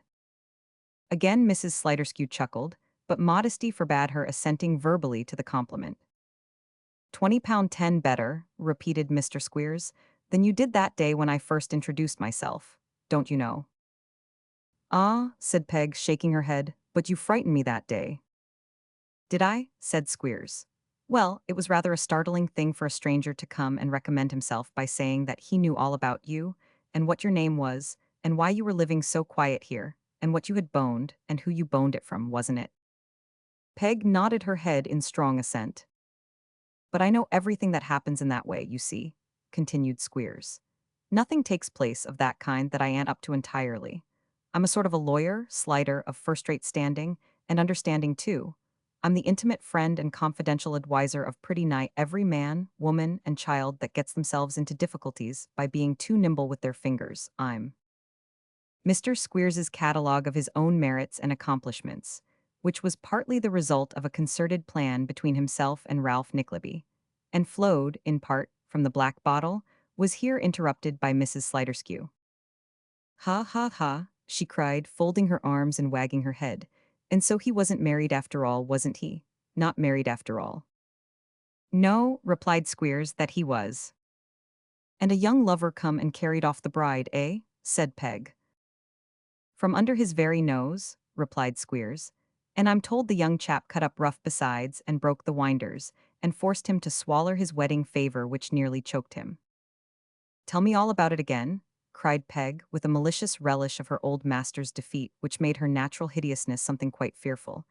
"Let's hear it all again, beginning at the beginning now, as if you never told me. Let's have it every word, now, beginning at the very first, when he went to the house that morning." Mr. Squeers, plying Mrs. Sliderskew freely with the liquor, and sustaining himself under the exertion of speaking so loud by frequent applications to it himself, complied with this request by describing the discomfiture of Arthur Gride, with such improvements on the truth as happened to occur to him, and the ingenious invention and application of which had been very instrumental in recommending him to her notice in the beginning of their acquaintance. Mrs. Sliderskew was in an ecstasy of delight, rolling her head about, drawing up her skinny shoulders, and wrinkling her cadaverous face into so many and such complicated forms of ugliness, as awakened the unbounded astonishment and disgust even of Mr. Squeers. "He's a treacherous old goat," said Peg, "and cozened me with cunning tricks and lying promises, but never mind. I'm even with him, I'm even with him." "More than even, Slider," returned Squeers. "You'd have been even with him if he'd got married, but with the disappointment besides, you're a long way ahead. Out of sight, Slider, quite out of sight. And that reminds me, he added, handing her the glass, if you want me to give you my opinion of them deeds and tell you what you'd better keep and what you'd better burn, why, now's your time, Slider. There ain't no hurry for that, said Peg, with several knowing looks and winks. Oh, very well, observed Squeers. It don't matter to me, you ask me, you know. I shouldn't charge you nothing, being a friend. You're the best judge, of course. But you're a bold woman, Slider. How do you mean bold? Said Peg. Why, I only mean that if it was me, I wouldn't keep papers as might hang me, littering about when they might be turned into money. Them as wasn't useful made away with, and them as was, laid by somewheres safe, that's all, returned Squeers. But everybody's the best judge of their own affairs. All I say is, Slider, I wouldn't do it. Come, said Peg, then you shall see M. I don't want to see M, replied Squeers, affecting to be out of humor. Don't talk as if it was a treat. Show M to somebody else and take their advice. Mr. Squeers would, very likely, have carried on the farce of being offended a little longer, if Mrs. Sliderskew, in her anxiety to restore herself to her former high position in his good graces, had not become so extremely affectionate that he stood at some risk of being smothered by her caresses, repressing, with as good a grace as possible, these little familiarities, for which there is reason to believe the black bottle was at least as much to blame as any constitutional infirmity on the part of Mrs. Sliderskew. He protested that he had only been joking, and, in proof of his unimpaired good humor, that he was ready to examine the deeds at once, if, by so doing, he could afford any satisfaction or relief of mind to his fair friend. And now you're up, my Slider, bawled Squeers as she rose to fetch them, bolt the door. Peg trotted to the door, and after fumbling at the bolt, crept to the other end of the room, and from beneath the coals which filled the bottom of the cupboard, drew forth a small deal box. Having placed this on the floor at Squeers's feet, she brought, from under the pillow of her bed, a small key, with which she signed to that gentleman to open it. Mr. Squeers, who had eagerly followed her every motion, lost no time in obeying this hint, and, throwing back the lid, gazed with rapture on the documents which lay within. Now you see, said Peg, kneeling down on the floor beside him and staying his impatient hand, what's of no use will burn, what we can get any money by we'll keep. And if there's any we could get him into trouble by and fret and waste away his heart to shreds, those we'll take particular care of, for that's what I want to do and what I hoped to do when I left him. I thought, said Squeers, that you didn't bear him any particular goodwill, but I say, why didn't you take some money besides? Somewhat, asked Peg. Some money, roared Squeers. I do believe the woman hears me, and wants to make me break a wessel so that she may have the pleasure of nursing me. Some money, Slider money. Why, what a man you are to ask, cried Peg with some contempt. If I had taken money from Arthur Gride, he'd have scoured the whole earth to find me, aye, and he'd have smelt it out and raked it up somehow, if I had buried it at the bottom of the deepest well in England. No, no, I knew better than that. I took what I thought his secrets were hid in, and them he couldn't afford to make public, let 'em be worth ever so much money. He's an old dog, a sly, old, cunning, thankless dog. He first starved and then tricked me, and if I could I'd kill him. All right and very laudable, said Squeers. But first and foremost, Slider, burn the box. You should never keep things as may lead to discovery. Always mind that. So while you pull it to pieces, which you can easily do, for it's very old and rickety, and burn it in little bits, I'll look over the papers and tell you what they are.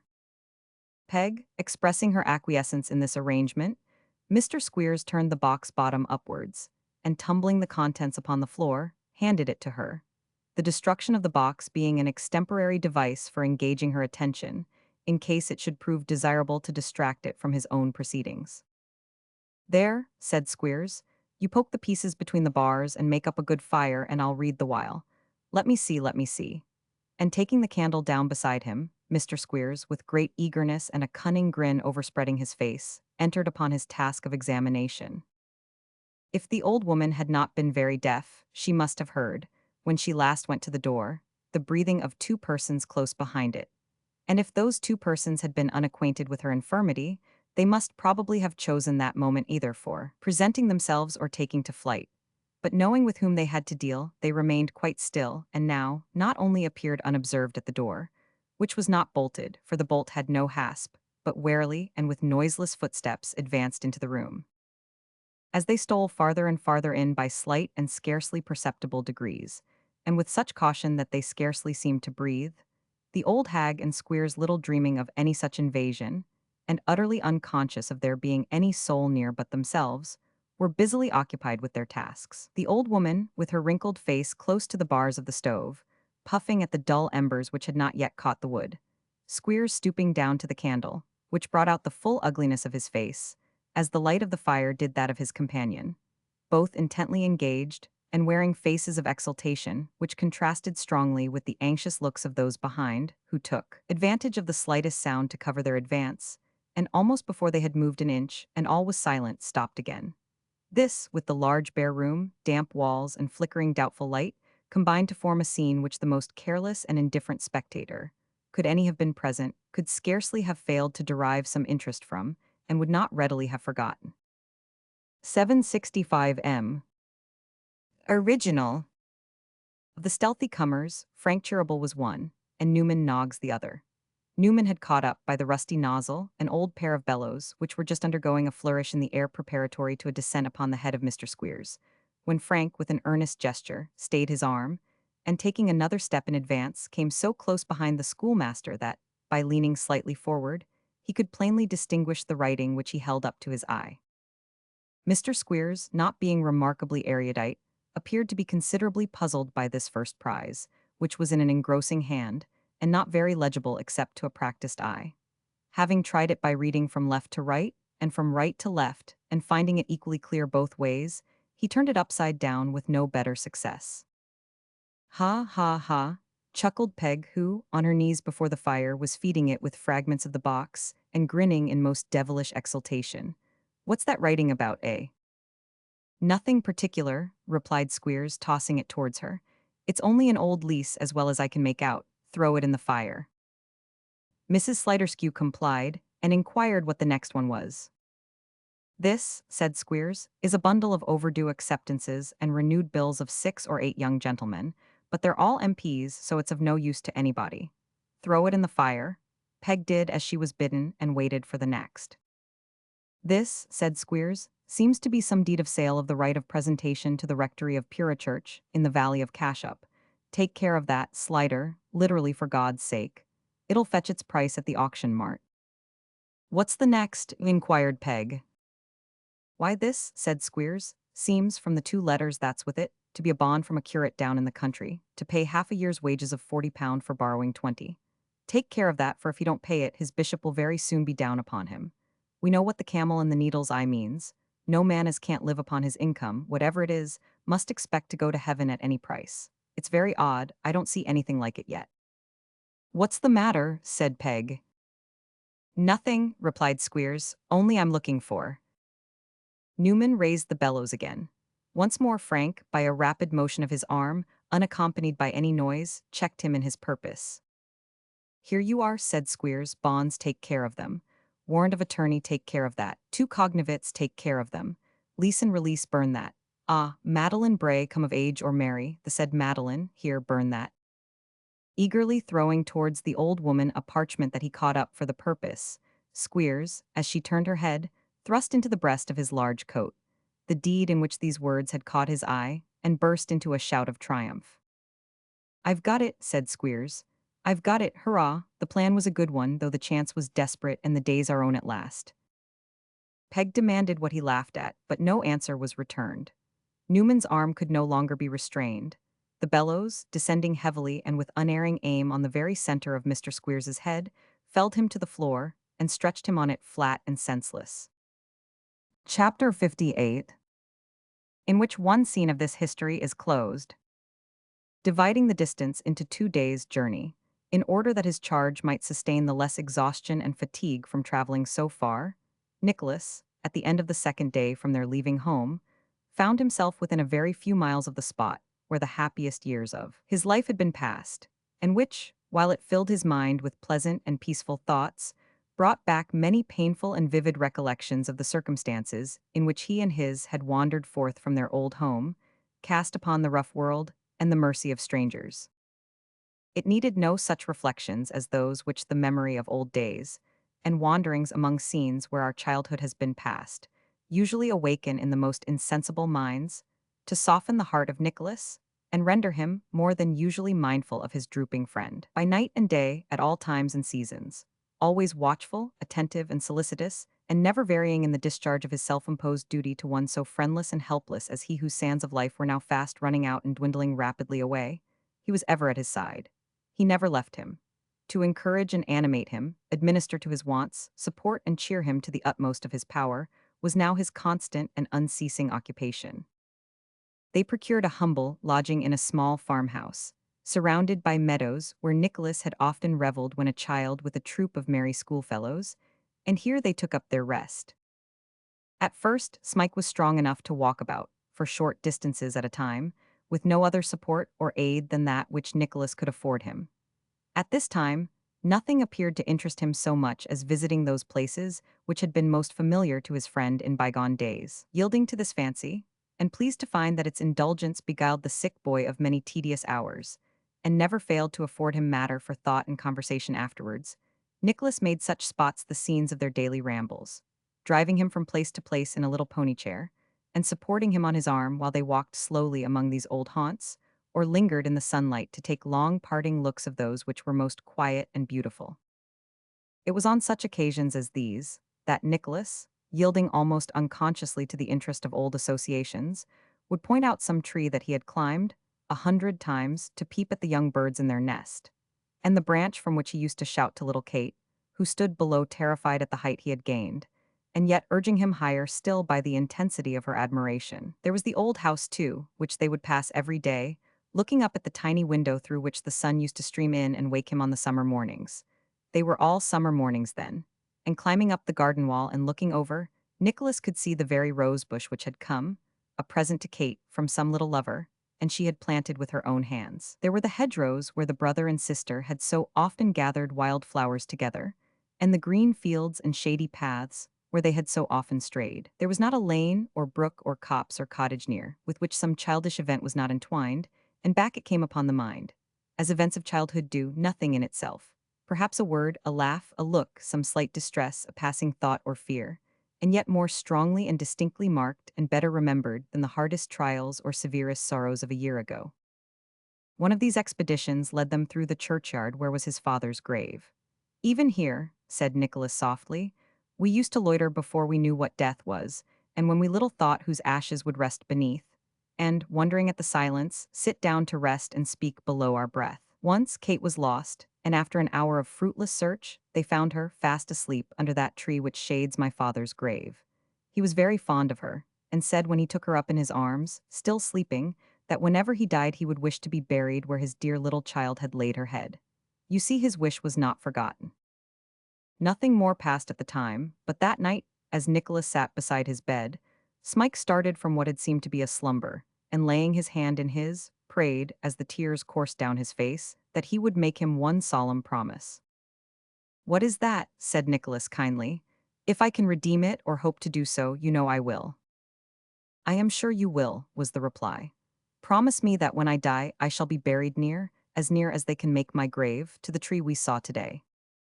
Nicholas gave the promise. He had few words to give it in, but they were solemn and earnest. His poor friend kept his hand in his and turned as if to sleep.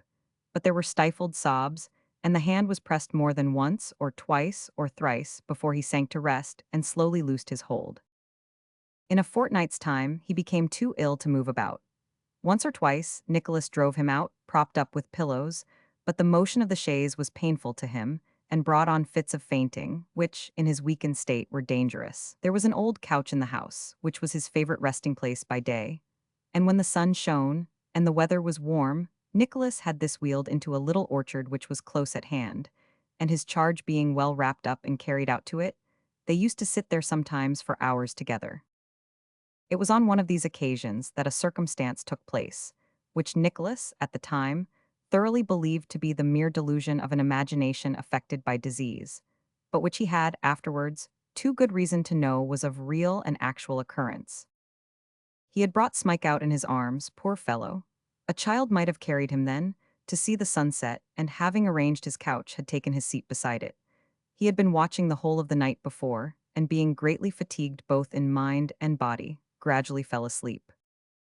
He could not have closed his eyes 5 minutes when he was awakened by a scream, and starting up in that kind of terror which affects a person suddenly roused, saw, to his great astonishment, that his charge had struggled into a sitting posture, and with eyes almost starting from their sockets, cold dew standing on his forehead, and in a fit of trembling which quite convulsed his frame, was calling to him for help. "Good heaven, what is this?" said Nicholas, bending over him. "Be calm, you have been dreaming." "No, no, no," cried Smike, clinging to him. "Hold me tight, don't let me go, there, behind the tree." Nicholas followed his eyes, which were directed to some distance behind the chair from which he himself had just risen. But there was nothing there. 770 Original. "This is nothing but your fancy," he said, as he strove to compose him. "Nothing else, indeed." "I know better, I saw as plain as I see now," was the answer. "Oh, say you'll keep me with you. Swear you won't leave me for an instant." "Do I ever leave you?" returned Nicholas. "Lie down again, there, you see I'm here. Now tell me, what was it?" "Do you remember," said Smike, in a low voice, and glancing fearfully round, "do you remember my telling you of the man who first took me to the school?" "Yes, surely." "I raised my eyes just now towards that tree, that one with the thick trunk, and there, with his eyes fixed on me, he stood." "Only reflect for one moment," said Nicholas. "Granting, for an instant, that it's likely he is alive and wandering about a lonely place like this, so far removed from the public road, do you think that at this distance of time you could possibly know that man again?" "Anywhere, in any dress," returned Smike. "But just now he stood leaning upon his stick and looking at me, exactly as I told you I remembered him. He was dusty with walking and poorly dressed. I think his clothes were ragged. But directly I saw him, the wet night, his face when he left me, the parlor I was left in, and the people that were there all seemed to come back together. When he knew I saw him, he looked frightened, for he started and shrunk away. I have thought of him by day and dreamt of him by night. He looked in my sleep when I was quite a little child, and has looked in my sleep ever since as he did just now." Nicholas endeavored, by every persuasion and argument he could think of, to convince the terrified creature that his imagination had deceived him, and that this close resemblance between the creation of his dreams and the man he supposed he had seen was but a proof of it, but all in vain. When he could persuade him to remain, for a few moments, in the care of the people to whom the house belonged, he instituted a strict inquiry whether any stranger had been seen, and searched himself behind the tree, and through the orchard, and upon the land immediately adjoining, and in every place near, where it was possible for a man to lie concealed.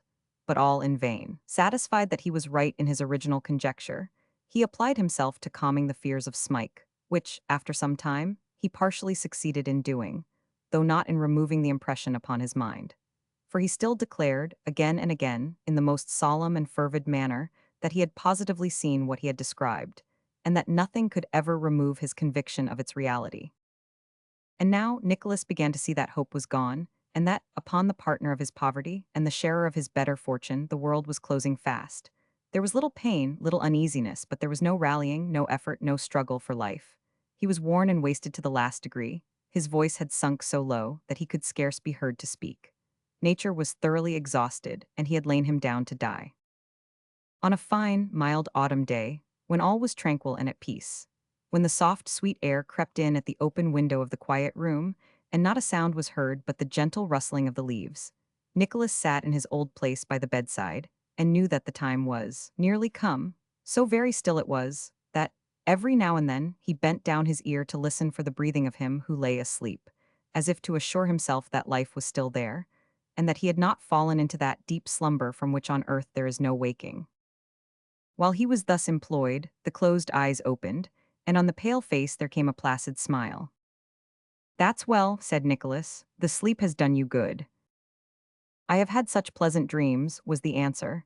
"Such pleasant, happy dreams." "Of what?" said Nicholas. The dying boy turned towards him, and putting his arm about his neck made answer, "I shall soon be there." After a short silence he spoke again. "I am not afraid to die," he said. "I am quite contented. I almost think that if I could rise from this bed quite well I would not wish to do so now. You have so often told me we shall meet again, so very often lately, and now I feel the truth of that so strongly, that I can even bear to part from you." The trembling voice and tearful eye, and the closer grasp of the arm which accompanied these latter words, showed how they filled the speaker's heart. Nor were there wanting indications of how deeply they had touched the heart of him to whom they were addressed. "You say well," returned Nicholas at length, and comfort me very much, dear fellow. Let me hear you say you are happy if you can. I must tell you something first. I should not have a secret from you. You would not blame me at a time like this, I know." "I blame you!" exclaimed Nicholas. "I am sure you would not. You asked me why I was so changed and sat so much alone. Shall I tell you why?" "Not if it pains you," said Nicholas. "I only asked that I might make you happier if I could." "I know, I felt that at the time." He drew his friend closer to him. "You will forgive me, I could not help it, but though I would have died to make her happy, it broke my heart to see. I know he loves her dearly. Oh, who could find that out so soon as I?" The words which followed were feebly and faintly uttered, and broken by long pauses. But from them, Nicholas learnt, for the first time, that the dying boy, with all the ardor of a nature concentrated on one absorbing, hopeless, secret passion, loved his sister Kate. He had procured a lock of her hair, which hung at his breast, folded in one or two slight ribbons she had worn.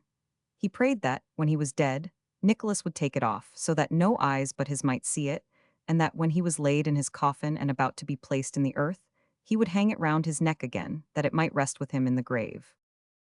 Upon his knees Nicholas gave him this pledge, and promised again that he should rest in the spot he had pointed out.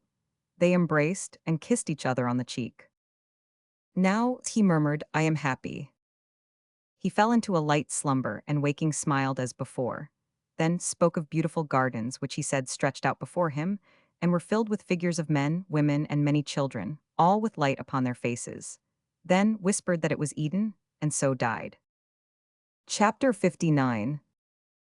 The plots begin to fail, and doubts and dangers to disturb the plotter. Ralph sat alone, in the solitary room where he was accustomed to take his meals, and to sit of nights when no profitable occupation called him abroad. Before him was an untasted breakfast, and near to where his fingers beat restlessly upon the table, lay his watch. It was long past the time at which, for many years, he had put it in his pocket and gone with measured steps downstairs to the business of the day. But he took as little heed of its monotonous warning as of the meat and drink before him, and remained with his head resting on one hand, and his eyes fixed moodily on the ground.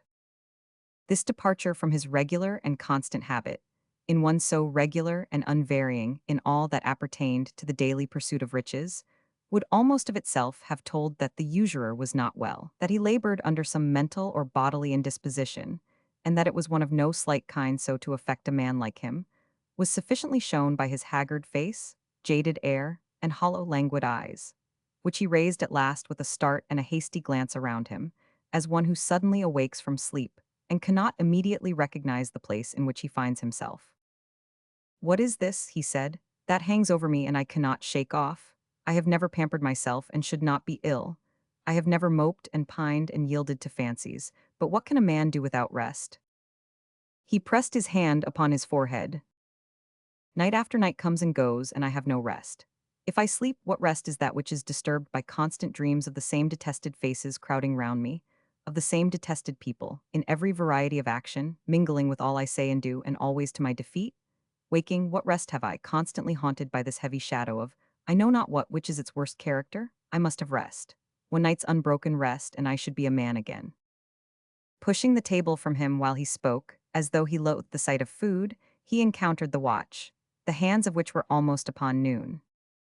"This is strange," he said. "Noon and Nog's not here. What drunken brawl keeps him away? I would give something now, something in money even after that dreadful loss. If he had stabbed a man in a tavern scuffle, or broken into a house, or picked a pocket, or done anything that would send him abroad with an iron ring upon his leg and rid me of him. Better still if I could throw temptation in his way and lure him on to rob me. He should be welcome to what he took, so I brought the law upon him. For he is a traitor, I swear. How or when or where I don't know, though I suspect." After waiting for another half-hour, he dispatched the woman who kept his house to Newman's lodging, to inquire if he were ill, and why he had not come or sent. She brought back answer that he had not been home all night, and that no one could tell her anything about him. "But there is a gentleman, sir," she said, "below, who was standing at the door when I came in, and he says—" "What says he?" demanded Ralph, turning angrily upon her. "I told you I would see nobody." "He says," replied the woman, abashed by his harshness, "that he comes on very particular business which admits of no excuse, and I thought perhaps it might be about—" "About what in the devil's name?" said Ralph. You spy and speculate on people's business with me, do you? Dear, no, sir. I saw you were anxious and thought it might be about Mr. Noggs, that's all. Saw I was anxious, muttered Ralph. They all watch me now. Where is this person? You did not say I was not down yet, I hope. The woman replied that he was in the little office, and that she had said her master was engaged, but she would take the message. Well, said Ralph, I'll see him. Go you to your kitchen and keep there, do you mind me? Glad to be released, the woman quickly disappeared. Collecting himself, and assuming as much of his accustomed manner as his utmost resolution could summon, Ralph descended the stairs. After pausing for a few moments with his hand upon the lock, he entered Newman's room and confronted Mr. Charles Cheeryble. Of all men alive, this was one of the last he would have wished to meet at any time. But now that he recognized in him only the patron and protector of Nicholas, he would rather have seen a specter. One beneficial effect, however, the encounter had upon him. It instantly roused all his dormant energies, rekindled in his breast the passions that for many years had found an improving home there, called up all his wrath, hatred, and malice, restored the sneer to his lip and the scowl to his brow, and made him again, in all outward appearance, the same Ralph Nickleby whom so many had bitter cause to remember.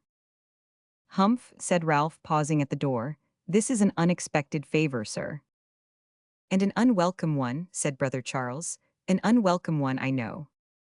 Men say you are truth itself, sir, replied Ralph. You speak truth now, at all events, and I'll not contradict you. The favor is, at least, as unwelcome as it is unexpected. I can scarcely say more. Plainly, sir, began Brother Charles. Plainly, sir, interrupted Ralph, I wish this conference to be a short one and to end where it begins. I guess the subject upon which you are about to speak, and I'll not hear you. You like plainness, I believe, there it is. Here is the door as you see. Our way lies in very different directions. Take yours, I beg of you, and leave me to pursue mine in quiet. In quiet, repeated Brother Charles mildly, and looking at him with more of pity than reproach. To pursue his way in quiet. You will scarcely remain in my house, I presume, sir, against my will, said Ralph. Or you can scarcely hope to make an impression upon a man who closes his ears to all that you can say, and is firmly and resolutely determined not to hear you. Mr. Nickleby, sir, returned Brother Charles, no less mildly than before, but firmly too. I come here against my will, sorely and grievously against my will. I have never been in this house before, and to speak my mind, sir, I don't feel at home or easy in it, and have no wish ever to be here again. You do not guess the subject on which I come to speak to you. You do not indeed. I am sure of that, or your manner would be a very different one. Ralph glanced keenly at him, but the clear eye and open countenance of the honest old merchant underwent no change of expression, and met his look without reserve. Shall I go on? Said Mr. Cheeryble. Oh, by all means, if you please, returned Ralph dryly. Here are walls to speak to, sir, a desk and 2 stools, most attentive auditors and certain not to interrupt you. Go on, I beg, make my house yours, and perhaps by the time I return from my walk, you will have finished what you have to say, and will yield me up possession again. So saying, he buttoned his coat, and turning into the passage, took down his hat. The old gentleman followed and was about to speak, when Ralph waved him off impatiently and said, Not a word, I tell you, sir, not a word. Virtuous as you are not an angel yet to appear in men's houses whether they will or no, and pour your speech into unwilling ears. Preach to the walls, I tell you, not to me. I am no angel, heaven knows, returned Brother Charles, shaking his head, but an erring and imperfect man.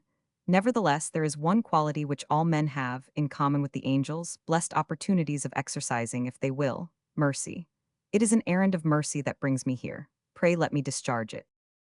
I show no mercy, retorted Ralph with a triumphant smile, and I ask none. Seek no mercy from me, sir, in behalf of the fellow who has imposed upon your childish credulity, but let him expect the worst that I can do.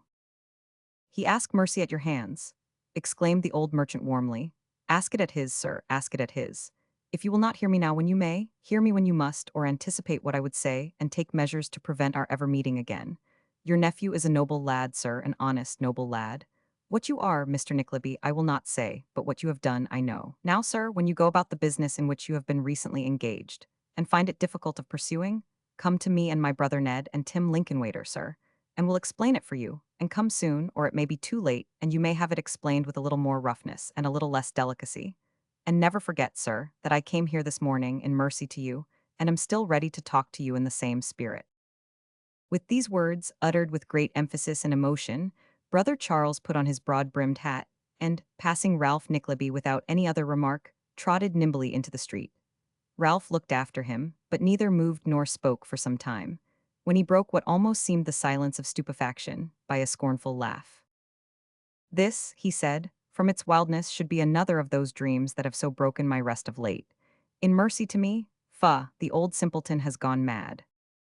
Although he expressed himself in this derisive and contemptuous manner, it was plain that, the more Ralph pondered, the more ill at ease he became, and the more he labored under some vague anxiety and alarm, which increased as the time passed on and no tidings of Newman Noggs arrived. After waiting until late in the afternoon, tortured by various apprehensions and misgivings, and the recollection of the warning which his nephew had given him when they last met, the further confirmation of which now presented itself in one shape of probability, now in another, and haunted him perpetually. He left home, and scarcely knowing why, save that he was in a suspicious and agitated mood, betook himself to Snawley's house. His wife presented herself, and of her, Ralph inquired whether her husband was at home. "No," she said sharply, "he is not indeed, and I don't think he will be at home for a very long time, that's more." "Do you know who I am?" asked Ralph. "Oh yes, I know you very well. Too well, perhaps, and perhaps he does too, and sorry am I that I should have to say it. Tell him that I saw him through the window blind above, as I crossed the road just now, and that I would speak to him on business," said Ralph. "Do you hear?" "I hear," rejoined Mrs. Snawley, taking no further notice of the request. "I knew this woman was a hypocrite in the way of psalms and scripture phrases," said Ralph, passing quietly by, "but I never knew she drank before." "Stop, you don't come in here," said Mr. Snawley's better half, interposing her person, which was a robust one, in the doorway. "You have said more than enough to him on business before now. I always told him what dealing with you and working out your schemes would come to. It was either you or the schoolmaster, one of you or the two between you, that got the forged letter done. Remember that. That wasn't his doing, so don't lay it at his door." "Hold your tongue, you Jezebel," said Ralph, looking fearfully round. "Ah, I know when to hold my tongue, and when to speak, Mr. Nickleby," retorted the dame. "Take care that other people know when to hold theirs." "You jade," said Ralph. "If your husband has been idiot enough to trust you with his secrets, keep them, she-devil that you are." "Not so much his secrets as other people's secrets, perhaps," retorted the woman. "Not so much his secrets as yours. None of your black looks at me. You'll want 'em all, perhaps, for another time. You had better keep 'em." "Will you?" said Ralph, suppressing his passion as well as he could, and clutching her tightly by the wrist. "Will you go to your husband and tell him that I know he is at home, and that I must see him? And will you tell me what it is that you and he mean by this new style of behavior?" "No," replied the woman, violently disengaging herself, "I'll do neither." "You set me at defiance, do you?" said Ralph. "Yes," was the answer, "I do." For an instant Ralph had his hand raised, as though he were about to strike her, but checking himself, and nodding his head and muttering as though to assure her he would not forget this, walked away. Thence he went straight to the inn which Mr. Squeers frequented, and inquired when he had been there last, in the vague hope that, successful or unsuccessful, he might, by this time, have returned from his mission and be able to assure him that all was safe. But Mr. Squeers had not been there for 10 days, and all that the people could tell about him was that he had left his luggage and his bill. Disturbed by 1,000 fears and surmises, and bent upon ascertaining whether Squeers had any suspicion of Snawley, or was, in any way, a party to this altered behavior, Ralph determined to hazard the extreme step of inquiring for him at the Lambeth lodging, and, having an interview with him even there, bent upon this purpose, and in that mood in which delay is insupportable, he repaired at once to the place, and being, by description, perfectly acquainted with the situation of his room, crept upstairs and knocked gently at the door. Not one, nor two, nor three, nor yet a dozen knocks served to convince Ralph against his wish that there was nobody inside. He reasoned that he might be asleep, and listening, almost persuaded himself that he could hear him breathe. Even when he was satisfied that he could not be there, he sat patiently on a broken stair and waited, arguing that he had gone out upon some slight errand and must soon return. Many feet came up the creaking stairs, and the step of some seemed to his listening ear so like that of the man for whom he waited, that Ralph often stood up to be ready to address him when he reached the top. But one by one, each person turned off into some room short of the place where he was stationed, and at every such disappointment he felt quite chilled and lonely. At length he felt it was hopeless to remain, and going downstairs again, inquired of one of the lodgers if he knew anything of Mr. Squeers's movements, mentioning that worthy by an assumed name which had been agreed upon between them. By this lodger he was referred to another, and by him to someone else from whom he learnt that, late on the previous night, he had gone out hastily with two men, who had shortly afterwards returned for the old woman who lived on the same floor, and that, although the circumstance had attracted the attention of the informant, he had not spoken to them at the time, nor made any inquiry afterwards. This possessed him with the idea that perhaps Peg Sliderskew had been apprehended for the robbery, and that Mr. Squeers, being with her at the time, had been apprehended also, on suspicion of being a confederate. If this were so, the fact must be known to Gride, and to Gride's house he directed his steps, now thoroughly alarmed and fearful that there were indeed plots afoot, tending to his discomfiture and ruin. Arrived at the usurer's house, he found the windows close shut, the dingy blinds drawn down, all was silent, melancholy, and deserted, but this was its usual aspect. He knocked, gently at first, then loud and vigorously. Nobody came. He wrote a few words in pencil on a card, and having thrust it under the door was going away, when a noise above, as though a window sash were stealthily raised, caught his ear, and looking up he could just discern the face of Gride himself, cautiously peering over the house parapet from the window of the garret. Seeing who was below, he drew it in again, not so quickly, however, but that Ralph let him know he was observed and called to him to come down. The call being repeated, Gride looked out again, so cautiously that no part of the old man's body was visible. The sharp features and white hair appearing alone, above the parapet, looked like a severed head garnishing the wall. "Hush," he cried, "go away, go away." "Come down," said Ralph, beckoning him. "Go away," squeaked Gride, shaking his head in a sort of ecstasy of impatience. "Don't speak to me, don't knock, don't call attention to the house, but go away." "I'll knock, I swear, till I have your neighbors up in arms," said Ralph, "if you don't tell me what you mean by lurking there, you whining cur." "I can't hear what you say, don't talk to me, it isn't safe, go away," returned Gride. "Come down, I say, will you come down?" said Ralph fiercely. "No, ooh," snarled Gride. He drew in his head, and Ralph, left standing in the street, could hear the sash closed, as gently and carefully as it had been opened. "How is this," said he, "that they all fall from me and shun me like the plague, these men who have licked the dust from my feet? Is my day past, and is this indeed the coming on of night? I'll know what it means. I will, at any cost. I am firmer and more myself just now than I have been these many days."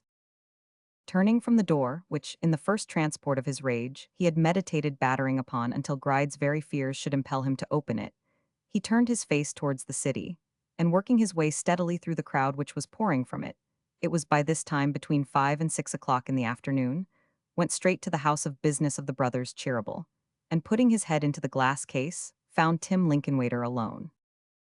"My name's Nickleby," said Ralph. "I know it," replied Tim, surveying him through his spectacles. "Which of your firm was it who called on me this morning?" demanded Ralph. "Mr. Charles." "Then, tell Mr. Charles I want to see him."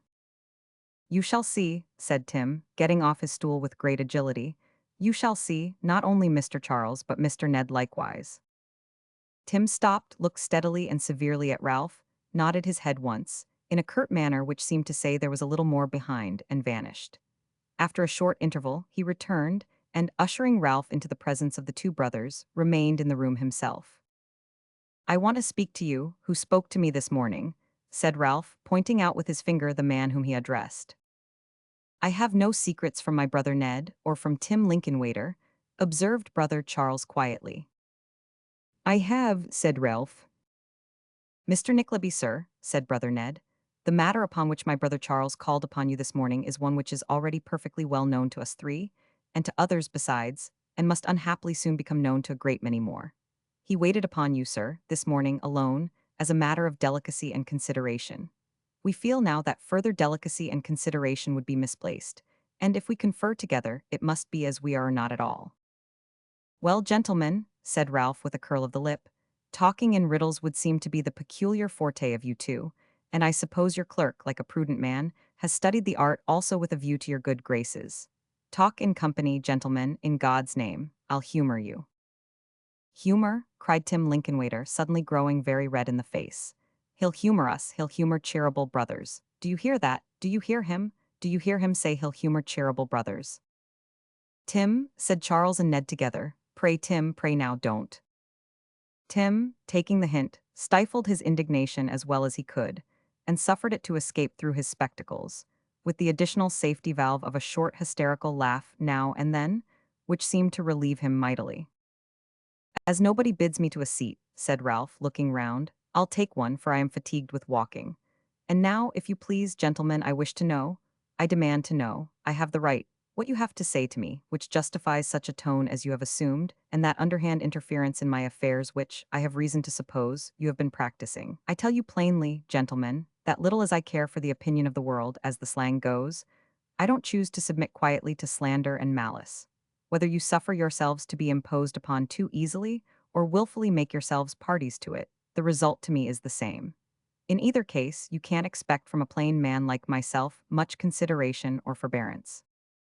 So coolly and deliberately was this said, that 9 men out of 10, ignorant of the circumstances, would have supposed Ralph to be really an injured man.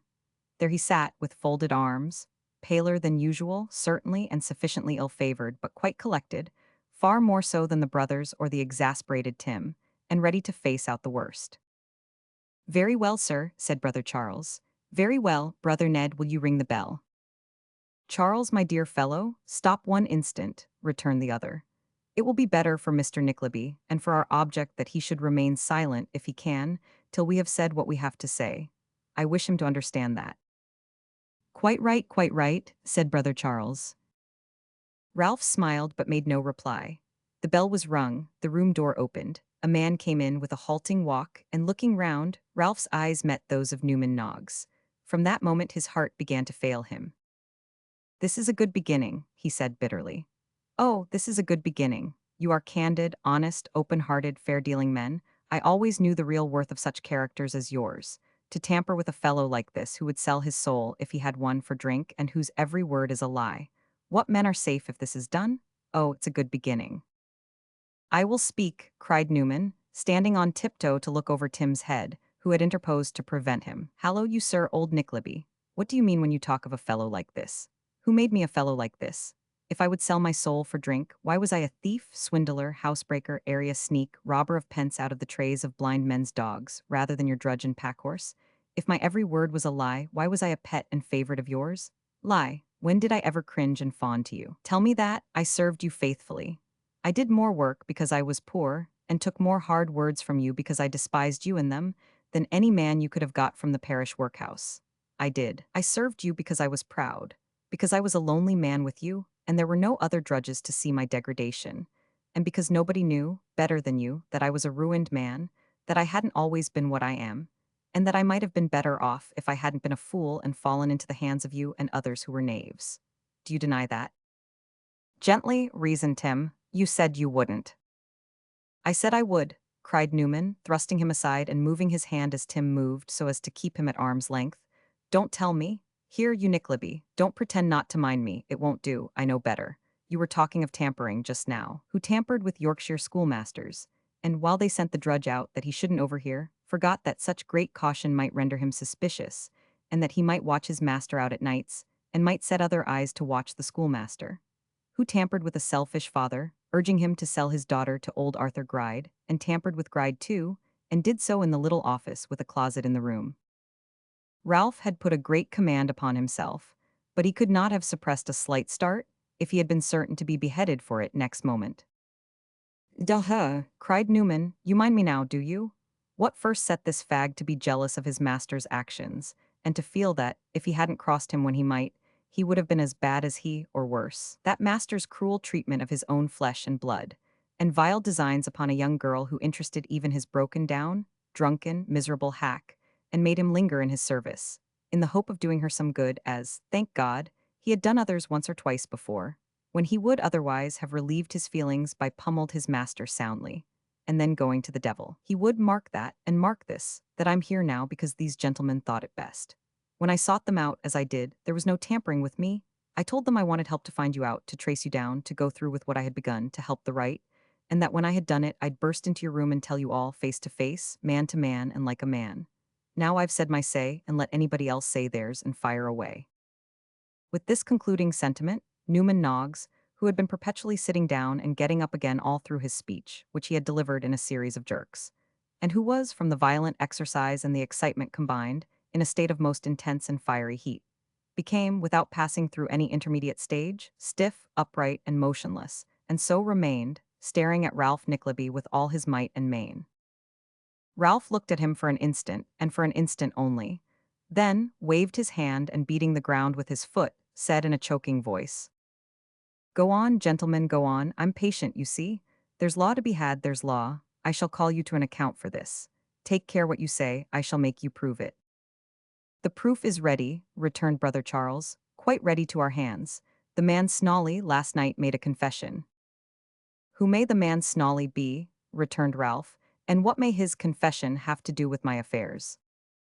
To this inquiry, put with a dogged inflexibility of manner, the old gentleman returned no answer, but went on to say that to show him how much they were in earnest, it would be necessary to tell him, not only what accusations were made against him, but what proof of them they had, and how that proof had been acquired. This laying open of the whole question brought up Brother Ned, Tim Lincolnwaiter, and Newman Noggs, all three at once, who, after a vast deal of talking together and a scene of great confusion, laid before Ralph in distinct terms the following statement: that Newman, having been solemnly assured by one not then producible that Smike was not the son of Snawley, and this person having offered to make oath to that effect, if necessary, they had by this communication been first led to doubt the claim set up, which they would otherwise have seen no reason to dispute, supported as it was by evidence which they had no power of disproving.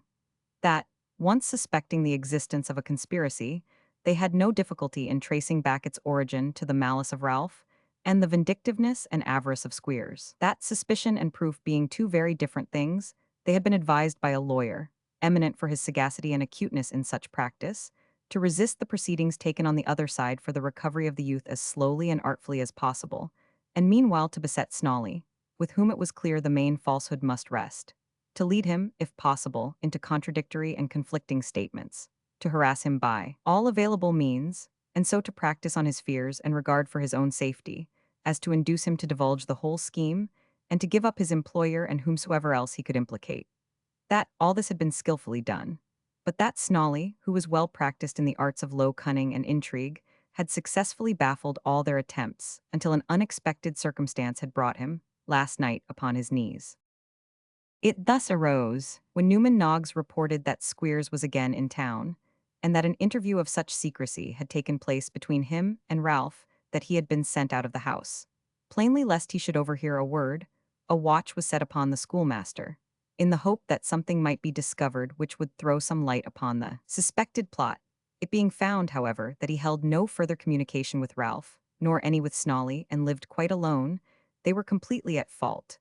The watch was withdrawn, and they would have observed his motions no longer, if it had not happened that, one night, Newman stumbled unobserved on him and Ralph in the street together. Following them, he discovered, to his surprise, that they repaired to various low lodging-houses and taverns kept by broken gamblers, to more than one of whom Ralph was known, and that they were in pursuit.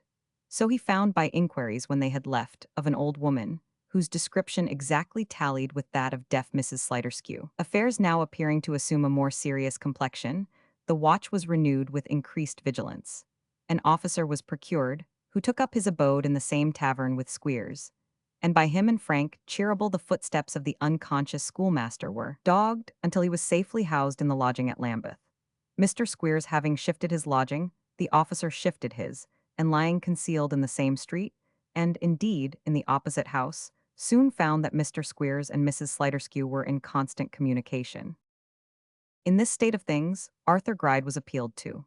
The robbery, partly owing to the inquisitiveness of the neighbors, and partly to his own grief and rage, had long ago become known, but he positively refused to give his sanction or yield any assistance to the old woman's capture, and was seized with such a panic at the idea of being called upon to give evidence against her, that he shut himself up close in his house, and refused to hold communication with anybody. Upon this, the pursuers took counsel together, and, coming so near the truth as to arrive at the conclusion that Gride and Ralph, with Squeers for their instrument, were negotiating for the recovery of some of the stolen papers which would not bear the light and might possibly explain the hints relative to Madeline which Newman had overheard, resolved that Mrs. Sliderskew should be taken into custody before she had parted with them, and Squeers too, if anything suspicious could be attached to him.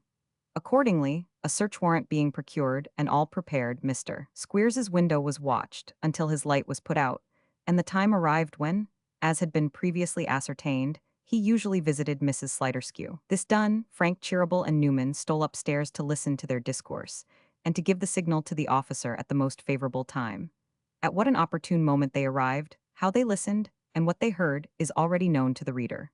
Mr. Squeers, still half stunned, was hurried off with a stolen deed in his possession, and Mrs. Sliderskew was apprehended likewise, the information being promptly carried to Snawley that Squeers was in custody.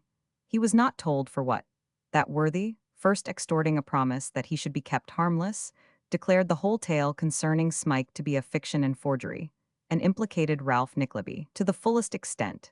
As to Mr. Squeers, he had that morning undergone a private examination before a magistrate, and being unable to account satisfactorily for his possession of the deed or his companionship with Mrs. Sliderskew, had been, with her, remanded for a week. All these discoveries were now related to Ralph, circumstantially and in detail. Whatever impression they secretly produced, he suffered no sign of emotion to escape him, but sat perfectly still, not raising his frowning eyes from the ground and covering his mouth with his hand. When the narrative was concluded, he raised his head hastily, as if about to speak, but on Brother Charles resuming, fell into his old attitude again. "I told you this morning," said the old gentleman, laying his hand upon his brother's shoulder, "that I came to you in mercy. How far you may be implicated in this last transaction, or how far the person who is now in custody may criminate you, you best know. But justice must take its course against the parties implicated in the plot against this poor, unoffending, injured lad. It is not in my power, or in the power of my brother Ned, to save you from the consequences. The utmost we can do is to warn you in time, and to give you an opportunity of escaping them. We would not have an old man like you disgraced and punished by your near relation, nor would we have him forget, like you, all ties of blood and nature. We entreat you, brother Ned, you join me, I know, in this entreaty, and so, Tim Lincolnwaiter, do you, although you pretend to be an obstinate dog, sir, and sit there frowning as if you didn't. We entreat you to retire from London, to take shelter in some place where you will be safe from the consequences of these wicked designs, and where you may have time, sir, to atone for them, and to become a better man." "And do you think," returned Ralph, rising, "and do you think you will so easily crush me? Do you think that 100 well-arranged plans, or 100 suborned witnesses, or 100 false curs at my heels, or 100 canting speeches full of oily words will move me? I thank you for disclosing your schemes, which I am now prepared for. You have not the man to deal with that, you think. Try me. And remember that I spit upon your fair words and false dealings, and dare you, provoke you, taunt you, to do to me the very worst you can." Thus they parted for that time, but the worst had not come yet. Chapter 60. The dangers thicken, and the worst is told. Instead of going home, Ralph threw himself into the first street cabriolet he could find, and, directing the driver towards the police office of the district in which Mr. Squeers's misfortunes had occurred, alighted at a short distance from it, and, discharging the man, went the rest of his way thither on foot. Inquiring for the object of his solicitude, he learnt that he had timed his visit well, for Mr. Squeers was, in fact, at that moment waiting for a hackney coach he had ordered, and in which he purposed proceeding to his week's retirement, like a gentleman. Demanding speech with the prisoner, he was ushered into a kind of waiting room in which, by reason of his scholastic profession and superior respectability, Mr. Squeers had been permitted to pass the day. Here, by the light of a guttering and blackened candle, he could barely discern the schoolmaster, fast asleep on a bench in a remote corner. An empty glass stood on a table before him, which, with his somnolent condition and a very strong smell of brandy and water, forewarned the visitor that Mr. Squeers had been seeking, in creature comforts, a temporary forgetfulness of his unpleasant situation. It was not a very easy matter to rouse him, so lethargic and heavy were his slumbers. Regaining his faculties by slow and faint glimmerings, he at length sat upright, and displaying a very yellow face, a very red nose, and a very bristly beard, the joint effect of which was considerably heightened by a dirty white handkerchief, spotted with blood, drawn over the crown of his head and tied under his chin, stared ruefully at Ralph in silence, until his feelings found a vent in this pithy sentence. I say, young fellow, you've been and done it now, you have. What's the matter with your head? Asked Ralph. Why, your informing kidnapping man has been and broke it, rejoined Squeers sulkily. That's what's the matter with it. You've come at last, have you? Why have you not sent to me? Said Ralph. How could I come till I knew what had befallen you? My family, hiccuped Mr. Squeers, raising his eye to the ceiling. My daughter, as is at that age when all the sensibilities is a coming out strong in blow. My son, as is the young Norval of private life, and the pride and ornament of a doting village. Here's a shock for my family. The coat of arms of the Squeerses is tore, and their son is gone down into the ocean wave. You have been drinking, said Ralph, and have not yet slept yourself sober. I haven't been drinking your health, my codger, replied Mr. Squeers, so you have nothing to do with that. Ralph suppressed the indignation which the schoolmaster's altered and insolent manner awakened, and asked again why he had not sent to him. What should I get by sending to you? Returned Squeers. To be known to be in with you wouldn't do me a deal of good, and they won't take bail till they know something more of the case. So here am I hard and fast, and there are you, loose and comfortable. And so must you be in a few days, retorted Ralph with affected good humor. They can't hurt you, man. Why, I suppose they can't do much to me, if I explain how it was that I got into the good company of that their cadaverous old slider, replied Squeers viciously, who I wish was dead and buried, and resurrected and dissected, and hung upon wires in an anatomical museum, before ever I'd had anything to do with her. This is what him with the powdered head says this morning, in so many words. Prisoner, as you have been found in company with this woman, as you were detected in possession of this document, as you were engaged with her in fraudulently destroying others, and can give no satisfactory account of yourself, I shall remand you for a week, in order that inquiries may be made, and evidence got. And meanwhile I can't take any bail for your appearance. Well then, what I say now is, that I can give a satisfactory account of myself. I can hand in the card of my establishment and say, I am the Wackford Squeers as is therein named, sir. I am the man as is guaranteed, by unimpeachable references, to be a out-and-outer in morals and uprightness of principle. Whatever is wrong in this business is no fault of mine. I had no evil design in it, sir. I was not aware that anything was wrong. I was merely employed by a friend, my friend Mr. Ralph Nickleby of Golden Square. Send for him, sir, and ask him what he has to say. He's the man, not me. What document was it that you had? Asked Ralph, evading, for the moment, the point just raised. What document? Why the document, replied Squeers. The Madeline what's-her-name one, it was a will, that's what it was. Of what nature, whose will, when dated, how benefiting her, to what extent? Asked Ralph hurriedly. A will in her favor, that's all I know, rejoined Squeers, and that's more than you'd have known if you'd had them bellows on your head. It's all owing to your precious caution that they got hold of it. If you had let me burn it and taken my word that it was gone, it would have been a heap of ashes behind the fire, instead of being whole and sound, inside of my greatcoat. Beaten at every point, muttered Ralph. Duh, sighed Squeers, who, between the brandy and water and his broken head, wandered strangely. At the delightful village of Dotheboys near Greta Bridge in Yorkshire, youth are boarded, clothed, booked, washed, furnished with pocket money, provided with all necessaries, instructed in all languages, living and dead, mathematics, orthography, geometry, astronomy, trigonometry. This is a altered state of trigonomics. This is a double one all everything a cobbler's weapon. UP up, adjective not down. SQU Squeers, noun substantive, a educator of youth. Total all up with Squeers.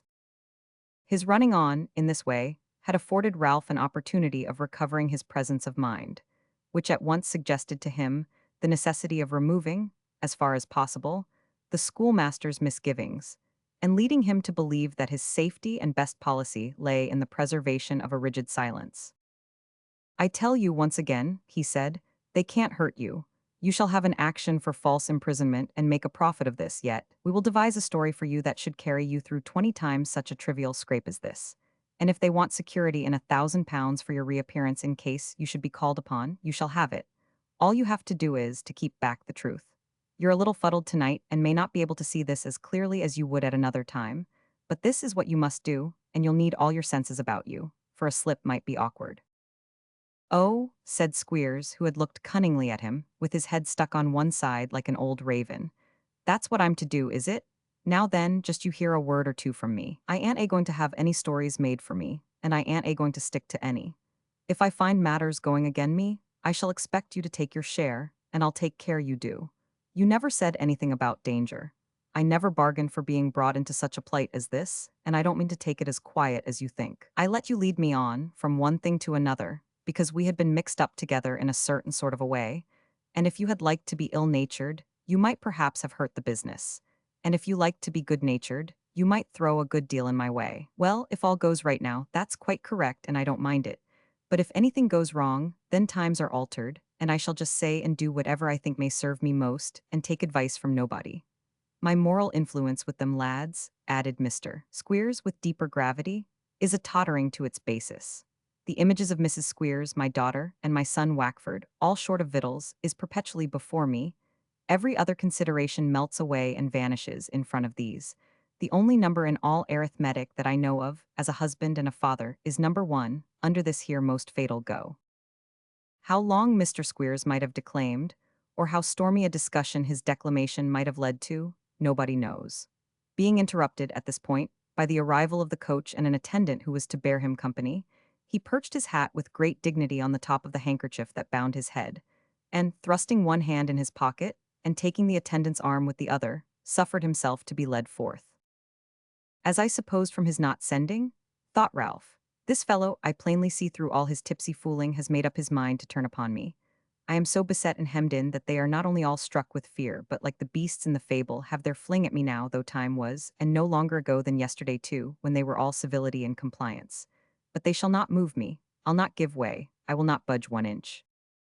He went home, and was glad to find his housekeeper complaining of illness, that he might have an excuse for being alone, and sending her away to where she lived, which was hard by. Then he sat down by the light of a single candle, and began to think, for the first time, on all that had taken place that day. He had neither eaten nor drunk since last night, and, in addition to the anxiety of mind he had undergone, had been traveling about from place to place almost incessantly, for many hours. He felt sick and exhausted, but could taste nothing save a glass of water, and continued to sit with his head upon his hand, not resting nor thinking, but laboriously trying to do both, and feeling that every sense but one of weariness and desolation was for the time benumbed. It was nearly 10 o'clock when he heard a knocking at the door, and still sat quiet as before, as if he could not even bring his thoughts to bear upon that. It had been often repeated, and he had, several times, heard a voice outside, saying there was a light in the window, meaning, as he knew, his own candle, before he could rouse himself and go downstairs. Mr. Nickleby, there is terrible news for you, and I am sent to beg you will come with me directly, said a voice he seemed to recognize. He held his hand above his eyes, and looking out, saw Tim Lincolnwaiter on the steps. Come where? Demanded Ralph.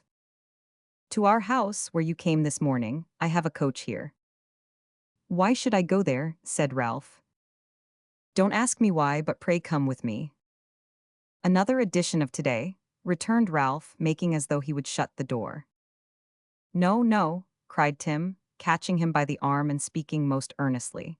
It is only that you may hear something that has occurred, something very dreadful, Mr. Nickleby, which concerns you nearly. Do you think I would tell you so or come to you like this if it were not the case? Ralph looked at him more closely. Seeing that he was indeed greatly excited, he faltered, and could not tell what to say or think. You had better hear this now than at any other time, said Tim. It may have some influence with you. For heaven's sake come. Perhaps, at another time, Ralph's obstinacy and dislike would have been proof against any appeal from such a quarter, however emphatically urged. But now, after a moment's hesitation, he went into the hall for his hat, and returning, got into the coach without speaking a word. Tim well remembered afterwards, and often said, that as Ralph Nickleby went into the house for this purpose, he saw him, by the light of the candle which he had set down upon a chair, reel and stagger like a drunken man. He well remembered, too, that when he had placed his foot upon the coach steps, he turned round and looked upon him with a face so ashy pale and so very wild and vacant that it made him shudder, and for the moment almost afraid to follow. People were fond of saying that he had some dark presentiment upon him then, but his emotion might, perhaps, with greater show of reason, be referred to what he had undergone that day. A profound silence was observed during the ride. Arrived at their place of destination, Ralph followed his conductor into the house, and into a room where the two brothers were. He was so astounded, not to say awed, by something of a mute compassion for himself which was visible in their manner and in that of the old clerk that he could scarcely speak.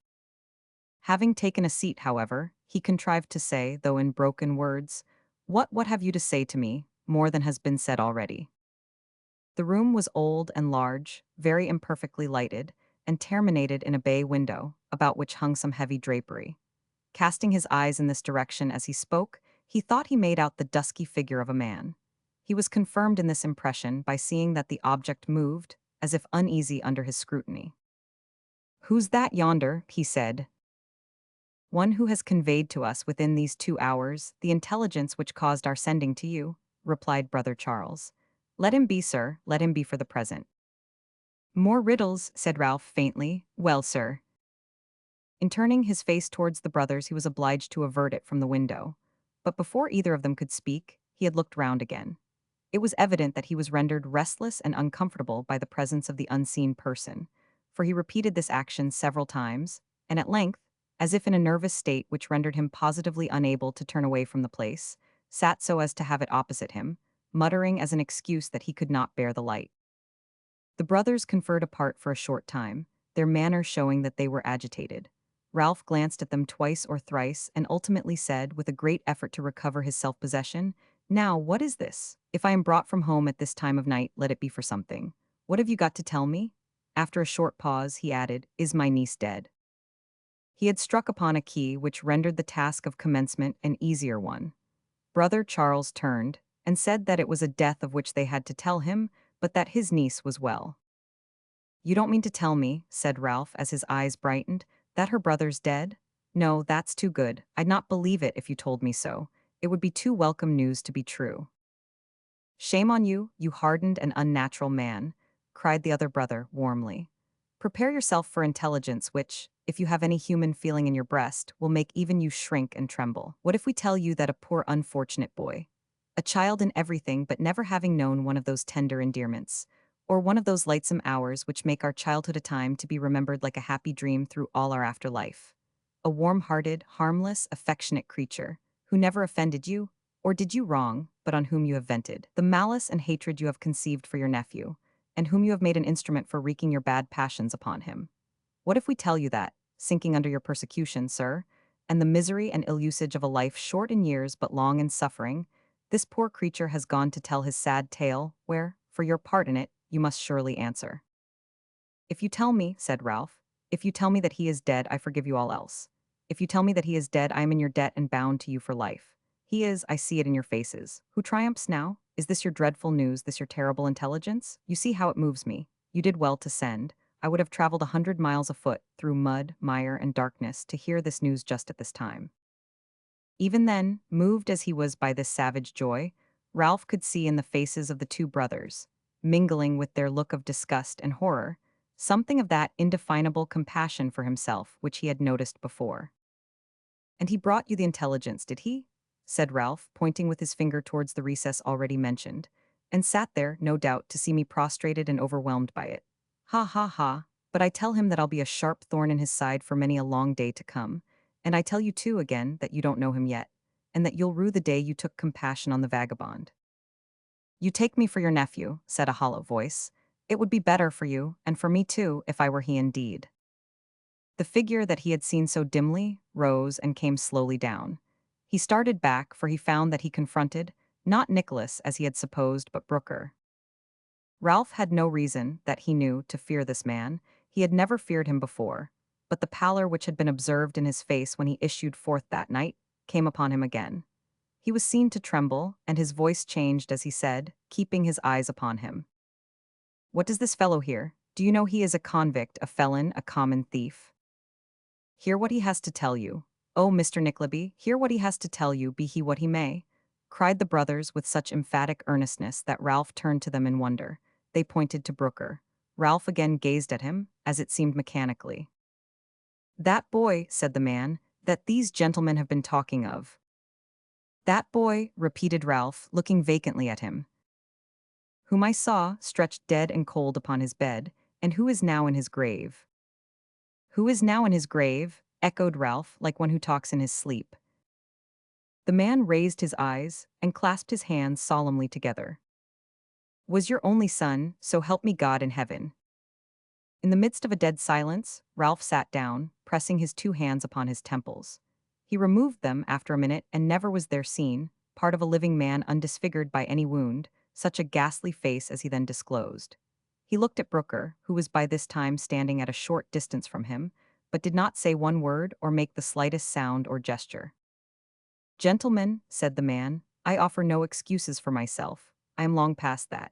If in telling you how this has happened, I tell you that I was harshly used, and perhaps driven out of my real nature, I do it only as a necessary part of my story, and not to shield myself. I am a guilty man. He stopped as if to recollect, and looking away from Ralph, and addressing himself to the brothers, proceeded in a subdued and humble tone. Among those who once had dealings with this man, gentlemen, that's from 20 to 25 years ago, there was one, a rough fox-hunting, hard-drinking gentleman who had run through his own fortune and wanted to squander away that of his sister. They were both orphans, and she lived with him and managed his house. I don't know whether it was, originally, to back his influence and try to overpersuade the young woman or not, but he, pointing to Ralph, used to go down to the house in Leicestershire pretty often, and stopped there many days at a time. They had had a great many dealings together, and he may have gone on some of those, or to patch up his client's affairs, which were in a ruinous state. Of course he went for profit. The gentlewoman was not a girl, but she was, I have heard say, handsome and entitled to a pretty large property. In course of time, he married her. The same love of gain which led him to contract this marriage led to its being kept strictly private. For a clause in her father's will declared that if she married without her brother's consent, the property, in which she had only some life interest while she remained single, should pass away altogether to another branch of the family. The brother would give no consent that the sister didn't buy, and pay for handsomely. Mr. Nickleby would consent to no such sacrifice. And so they went on, keeping their marriage secret and waiting for him to break his neck or die of a fever. He did neither, and meanwhile the result of this private marriage was a son. The child was put out to nurse, a long way off. His mother never saw him but once or twice, and then by stealth. And his father, so eagerly did he thirst after the money which seemed to come almost within his grasp now, for his brother-in-law was very ill and breaking more and more every day, never went near him to avoid raising any suspicion. The brother lingered on. Mr. Nickleby's wife constantly urged him to avow their marriage. He peremptorily refused. She remained alone in a dull country house, seeing little or no company but riotous, drunken sportsmen. He lived in London and clung to his business. Angry quarrels and recriminations took place, and when they had been married nearly 7 years, and were within a few weeks of the time when the brother's death would have adjusted all, she eloped with a younger man and left him. Here he paused, but Ralph did not stir, and the brothers signed to him to proceed. It was then that I became acquainted with these circumstances from his own lips. They were no secrets then, for the brother and others knew them, but they were communicated to me, not on this account, but because I was wanted. He followed the fugitives. Some said to make money of his wife's shame, but I believe to take some violent revenge, for that was as much his character as the other, perhaps more. He didn't find them, and she died not long after. I don't know whether he began to think he might like the child, or whether he wished to make sure that it should never fall into its mother's hands, but before he went, he entrusted me with the charge of bringing it home. And I did so. He went on from this point in a still more humble tone, and spoke in a very low voice, pointing to Ralph as he resumed. He had used me ill, cruelly, I reminded him in what, not long ago when I met him in the street, and I hated him. I brought the child home to his own house and lodged him in the front garret. Neglect had made him very sickly, and I was obliged to call in a doctor, who said he must be removed for change of air or he would die. I think that first put it in my head. I did it then. He was gone 6 weeks, and when he came back I told him, with every circumstance well planned and proved, nobody could have suspected me, that the child was dead and buried. He might have been disappointed in some intention he had formed, or he might have had some natural affection, but he was grieved at that, and I was confirmed in my design of opening up the secret one day and making it a means of getting money from him. I had heard, like most other men, of Yorkshire schools. I took the child to one kept by a man named Squeers and left it there. I gave him the name of Smike. Year by year I paid £20 a year for him for 6 years, never breathing the secret all the time, for I had left his father's service after more hard usage and quarreled with him again. I was sent away from this country. I have been away nearly 8 years. Directly I came home again, I travelled down into Yorkshire, and, skulking in the village of an evening time, made inquiries about the boys at the school, and found that this one, whom I had placed there, had run away with a young man bearing the name of his own father. I sought his father out in London, and hinting at what I could tell him, tried for a little money to support life, but he repulsed me with threats. I then found out his clerk, and going on from little to little, and showing him that there were good reasons for communicating with me, learnt what was going on, and it was I who told him that the boy was no son of the man who claimed to be his father. All this time I had never seen the boy. At length, I heard from the same source that he was very ill and where he was. I traveled down there that I might recall myself, if possible, to his recollection and confirm my story. I came upon him unexpectedly, but before I could speak he knew me. He had good cause to remember me, poor lad, and I would have sworn to him if I had met him in the Indies. I knew the piteous face I had seen in the little child. After a few days' indecision, I applied to the young gentleman in whose care he was, and I found that he was dead. He knows how quickly he recognized me again, how often he had described me and my leaving him at the school, and how he told him of a garret he recollected, which is the one I have spoken of, and in his father's house to this day. This is my story. I demand to be brought face to face with the schoolmaster, and put to any possible proof of any part of it, and I will show that it's too true, and that I have this guilt upon my soul. Unhappy man, said the brothers, what reparation can you make for this? None, gentlemen, none. I have none to make and nothing to hope now. I am old in years and older still in misery and care. This confession can bring nothing upon me but new suffering and punishment, but I make it, and will abide by it whatever comes. I have been made the instrument of working out this dreadful retribution upon the head of a man who, in the hot pursuit of his bad ends, has persecuted and hunted down his own child to death. It must descend upon me too. I know it must fall. My reparation comes too late, and, neither in this world nor in the next, can I have hope again. He had hardly spoken, when the lamp, which stood upon the table close to where Ralph was seated, and which was the only one in the room, was thrown to the ground and left them in darkness. There was some trifling confusion in obtaining another light. The interval was a mere nothing, but when the light appeared, Ralph Nickleby was gone. The good brothers and Tim Lincolnwaiter occupied some time in discussing the probability of his return, and, when it became apparent that he would not come back, they hesitated whether or no to send after him. At length, remembering how strangely and silently he had sat in one immovable position during the interview, and thinking he might possibly be ill, they determined, although it was now very late, to send to his house on some pretense. Finding an excuse in the presence of Brooker, whom they knew not how to dispose of without consulting his wishes, they concluded to act upon this resolution before going to bed. Chapter 61, wherein Nicholas and his sister forfeit the good opinion of all worldly and prudent people. The next morning after Brooker's disclosure had been made, Nicholas returned home. The meeting between him and those whom he had left there was not without strong emotion on both sides, for they had been informed by his letters of what had occurred. And besides that his griefs were theirs, they mourned with him the death of one whose forlorn and helpless state had first established a claim upon their compassion, and whose truth of heart and grateful earnest nature had, every day, endeared him to them more and more. I am sure, said Mrs. Nickleby, wiping her eyes and sobbing bitterly, I have lost the best, the most zealous and most attentive creature that has ever been a companion to me in my life, putting you, my dear Nicholas and Kate, and your poor papa, and that well-behaved nurse who ran away with the linen and the 12 small forks, out of the question, of course. Of all the tractable, equal-tempered, attached, and faithful beings that ever lived, I believe he was the most so. To look round upon the garden now, that he took so much pride in, or to go into his room and see it filled with so many of those little contrivances for our comfort that he was so fond of making, and made so well and so little thought he would leave unfinished. I can't bear it, I cannot really. Ah, this is a great trial to me, a great trial. It will be comfort to you, my dear Nicholas, to the end of your life, to recollect how kind and good you always were to him. So it will be to me, to think what excellent terms we were always upon, and how fond he always was of me, poor fellow. It was very natural you should have been attached to him, my dear, very, and of course you were, and are very much cut up by this.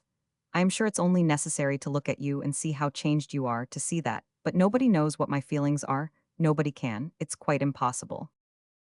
While Mrs. Nickleby, with the utmost sincerity, gave vent to her sorrows after her own peculiar fashion of considering herself foremost, she was not the only one who indulged such feelings. Kate, although well accustomed to forget herself when others were to be considered, could not repress her grief. Madeline was scarcely less moved than she, and poor hearty, honest little Miss La Creevy, who had come upon one of her visits while Nicholas was away and had done nothing since the sad news arrived, but console and cheer them all, no sooner beheld him coming in at the door than she sat herself down upon the stairs and, bursting into a flood of tears, refused for a long time to be comforted. "It hurts me so," cried the poor body, "to see him come back alone. I can't help thinking what he must have suffered himself. I wouldn't mind so much if he gave way a little more, but he bears it so manfully." "Why, so I should," said Nicholas, "should I not?" "Yes, yes," replied the little woman, "and bless you for a good creature. But this does seem at first to a simple soul like me. I know it's wrong to say so, and I shall be sorry for it presently. This does seem such a poor reward for all you have done." "Nay," said Nicholas gently, "what better reward could I have than the knowledge that his last days were peaceful and happy, and the recollection that I was his constant companion, and was not prevented, as I might have been by 100 circumstances, from being beside him?" "To be sure," sobbed Miss La Creevy, "it's very true, and I'm an ungrateful, impious, wicked little fool, I know." With that the good soul fell to crying afresh, and, endeavoring to recover herself, tried to laugh. The laugh and the cry, meeting each other thus abruptly, had a struggle for the mastery. The result was that it was a drawn battle, and Miss La Creevy went into hysterics. Waiting until they were all tolerably quiet and composed again, Nicholas, who stood in need of some rest after his long journey, retired to his own room, and throwing himself, dressed as he was, upon the bed, fell into a sound sleep. When he awoke, he found Kate sitting by his bedside, who, seeing that he had opened his eyes, stooped down to kiss him. "I came to tell you how glad I am to see you home again." "But I can't tell you how glad I am to see you, Kate." "We have been wearying so for your return," said Kate, "Mamma and I and Madeline." "You said in your last letter that she was quite well," said Nicholas, rather hastily, and coloring as he spoke. "Has nothing been said, since I have been away, about any future arrangements that the brothers have in contemplation for her?" "Oh, not a word," replied Kate. "I can't think of parting from her without sorrow, and surely, Nicholas, you don't wish it." Nicholas colored again, and, sitting down beside his sister on a little couch near the window, said, "No, Kate, no, I do not. I might strive to disguise my real feelings from anybody but you, but I will tell you that, briefly and plainly, Kate, that I love her." Kate's eyes brightened, and she was going to make some reply, when Nicholas laid his hand upon her arm and went on. "Nobody must know this but you, she last of all." "Dear Nicholas." "Last of all, never, though never is a long day. Sometimes I try to think that the time may come when I may honestly tell her this, but it is so far off, in such distant perspective, so many years must elapse before it comes, and when it does come, if ever, I shall be so unlike what I am now, and shall have so outlived my days of youth and romance, though not, I am sure, of love for her, that even I feel how visionary all such hopes must be, and try to crush them rudely myself and have the pain over, rather than suffer time to wither them, and keep the disappointment in store. No, Kate, since I have been absent, I have had, in that poor fellow who is gone, perpetually before my eyes, another instance of the munificent liberality of these noble brothers. As far as in me lies, I will deserve it, and if I have wavered in my bounden duty to them before, I am now determined to discharge it rigidly, and to put further delays and temptations beyond my reach. "Before you say another word, dear Nicholas," said Kate, turning pale, "you must hear what I have to tell you. I came on purpose, but I had not the courage. What you say now gives me new heart." She faltered and burst into tears. There was that in her manner which prepared Nicholas for what was coming. Kate tried to speak, but her tears prevented her. "Come, you foolish girl," said Nicholas. "Why, Kate, Kate, be a woman? I think I know what you would tell me. It concerns Mr. Frank, does it not?" Kate sunk her head upon his shoulder and sobbed out, "Yes." "And he has offered you his hand, perhaps, since I have been away," said Nicholas. "Is that it? Yes. Well, well, it is not so difficult, you see, to tell me, after all. He offered you his hand." "Which I refused," said Kate. "Yes, and why?" "I told him," she said in a trembling voice, "all that I have since found you told Mamma, and while I could not conceal from him, and cannot from you, that it was a pang and a great trial, I did so firmly, and begged him not to see me any more." "That's my own brave Kate," said Nicholas, pressing her to his breast. "I knew you would." "Tried to alter my resolution," said Kate, "and declared that, be my decision what it might, he would not only inform his uncles of the step he had taken, but would communicate it to you also directly you returned. I am afraid, she added, her momentary composure forsaking her. I am afraid I may not have said, strongly enough, how deeply I felt such disinterested love and how earnestly I prayed for his future happiness. If you do talk together, I should like him to know that. And did you suppose, Kate, when you had made this sacrifice to what you knew was right and honorable, that I should shrink from mine? Said Nicholas tenderly. Oh no, not if your position had been the same, but it is the same, interrupted Nicholas.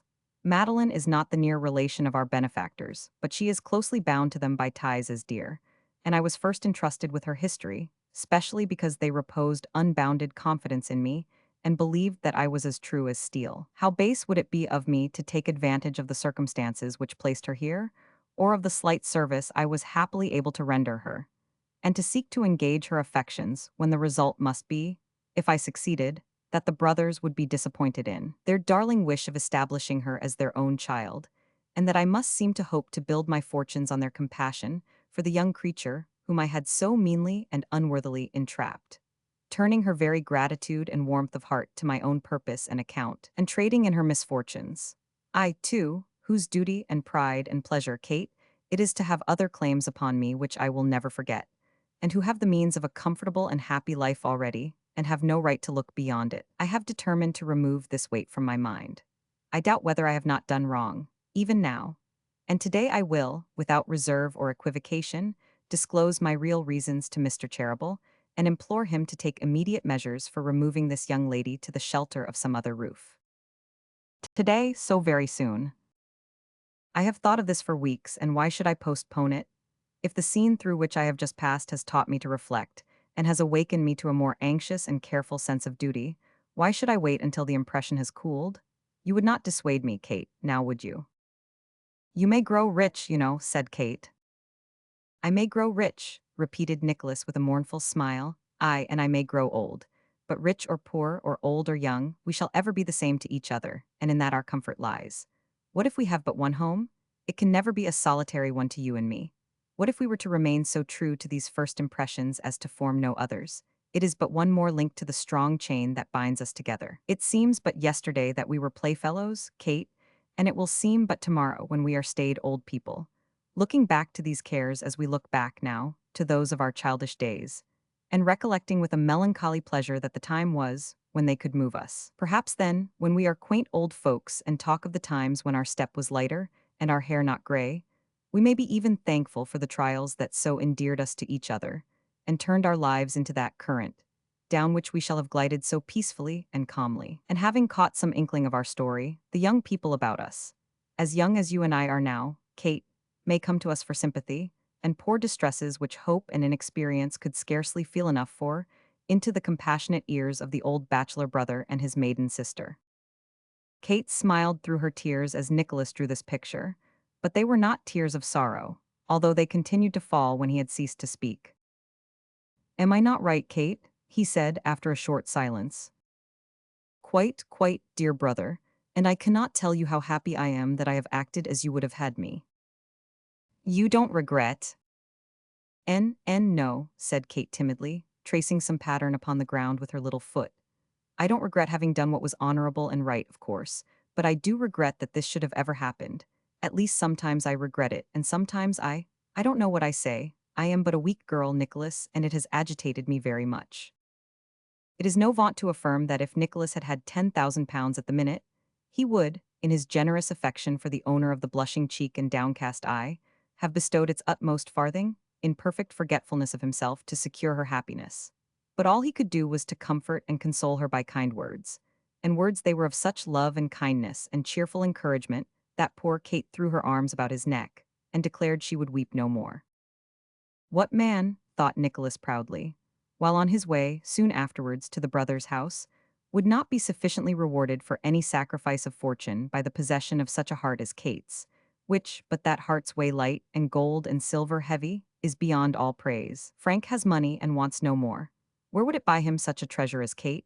And yet, in unequal marriages, the rich party is always supposed to make a great sacrifice, and the other to get a good bargain. But I am thinking like a lover or like an ass, which I suppose is pretty nearly the same. Checking thoughts so little adapted to the business on which he was bound, by such self-reproofs as this, and many others no less sturdy, he proceeded on his way and presented himself before Tim Lincolnwater. "Ah, Mr. Nickleby," cried Tim, "God bless you, how d'ye do? Well, say you're quite well and never better, do now." "Quite," said Nicholas, shaking him by both hands. "Ah," said Tim, "you look tired though, now I come to look at you. Hark, there he is, d'ye hear him? That was Dick, the blackbird. He hasn't been himself since you've been gone. He'd never get on without you now, he takes as naturally to you as he does to me." "Dick is a far less sagacious fellow than I supposed him, if he thinks I am half so well worthy of his notice as you," replied Nicholas. "Why, I'll tell you what, sir," said Tim, standing in his favorite attitude and pointing to the cage with the feather of his pen. "It's a very extraordinary thing about that bird, that the only people he ever takes the smallest notice of are Mr. Charles and Mr. Ned, and you and me."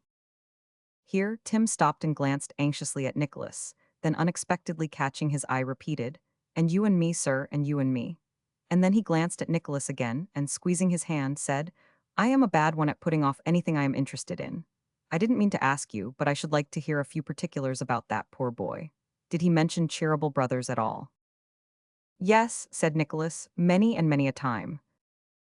"That was right of him," returned Tim, wiping his eyes. "That was very right of him." "And he mentioned your name a score of times," said Nicholas, "and often bade me carry back his love to Mr. Lincolnwater." "No, no, did he though?" rejoined Tim, sobbing outright. "Poor fellow, I wish we could have had him buried in town. There isn't such a burying ground in all London as that little one on the other side of the square. There are counting houses all round it, and if you go in there on a fine day, you can see the books and safes through the open windows. And he sent his love to me, did he? I didn't expect he would have thought of me. Poor fellow, his love too." Tim was so completely overcome by this little mark of recollection that he was quite unequal to any more conversation at the moment. Nicholas therefore slipped quietly out and went to Brother Charles's room. If he had previously sustained his firmness and fortitude, it had been by an effort which had cost him no little pain. But the warm welcome, the hearty manner, the homely unaffected commiseration of the good old man went to his heart, and no inward struggle could prevent his showing it. "Come, come, my dear sir," said the benevolent merchant. "We must not be cast down, no, no. We must learn to bear misfortune, and we must remember that there are many sources of consolation even in death. Every day that this poor lad had lived, he must have been less and less qualified for the world, and more unhappy in his own deficiencies. It is better as it is, my dear sir. Yes, yes, yes, it's better as it is." "I have thought of all that, sir," replied Nicholas, clearing his throat. "I feel it, I assure you." "Yes, that's well," replied Mr. Cheeryble, who, in the midst of all his comforting, was quite as much taken aback as honest old Tim. "That's well. Where is my brother Ned? Tim Lincolnwater, sir, where is my brother Ned?" "Gone out with Mr. Trimmers, about getting that unfortunate man into the hospital, and sending a nurse to his children," said Tim. "My brother Ned is a fine fellow, a great fellow," exclaimed Brother Charles as he shut the door and returned to Nicholas. "He will be overjoyed to see you, my dear sir. We have been speaking of you every day." "To tell you the truth, sir, I am glad to find you alone," said Nicholas with some natural hesitation, "for I am anxious to say something to you. Can you spare me a very few minutes?" "Surely, surely," returned Brother Charles, looking at him with an anxious countenance. "Say on, my dear sir, say on." "I scarcely know how, or where to begin," said Nicholas. "If ever one mortal had reason to be penetrated with love and reverence for another, with such attachment as would make the hardest service in his behalf a pleasure and delight, with such grateful recollections as must rouse the utmost zeal and fidelity of his nature, those are the feelings which I should entertain for you, and do, from my heart and soul, believe me." "I do believe you," replied the old gentleman, "and I am happy in the belief. I have never doubted it, I never shall, I am sure I never shall." "Your telling me that so kindly," said Nicholas, "emboldens me to proceed. When you first took me into your confidence, and dispatched me on those missions to Miss Bray, I should have told you that I had seen her long before, that her beauty had made an impression upon me which I could not efface, and that I had fruitlessly endeavored to trace her, and become acquainted with her history. I did not tell you so, because I vainly thought I could conquer my weaker feelings, and render every consideration subservient to my duty to you." "Mr. Nickleby," said Brother Charles, "you did not violate the confidence I placed in you, or take an unworthy advantage of it. I am sure you did not." "I did not," said Nicholas firmly. Although I found that the necessity for self-command and restraint became every day more imperious, and the difficulty greater, I never, for one instant, spoke or looked but as I would have done had you been by. I never, for one moment, deserted my trust, nor have I to this instant. But I find that constant association and companionship with this sweet girl is fatal to my peace of mind, and may prove destructive to the resolutions I made in the beginning, and up to this time have faithfully kept. In short, sir, I cannot trust myself, and I implore and beseech you to remove this young lady from under the charge of my mother and sister without delay. I know that to anyone but myself, to you, who consider the immeasurable distance between me and this young lady, who is now your ward and the object of your peculiar care, my loving her, even in thought, must appear the height of rashness and presumption. I know it is so. But who can see her as I have seen, who can know what her life has been and not love her? I have no excuse but that. And as I cannot fly from this temptation, and cannot repress this passion, with its object constantly before me, what can I do but pray and beseech you to remove it, and to leave me to forget her? Mr. Nickleby, said the old man after a short silence, you can do no more. I was wrong to expose a young man like you to this trial. I might have foreseen what would happen. Thank you, sir, thank you. Madeline shall be removed. If you would grant me one favor, dear sir, and suffer her to remember me with esteem, by never revealing to her this confession. I will take care, said Mr. Cheeryble. And now, is this all you have to tell me? No, returned Nicholas, meeting his eye, it is not. I know the rest, said Mr. Cheeryble, apparently very much relieved by this prompt reply. When did it come to your knowledge? When I reached home this morning. You felt it your duty immediately to come to me, and tell me what your sister no doubt acquainted you with. I did, said Nicholas, though I could have wished to have spoken to Mr. Frank first. Frank was with me last night, replied the old gentleman. You have done well, Mr. Nickleby, very well, sir, and I thank you again. Upon this head, Nicholas requested permission to add a few words. He ventured to hope that nothing he had said would lead to the estrangement of Kate and Madeline, who had formed an attachment for each other, any interruption of which would, he knew, be attended with great pain to them, and most of all with remorse and pain to him, as its unhappy cause. When these things were all forgotten, he hoped that Frank and he might still be warm friends, and that no word or thought of his humble home, or of her who was well contented to remain there and share his quiet fortunes, would ever again disturb the harmony between them. He recounted, as nearly as he could, what had passed between himself and Kate that morning, speaking of her with such warmth of pride and affection, and dwelling so cheerfully upon the confidence they had of overcoming any selfish regrets and living contented and happy in each other's love, that few could have heard him unmoved. More moved himself than he had been yet, he expressed in a few hurried words, as expressive, perhaps, as the most eloquent phrases, his devotion to the brothers, and his hope that he might live and die in their service. To all this brother Charles listened in profound silence, and with his chair so turned from Nicholas that his face could not be seen. He had not spoken either in his accustomed manner, but with a certain stiffness and embarrassment very foreign to it. Nicholas feared he had offended him. He said, no, no, he had done quite right, but that was all. Frank is a heedless, foolish fellow, he said, after Nicholas had paused for some time. A very heedless, foolish fellow. I will take care that this is brought to a close without delay. Let us say no more upon the subject. It's a very painful one to me. Come to me in half an hour. I have strange things to tell you, my dear sir, and your uncle has appointed this afternoon for your waiting upon him with me. Waiting upon him with you, sir, cried Nicholas. I with me, replied the old gentleman. Return to me in half an hour, and I'll tell you more. Nicholas waited upon him at the time mentioned, and then learnt all that had taken place on the previous day, and all that was known of the appointment Ralph had made with the brothers, which was for that night, and for the better understanding of which it will be requisite to return and follow his own footsteps from the house of the twin brothers. Therefore, we leave Nicholas somewhat reassured by the restored kindness of their manner towards him, and yet sensible that it was different from what it had been, though he scarcely knew in what respect. So he was full of uneasiness, uncertainty, and disquiet. Chapter 62. Ralph makes one last appointment and keeps it. Creeping from the house and slinking off like a thief, groping with his hands, when first he got into the street, as if he were a blind man, and looking often over his shoulder while he hurried away, as though he were followed in imagination or reality by someone anxious to question or detain him. Ralph Nickleby left the city behind him and took the road to his own home. The night was dark and a cold wind blew, driving the clouds furiously and fast before it. There was one black, gloomy mass that seemed to follow him, not hurrying in the wild chase with the others, but lingering sullenly behind and gliding darkly and stealthily on. He often looked back at this and more than once stopped to let it pass over, but somehow when he went forward again, it was still behind him, coming mournfully and slowly up, like a shadowy funeral train. He had to pass a poor, mean burial ground, a dismal place, raised a few feet above the level of the street and parted from it by a low parapet wall and an iron railing.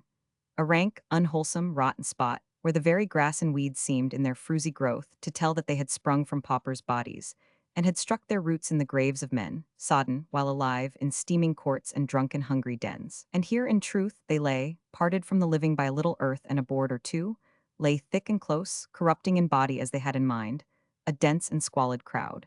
Here they lay, cheek by jowl with life, no deeper down than the feet of the throng that passed there every day, and piled high as their throats. Here they lay, a grisly family, all these dear departed brothers and sisters of the ruddy clergyman who did his task so speedily when they were hidden in the ground. As he passed here, Ralph called to mind that he had been one of a jury, long before, on the body of a man who had cut his throat, and that he was buried in this place. He could not tell how he came to recollect it now, when he had so often passed and never thought about him, or how it was that he felt an interest in the circumstance. But he did both, and stopping and clasping the iron railings with his hands, looked eagerly in, wondering which might be his grave. While he was thus engaged, there came towards him, with noise of shouts and singing, some fellows full of drink, followed by others who were remonstrating with them and urging them to go home in quiet. They were in high good humor, and one of them, a little, weazen, hump-backed man, began to dance. He was a grotesque, fantastic figure, and the few bystanders laughed. Ralph himself was moved to mirth, and echoed the laugh of one who stood near, and who looked round in his face. When they had passed on, and he was left alone again, he resumed his speculation with a new kind of interest, for he recollected that the last person who had seen the suicide alive had left him very merry, and he remembered how strange he and the other jurors had thought that at the time.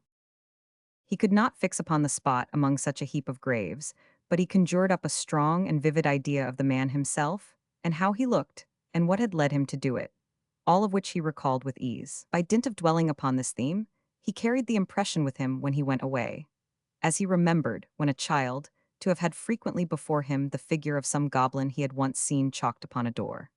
But as he drew nearer and nearer home, he forgot it again, and began to think how very dull and solitary the house would be inside. This feeling became so strong at last that, when he reached his own door, he could hardly make up his mind to turn the key and open it. When he had done that and gone into the passage, he felt as though to shut it again would be to shut out the world. But he let it go, and it closed with a loud noise. There was no light. How very dreary, cold, and still it was. Shivering from head to foot, he made his way upstairs into the room where he had been last disturbed. He had made a kind of compact with himself that he would not think of what had happened until he got home. He was at home now, and suffered himself to consider it. His own child, he never doubted the tale, he felt it was true, knew it as well now as if he had been privy to it all along. His own child, and dead too, dying beside Nicholas, loving him and looking upon him as something like an angel. That was the worst. They had all turned from him and deserted him in his very first need. Even money could not buy them now. Everything must come out, and everybody must know all. Here was the young lord dead, his companion abroad and beyond his reach, £10,000 gone at one blow, his plot with Gride overset at the very moment of triumph, his after-schemes discovered, himself in danger, the object of his persecution and Nicholas's love, his own wretched boy. Everything crumbled and fallen upon him, and he beaten down beneath the ruins and groveling in the dust. If he had known his child to be alive, if no deceit had been ever practiced, and he had grown up beneath his eye, he might have been a careless, indifferent, rough, harsh father. Like enough, he felt that. But the thought would come that he might have been otherwise, and that his son might have been a comfort to him, and they two happy together. He began to think now that his supposed death and his wife's flight had had some share in making him the morose, hard man he was. He seemed to remember a time when he was not quite so rough and obdurate, and almost thought that he had first hated Nicholas because he was young and gallant, and perhaps like the stripling who had brought dishonor and loss of fortune on his head. But one tender thought, or one of natural regret, in his whirlwind of passion and remorse, was as a drop of calm water in a stormy, maddened sea. His hatred of Nicholas had been fed upon his own defeat, nourished on his interference with his schemes, fattened upon his old defiance and success. There were reasons for its increase. It had grown and strengthened gradually. Now it attained a height which was sheer wild lunacy. That his, of all others, should have been the hands to rescue his miserable child. That he should have been his protector and faithful friend. That he should have shown him that love and tenderness which, from the wretched moment of his birth, he had never known. That he should have taught him to hate his own parent and execrate his very name. That he should now know and feel all this and triumph in the recollection, was gall and madness to the usurer's heart. The dead boy's love for Nicholas, and the attachment of Nicholas to him, was insupportable agony. The picture of his deathbed, with Nicholas at his side, tending and supporting him, and he breathing out his thanks and expiring in his arms, when he would have had them mortal enemies and hating each other to the last, drove him frantic. He gnashed his teeth and smote the air, and looking wildly round, with eyes which gleamed through the darkness, cried aloud. I am trampled down and ruined. The wretch told me true. The night has come. Is there no way to rob them of further triumph and spurn their mercy and compassion? Is there no devil to help me? Swiftly there glided again into his brain the figure he had raised that night. It seemed to lie before him. The head was covered now. So it was when he first saw it. The rigid, upturned, marble feet, too, he remembered well. Then came before him the pale and trembling relatives who had told their tale upon the inquest, the shrieks of women, the silent dread of men, the consternation and disquiet, the victory achieved by that heap of clay, which, with one motion of its hand, had let out the life and made this stir among them. He spoke no more, but after a pause softly groped his way out of the room and up the echoing stairs, up to the top, to the front garret, where he closed the door behind him and remained. It was a mere lumber room now, but it yet contained an old dismantled bedstead, the one on which his son had slept, for no other had ever been there. He avoided it hastily and sat down as far from it as he could. The weakened glare of the lights in the street below, shining through the window which had no blind or curtain to intercept it, was enough to show the character of the room, though not sufficient fully to reveal the various articles of lumber, old corded trunks and broken furniture, which were scattered about. It had a shelving roof, high in one part, and at another descending almost to the floor. It was towards the highest part that Ralph directed his eyes, and upon it he kept them fixed steadily for some minutes when he rose, and dragging thither an old chest upon which he had been seated, mounted on it, and felt along the wall above his head with both hands. At length they touched a large iron hook, firmly driven into one of the beams. At that moment he was interrupted by a loud knocking at the door below. After a little hesitation, he opened the window and demanded who it was. "I want Mr. Nickleby," replied a voice. "What with him?" "That's not Mr. Nickleby's voice, surely," was the rejoinder. It was not like it, but it was Ralph who spoke, and so he said. The voice made answer that the twin brothers wished to know whether the man whom he had seen that night was to be detained, and that, although it was now midnight, they had sent, in their anxiety to do right. "Yes," cried Ralph, "detain him till tomorrow. Then let them bring him here, him and my nephew, and come themselves, and be sure that I will be ready to receive them." "At what hour?" asked the voice. "At any hour," replied Ralph fiercely. "In the afternoon, tell them, at any hour, at any minute, all times will be alike to me." He listened to the man's retreating footsteps until the sound had passed, and then, gazing up into the sky, saw, or thought he saw, the same black cloud that had seemed to follow him home, and which now appeared to hover directly above the house. "I know its meaning now," he muttered, "and the restless nights, the dreams, and why I have quailed of late. All pointed to this. Oh, if men by selling their own souls could ride rampant for a term, for how short a term would I barter mine tonight?" The sound of a deep bell came along the wind. One. "Lie on," cried the usurer, "with your iron tongue. Ring merrily for births that make expectants writhe, and marriages that are made in hell, and toll ruefully for the dead whose shoes are worn already. Call men to prayers who are godly because not found out, and ring chimes for the coming in of every year that brings this cursed world nearer to its end. No bell or book for me. Throw me on a dunghill and let me rot there to infect the air." With a wild look around, in which frenzy, hatred, and despair were horribly mingled, he shook his clenched hand at the sky above him, which was still dark and threatening, and closed the window. The rain and hail pattered against the glass, the chimneys quaked and rocked, the crazy casement rattled with the wind, as though an impatient hand inside were striving to burst it open. But no hand was there, and it opened no more. "How's this?" cried one. "The gentlemen say they can't make anybody here, and have been trying these 2 hours." "And yet he came home last night," said another, "for he spoke to somebody out of that window upstairs." They were a little knot of men, and, the window being mentioned, went out into the road to look up at it.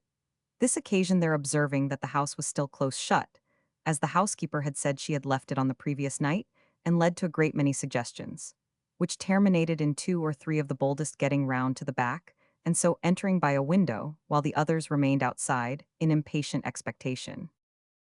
They looked into all the rooms below, opening the shutters as they went to admit the fading light, and still finding nobody and everything quiet and in its place, doubted whether they should go farther. One man, however, remarking that they had not yet been into the garret, and that it was there he had been last seen, they agreed to look there too, and went up softly, for the mystery and silence made them timid.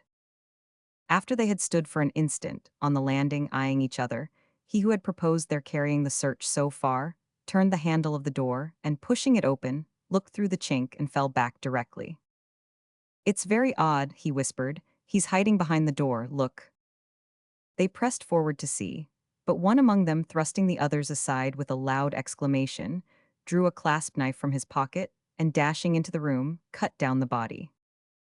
He had torn a rope from one of the old trunks, and hung himself on an iron hook immediately below the trapdoor in the ceiling, in the very place to which the eyes of his son, a lonely, desolate little creature, had so often been directed in childish terror, 14 years before. Chapter 63. The brothers Cheeryble make various declarations for themselves and others. Tim Lincolnwater makes a declaration for himself.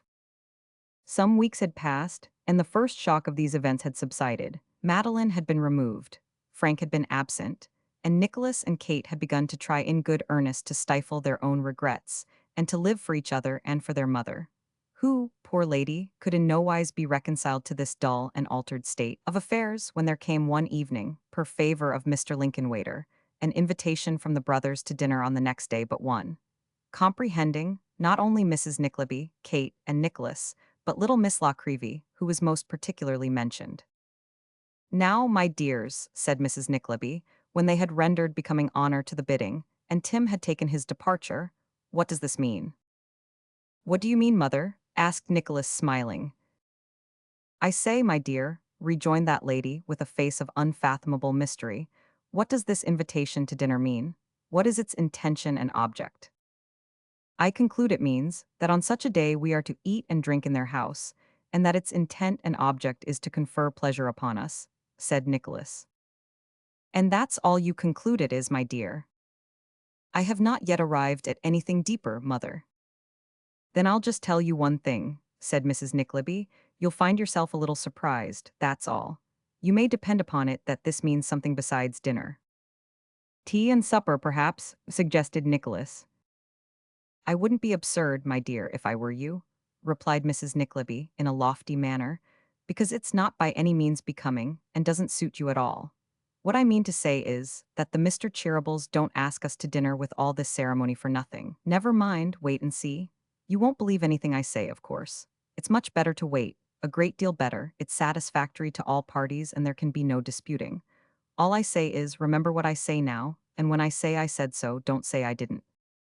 With this stipulation, Mrs. Nickleby, who was troubled, night and day, with a vision of a hot messenger tearing up to the door to announce that Nicholas had been taken into partnership, quitted that branch of the subject, and entered upon a new one. "It's a very extraordinary thing," she said, "a most extraordinary thing that they should have invited Miss La Creevy.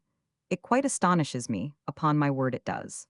Of course it's very pleasant that she should be invited, very pleasant, and I have no doubt that she'll conduct herself extremely well, she always does. It's very gratifying to think that we should have been the means of introducing her into such society, and I'm quite glad of it, quite rejoiced, for she certainly is an exceedingly well-behaved and good-natured little person. I could wish that some friend would mention to her how very badly she has her cap trimmed, and what very preposterous bows those are, but of course that's impossible, and if she likes to make a fright of herself, no doubt she has a perfect right to do so.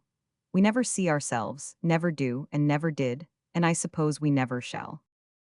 This moral reflection reminding her of the necessity of being peculiarly smart on the occasion, so as to counterbalance Miss La Creevy, and be herself an effectual set-off and atonement, led Mrs. Nickleby into a consultation with her daughter relative to certain ribbons, gloves, and trimmings, which, being a complicated question, and one of paramount importance, soon rooted the previous one and put it to flight. The great day arriving, the good lady put herself under Kate's hands an hour or so after breakfast, and, dressing by easy stages, completed her toilette in sufficient time to allow of her daughter's making hers, which was very simple, and not very long, though so satisfactory that she had never appeared more charming or looked more lovely. Miss La Creevy, too, arrived with 2 bandboxes, whereof the bottoms fell out as they were handed from the coach, and something in a newspaper, which a gentleman had sat upon, coming down, and which was obliged to be ironed again before it was fit for service. At last everybody was dressed, including Nicholas, who had come home to fetch them, and they went away in a coach sent by the brothers for the purpose. Mrs. Nickleby wondering very much what they would have for dinner, and cross-examining Nicholas as to the extent of his discoveries in the morning, whether he had smelt anything cooking at all like turtle, and if not, what he had smelt, and diversifying the conversation with reminiscences of dinners to which she had gone some 20 years ago, concerning which she particularized not only the dishes but the guests, in whom her hearers did not feel a very absorbing interest, as not one of them had ever chanced to hear their names before.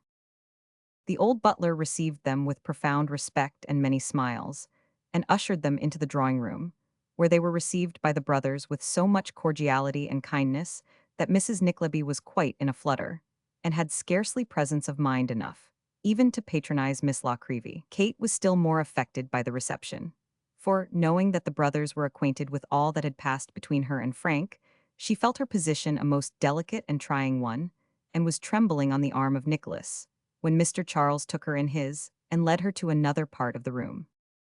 "Have you seen Madeline, my dear," he said, "since she left your house?" "No, sir," replied Kate, "not once."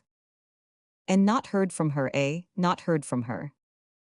"I have only had one letter," rejoined Kate gently. "I thought she would not have forgot me quite so soon." "Ah," said the old man, patting her on the head and speaking as affectionately as if she had been his favorite child. "Poor dear, what do you think of this, brother Ned? Madeline has only written to her only once, Ned, and she didn't think she would have forgotten her quite so soon, Ned." "Oh, sad, sad, very sad," said Ned.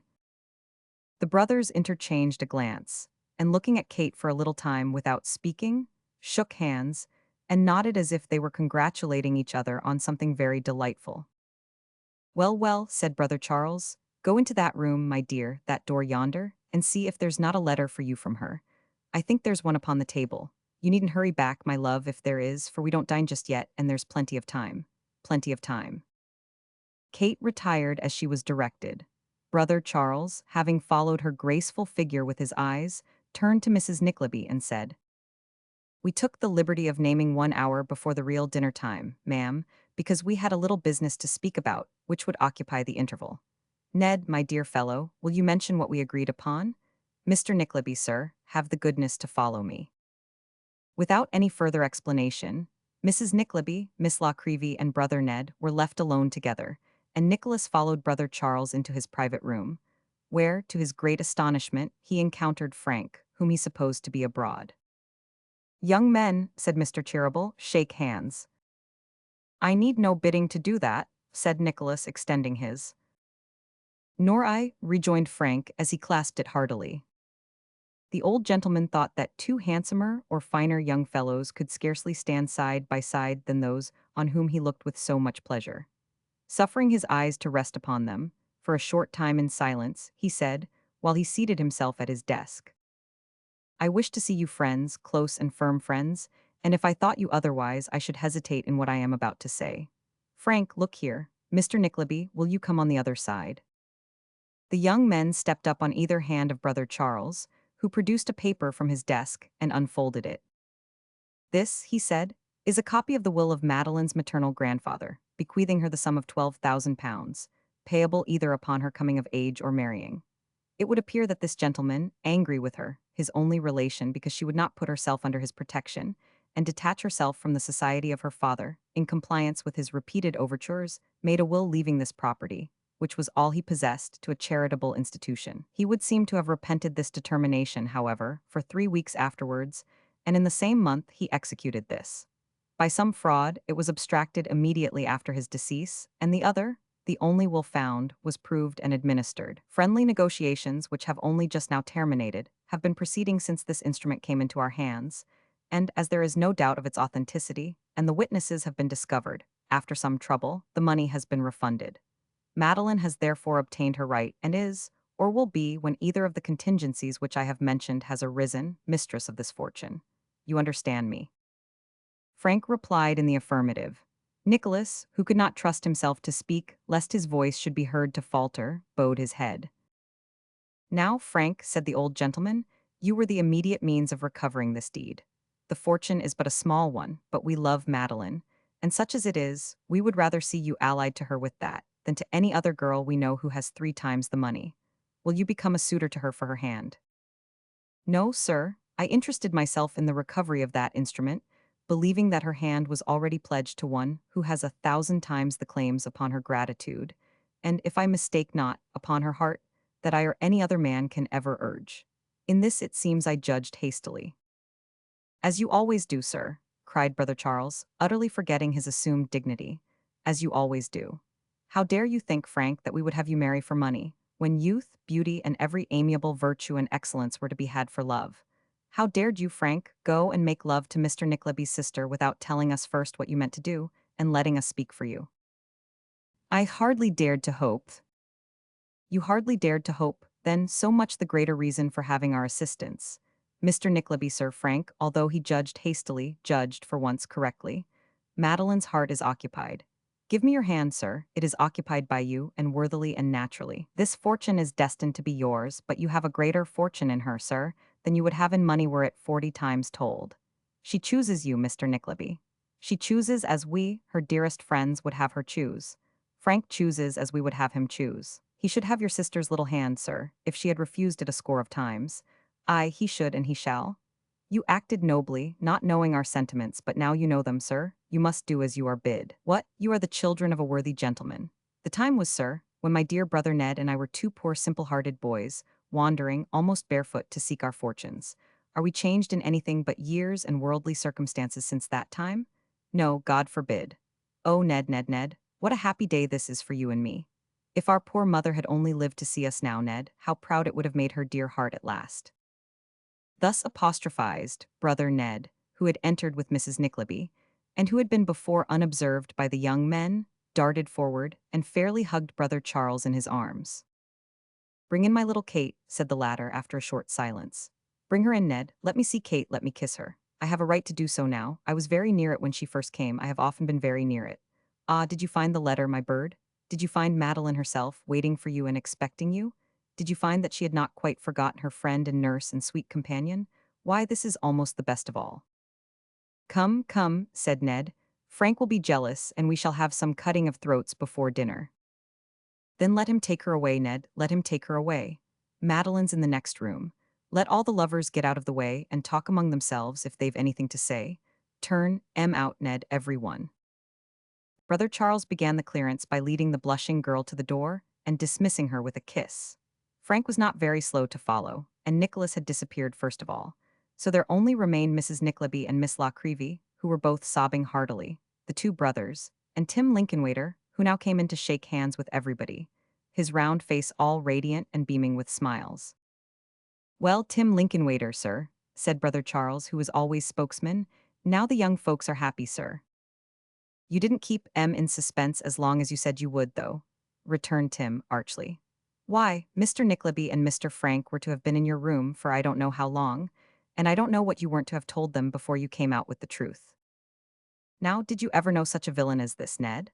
Said the old gentleman. Did you ever know such a villain as Tim Lincolnwaiter? He accusing me of being impatient, and he the very man who has been wearying us morning, noon, and night, and torturing us for leave to go and tell M what was in store before our plans were half complete or we had arranged a single thing. A treacherous dog. So he is, Brother Charles, returned Ned. Tim is a treacherous dog. Tim is not to be trusted. Tim is a wild young fellow. He wants gravity and steadiness. He must sow his wild oats, and then perhaps he'll become in time a respectable member of society. This being one of the standing jokes between the old fellows and Tim, they all 3 laughed very heartily, and might have laughed much longer. But that the brothers, seeing that Mrs. Nickleby was laboring to express her feelings, and was really overwhelmed by the happiness of the time, took her between them, and led her from the room under pretense of having to consult her on some most important arrangements.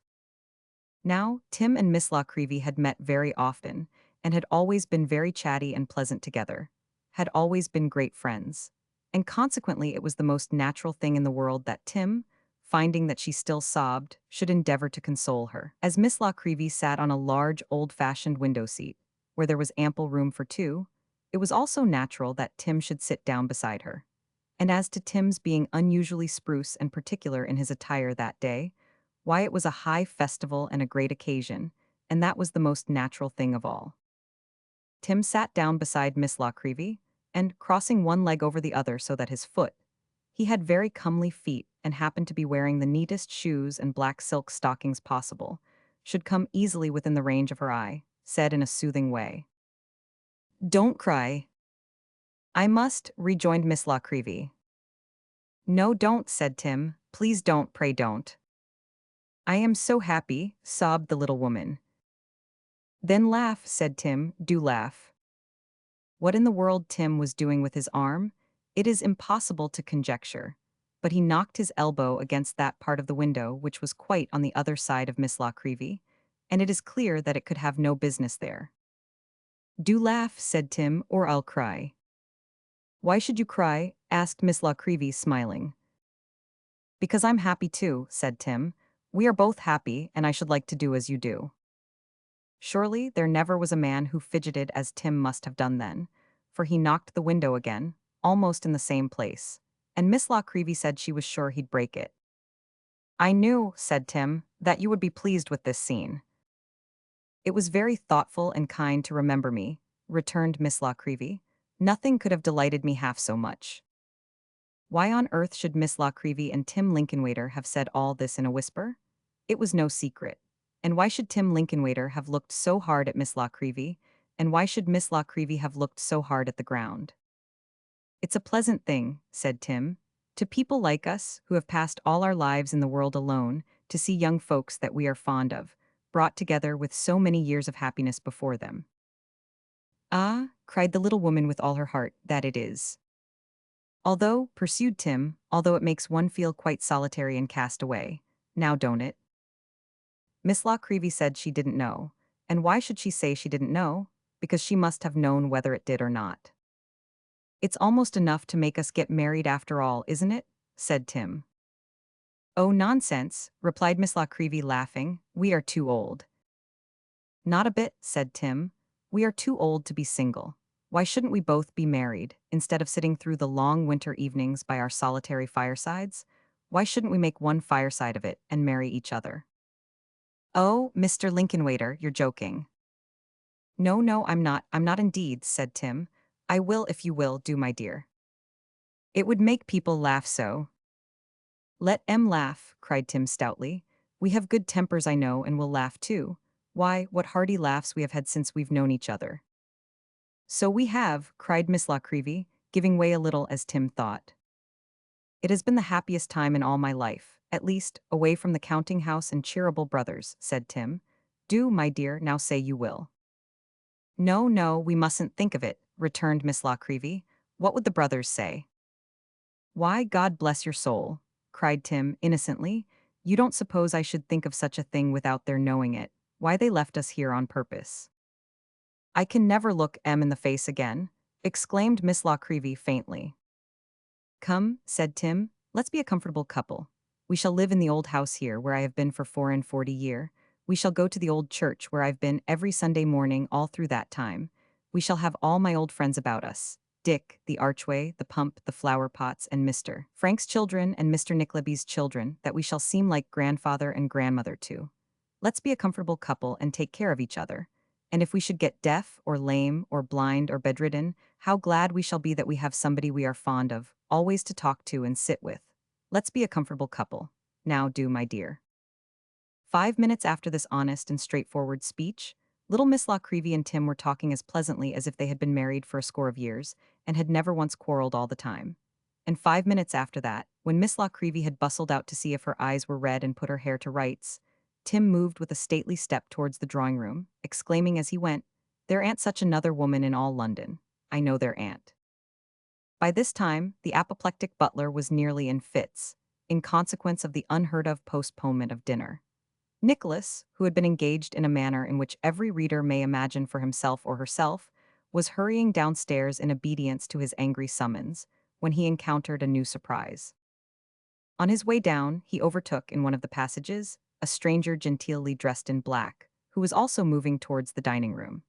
As he was rather lame, and walked slowly, Nicholas lingered behind, and was following him step by step, wondering who he was, when he suddenly turned round and caught him by both hands.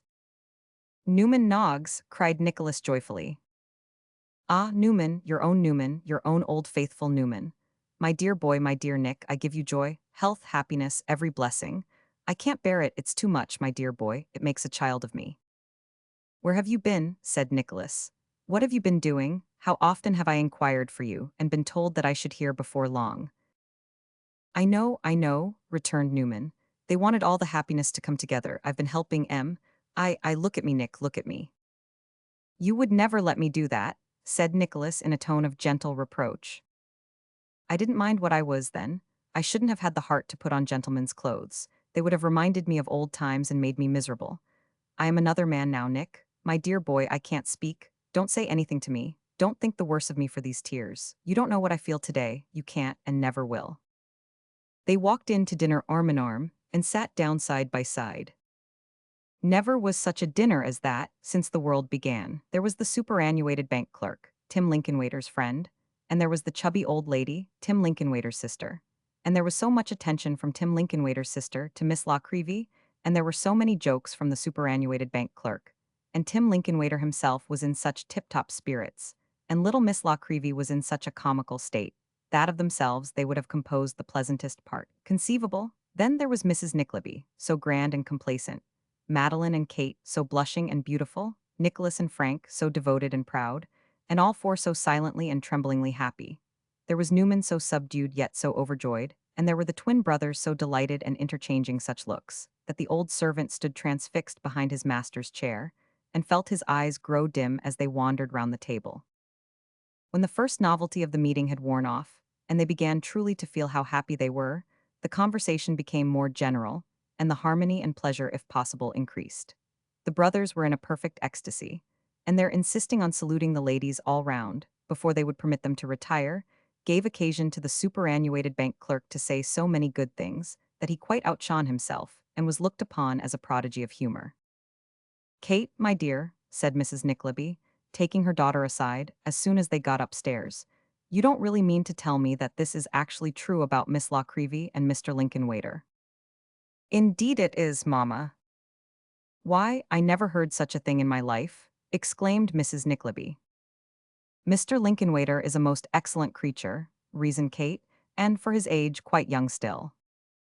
"For his age, my dear," returned Mrs. Nickleby, "yes, nobody says anything against him except that I think he is the weakest and most foolish man I ever knew. It's her age I speak of. That he should have gone and offered himself to a woman who must be, half as old again as I am, and that she should have dared to accept him.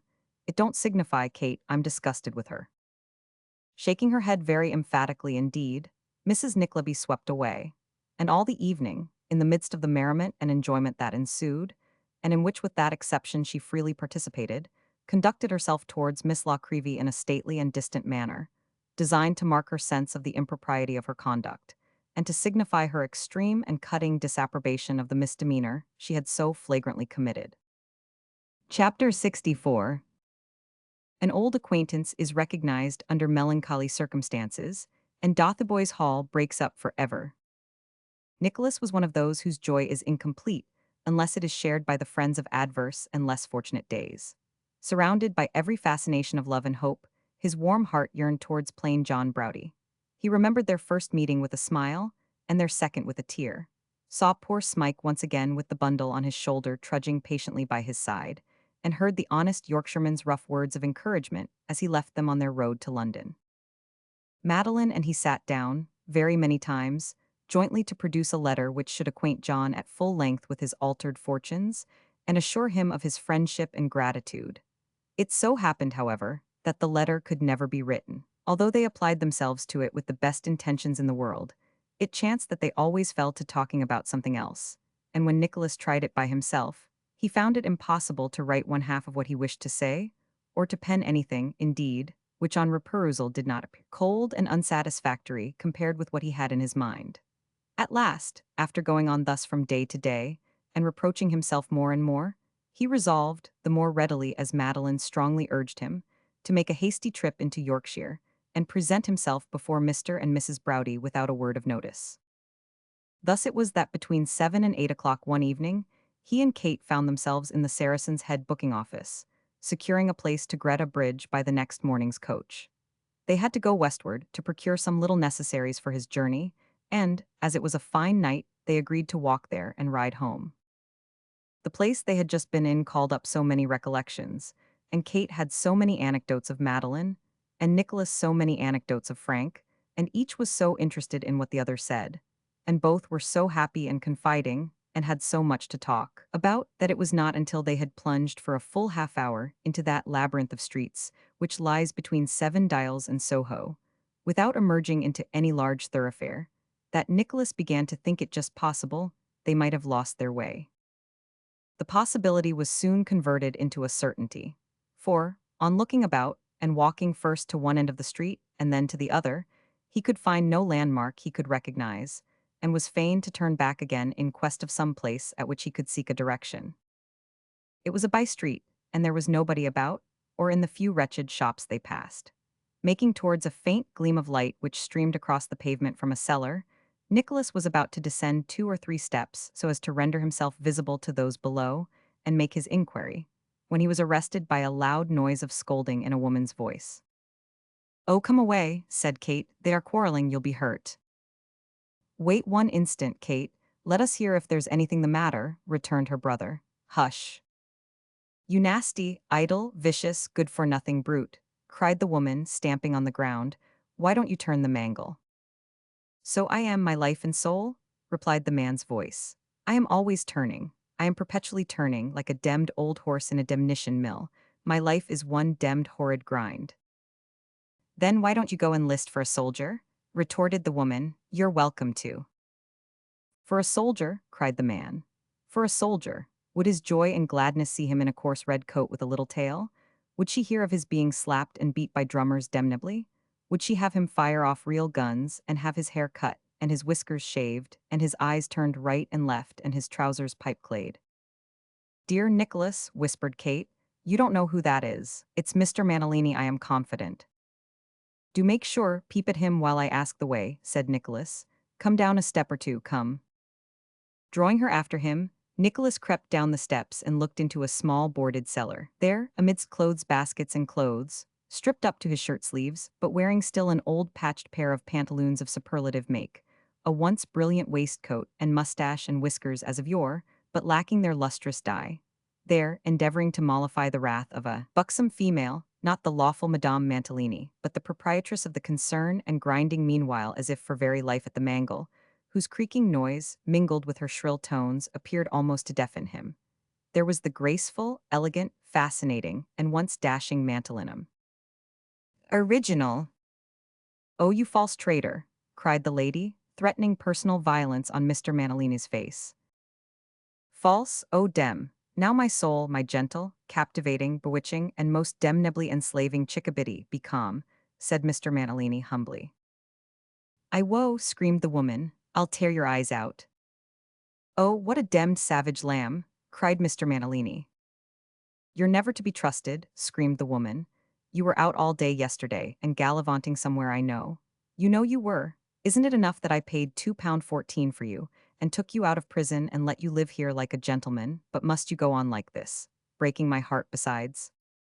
"I will never break its heart. I will be a good boy, and never do so any more. I will never be naughty again. I beg its little pardon," said Mr. Mantalini, dropping the handle of the mangle and folding his palms together. "It is all up with its handsome friend. He has gone to the demnition bow-wows. It will have pity. It will not scratch and claw, but pet and comfort. Oh, damn it." Very little affected, to judge from her action, by this tender appeal, the lady was on the point of returning some angry reply, when Nicholas, raising his voice, asked his way to Piccadilly. Mr. Mantalini turned round, caught sight of Kate, and without another word, leapt at one bound into a bed which stood behind the door and drew the counterpane over his face, kicking meanwhile convulsively. "Demmit," he cried in a suffocating voice, "it's little Nickleby. Shut the door, put out the candle, turn me up in the bedstead. Oh, dem. The woman looked first at Nicholas and then at Mr. Mantalini, as if uncertain on whom to visit this extraordinary behavior. But Mr. Mantalini, happening by ill luck to thrust his nose from under the bedclothes, in his anxiety to ascertain whether the visitors were gone, she suddenly, and with a dexterity which could only have been acquired by long practice, flung a pretty heavy clothes basket at him, with so good an aim that he kicked more violently than before, though without venturing to make any effort to disengage his head, which was quite extinguished. Thinking this a favorable opportunity for departing before any of the torrent of her wrath discharged itself upon him, Nicholas hurried Kate off, and left the unfortunate subject of this unexpected recognition to explain his conduct as he best could. The next morning he began his journey. It was now cold, winter weather, forcibly recalling to his mind under what circumstances he had first traveled that road, and how many vicissitudes and changes he had since undergone. He was alone inside the greater part of the way, and sometimes when he had fallen into a doze, and, rousing himself, looked out of the window, and recognized some place which he well remembered as having passed, either on his journey down, or in the long walk back with poor Smike, he could hardly believe but that all which had since happened had been a dream, and that they were still plodding wearily on towards London, with the world before them. To render these recollections the more vivid, it came on to snow as night set in, and, passing through Stamford and Grantham, and by the little alehouse where he had heard the story of the bold Baron of Grogswig, everything looked as if he had seen it but yesterday, and not even a flake of the white crust on the roofs had melted away. Encouraging the train of ideas which flocked upon him, he could almost persuade himself that he sat again outside the coach, with Squeers and the boys, that he heard their voices in the air, and that he felt again, but with a mingled sensation of pain and pleasure now, that old sinking of the heart and longing after home. While he was yet yielding himself up to these fancies, he fell asleep, and, dreaming of Madeline, forgot them. He slept at the inn at Greta Bridge on the night of his arrival, and, rising at a very early hour next morning, walked to the market town, and inquired for John Browdie's house.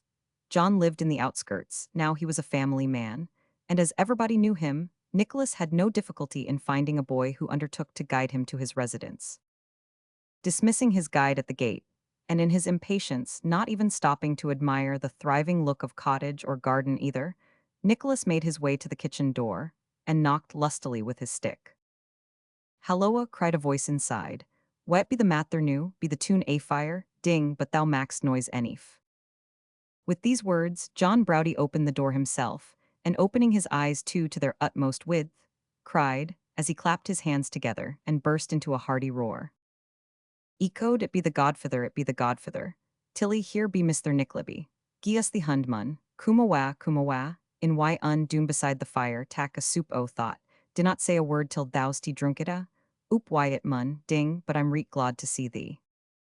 Adapting his action to his text, John dragged Nicholas into the kitchen, forced him down upon a huge settle beside a blazing fire, poured out from an enormous bottle about a quarter of a pint of spirits, thrust it into his hand, opened his mouth and threw back his head as a sign to him to drink it instantly, and stood with a broad grin of welcome overspreading his great red face like a jolly giant. "I might ha knowed," said John, "that nobody but thou would ha cum why syke a knock as you. Thought was the wa thou knocked at schoolmeaster's door, eh? Ha ha ha, but I say, what be a this aboot schoolmeaster?" "You know it then," said Nicholas. "They were talking aboot it doon tune last neet," replied John, "but neen on seemed quite to unearst in it, loik." "After various shiftings and delays," said Nicholas, "he has been sentenced to be transported for 7 years, for being in the unlawful possession of a stolen will, and after that he has to suffer the consequence of a conspiracy." "Hugh," cried John, "a conspiracy, soumet in the Pooterplot wa? Soumet in the Guy Faux line." No, a conspiracy connected with his school. I'll explain it presently." "Thoughts reet," said John. "Explain it arter breakfast, not new, for thou bayest hungry, and so am I. And Tilly she mun be at the bottom o' explanations, for she says thought's the mutual confidence." "Ha ha ha. Echoed, it's a room start, is the mutual confidence. The entrance of Mrs. Browdy with a smart cap on, and very many apologies for their having been detected in the act of breakfasting in the kitchen, stopped John in his discussion of this grave subject, and hastened the breakfast, which, being composed of vast mounds of toast, new-laid eggs, boiled ham, Yorkshire pie, and other cold substantials, of which heavy relays were constantly appearing from another kitchen under the direction of a very plump servant, was admirably adapted to the cold, bleak morning, and received the utmost justice from all parties. At last, it came to a close, and the fire which had been lighted in the best parlor having by this time burnt up, they adjourned thither, to hear what Nicholas had to tell. Nicholas told them all, and never was there a story which awakened so many emotions in the breasts of two eager listeners. At one time, honest John groaned in sympathy, and at another roared with joy. At one time he vowed to go up to London on purpose to get a sight of the brothers Cheerable, and at another swore that Tim Lincolnwaiter should receive such a ham by coach, and carriage free, as mortal knife had never carved. When Nicholas began to describe Madeline, he sat with his mouth wide open, nudging Mrs. Browdy from time to time, and exclaiming under his breath that she must be rather a tidy sart. And when he heard at last that his young friend had come down purposely to communicate his good fortune, and to convey to him all those assurances of friendship which he could not state with sufficient warmth in writing, that the only object of his journey was to share his happiness with them, and to tell them that when he was married they must come up to see him, and that Madeline insisted on it as well as he, John could hold out no longer, but after looking indignantly at his wife, and demanding to know what she was whimpering for, drew his coat sleeve over his eyes and blubbered outright. "Tell 'ee what, though," said John seriously, when a great deal had been said on both sides, to return to schoolmeasther. "If this news aboot has reached school today, the old 'ooman ween't have a whole bone in her body, nor Fanny neither." "Oh, John!" cried Mrs. Browdy. "Ah, and oh, John Agian," replied the Yorkshireman. "I did not know what they lads mightn't do. When it first got aboot that schoolmeasther was in trouble, some fathers and moothers sent and took their young chaps awa. If them as is left should know what's cum tivon, there'll be like a revolution and rebel. Ding! But I think they'll a gang daft and spill bluid like water." In fact, John Browdy's apprehensions were so strong that he determined to ride over to the school without delay, and invited Nicholas to accompany him, which, however, he declined, pleading that his presence might perhaps aggravate the bitterness of their adversity. "Thought's true," said John. "I should ne'er ha thought o' thought." "I must return tomorrow," said Nicholas, "but I mean to dine with you today, and if Mrs. Browdy can give me a bed." "Bed?" cried John. "I wish thou couldst sleep in fower beds at once. Ecode, thou shouldst have bide till I coom back, Ani bide till I coom back, and Ecode will make a day of it." Giving his wife a hearty kiss, and Nicholas a no less hearty shake of the hand, John mounted his horse and rode off, leaving Mrs. Browdy to apply herself to hospitable preparations, and his young friend to stroll about the neighborhood, and revisit spots which were rendered familiar to him by many a miserable association. John cantered away, and arriving at Dotheboys Hall, tied his horse to a gate and made his way to the schoolroom door, which he found locked on the inside. A tremendous noise and riot arose from within, and, applying his eye to a convenient crevice in the wall, he did not remain long in ignorance of its meaning. The news of Mr. Squeers's downfall had reached Dotheboys, that was quite clear. To all appearance, it had very recently become known to the young gentleman, for the rebellion had just broken out. It was one of the brimstone and treacle mornings, and Mrs. Squeers had entered school according to custom with the large bowl and spoon, followed by Miss Squeers and the amiable Wackford, who, during his father's absence, had taken upon him such minor branches of the executive as kicking the pupils with his nailed boots, pulling the hair of some of the smaller boys, pinching the others in aggravating places, and rendering himself, in various similar ways, a great comfort and happiness to his mother.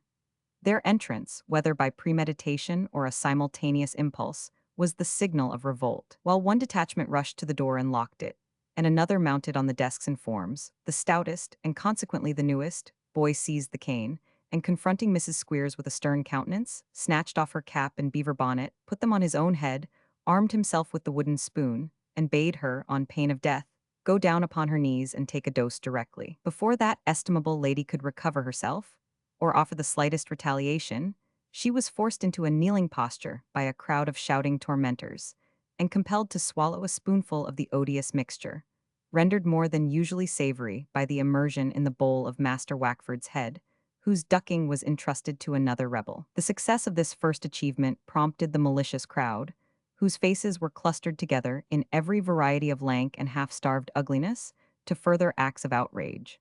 The leader was insisting upon Mrs. Squeers repeating her dose, Master Squeers was undergoing another dip in the treacle, and a violent assault had been commenced on Miss Squeers, when John Browdy, bursting open the door with a vigorous kick, rushed to the rescue. The shouts, screams, groans, hoots, and clapping of hands suddenly ceased, and a dead silence ensued. "Original. Ye be nice chaps," said John, looking steadily round. "What's to do here, thou young dogs?" "Squeers is in prison, and we are going to run away," cried a score of shrill voices. "We won't stop, we won't stop." "We'll then dinnot stop," replied John. "Who wants thee to stop? Run awa like men, but dinnot hurt the women." "Hurrah!" cried the shrill voices more shrilly still. "Hurrah!" repeated John. "We'ls hurrah like men too, new then look out, hip hip hip hurrah." "Hurrah!" cried the voices. "Hurrah, Aegeon," said John, louder still. The boys obeyed. "Another," said John. "Dinnot be afeard on it, let's have a good un." "Hurrah!" "New then," said John. "Let's have yan more to end why, and then coot off as quick as you loik. Tak a good breath, new Squeers be in jail, the school's brocken oop, it's a o'er past and gain, think o' thought, and let it be a hearty hurrah." Such a cheer arose as the walls of Dotheboys Hall had never echoed before, and were destined never to respond to again. When the sound had died away, the school was empty, and of the busy, noisy crowd which had peopled it but 5 minutes before, not one remained. "Very well, Mr. Browdy," said Miss Squeers, hot and flushed from the recent encounter, but vixenish to the last. "You've been and excited our boys to run away. Now see if we don't pay you out for that, sir. If my pa is unfortunate and trod down by henemies, we're not going to be basely crowed and conquered over by you and Tilda." "Noah," replied John bluntly, "thou bean't. Tak thy oath o' thought.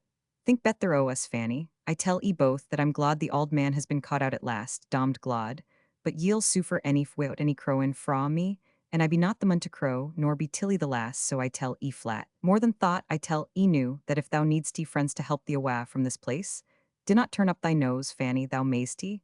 Thou'lt foind Tilly and I a thout o' old times aboot us, ready to lend thee a hund. And when I say thought, dinnot think I be ashamed of what I've deen, for I say again, hurrah, and dom the schoolmeaster. There."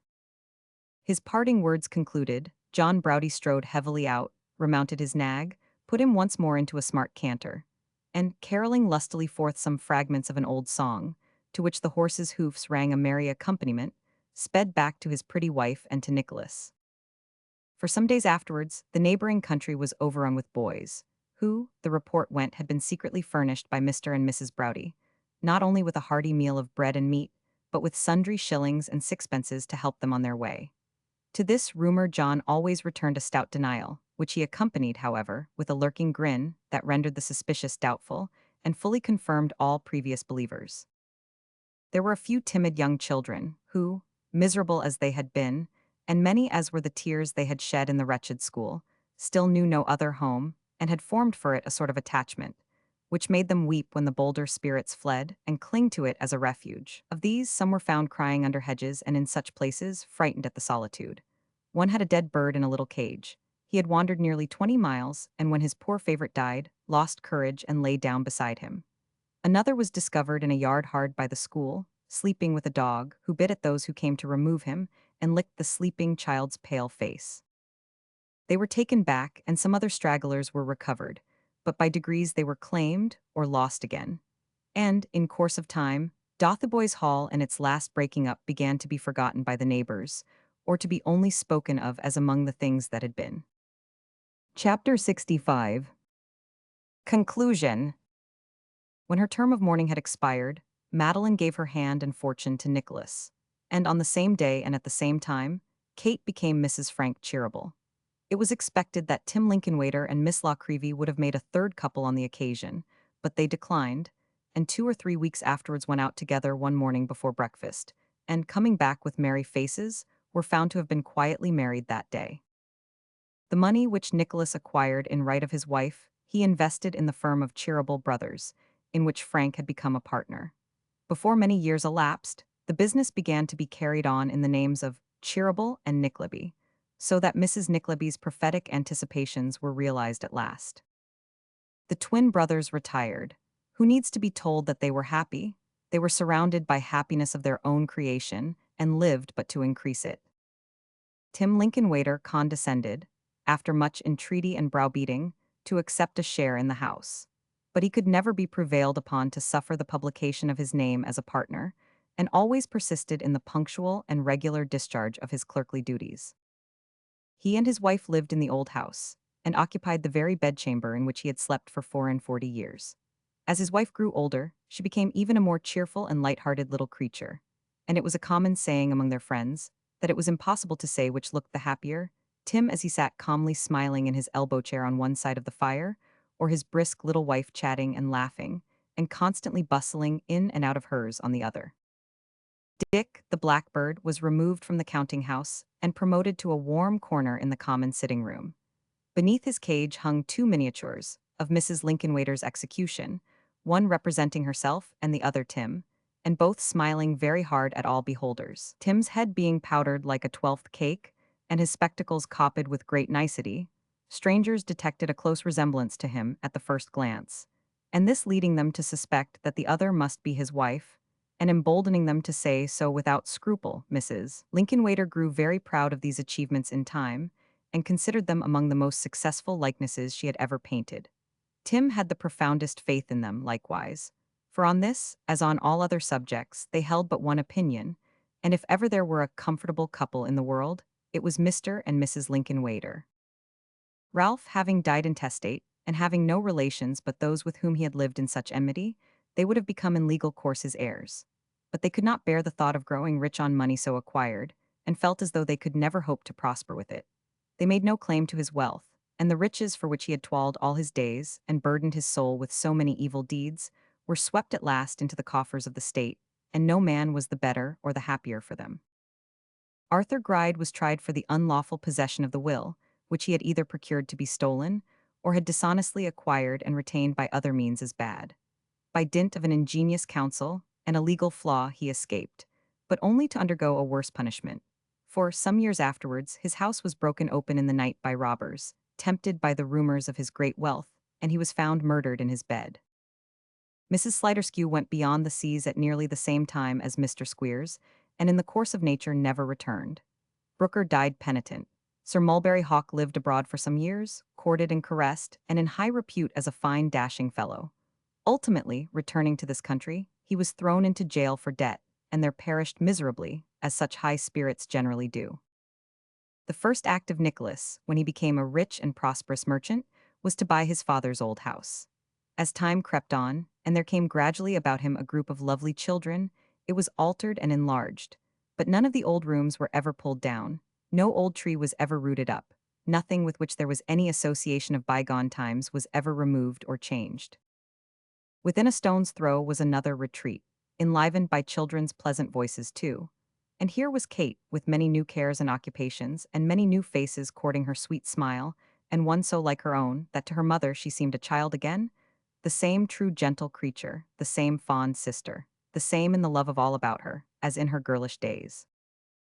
Mrs. Nickleby lived, sometimes with her daughter, and sometimes with her son, accompanying one or other of them to London at those periods, when the cares of business obliged both families to reside there, and always preserving a great appearance of dignity, and relating her experiences, especially on points connected with the management and bringing up of children, with much solemnity and importance. It was a very long time before she could be induced to receive Mrs. Lincolnwater into favor, and it is even doubtful whether she ever thoroughly forgave her. There was one gray-haired, quiet, harmless gentleman who, winter and summer, lived in a little cottage hard by Nicholas's house, and when he was not there, assumed the superintendence of affairs. His chief pleasure and delight was in the children, with whom he was a child himself and master of the revels. The little people could do nothing without dear Newman Noggs. The grass was green above the dead boy's grave, and trodden by feet so small and light that not a daisy drooped its head beneath their pressure. Through all the spring and summertime, garlands of fresh flowers, wreathed by infant hands, rested on the stone, and when the children came to change them lest they should wither and be pleasant to him no longer, their eyes filled with tears, and they spoke low and softly of their poor dead cousin.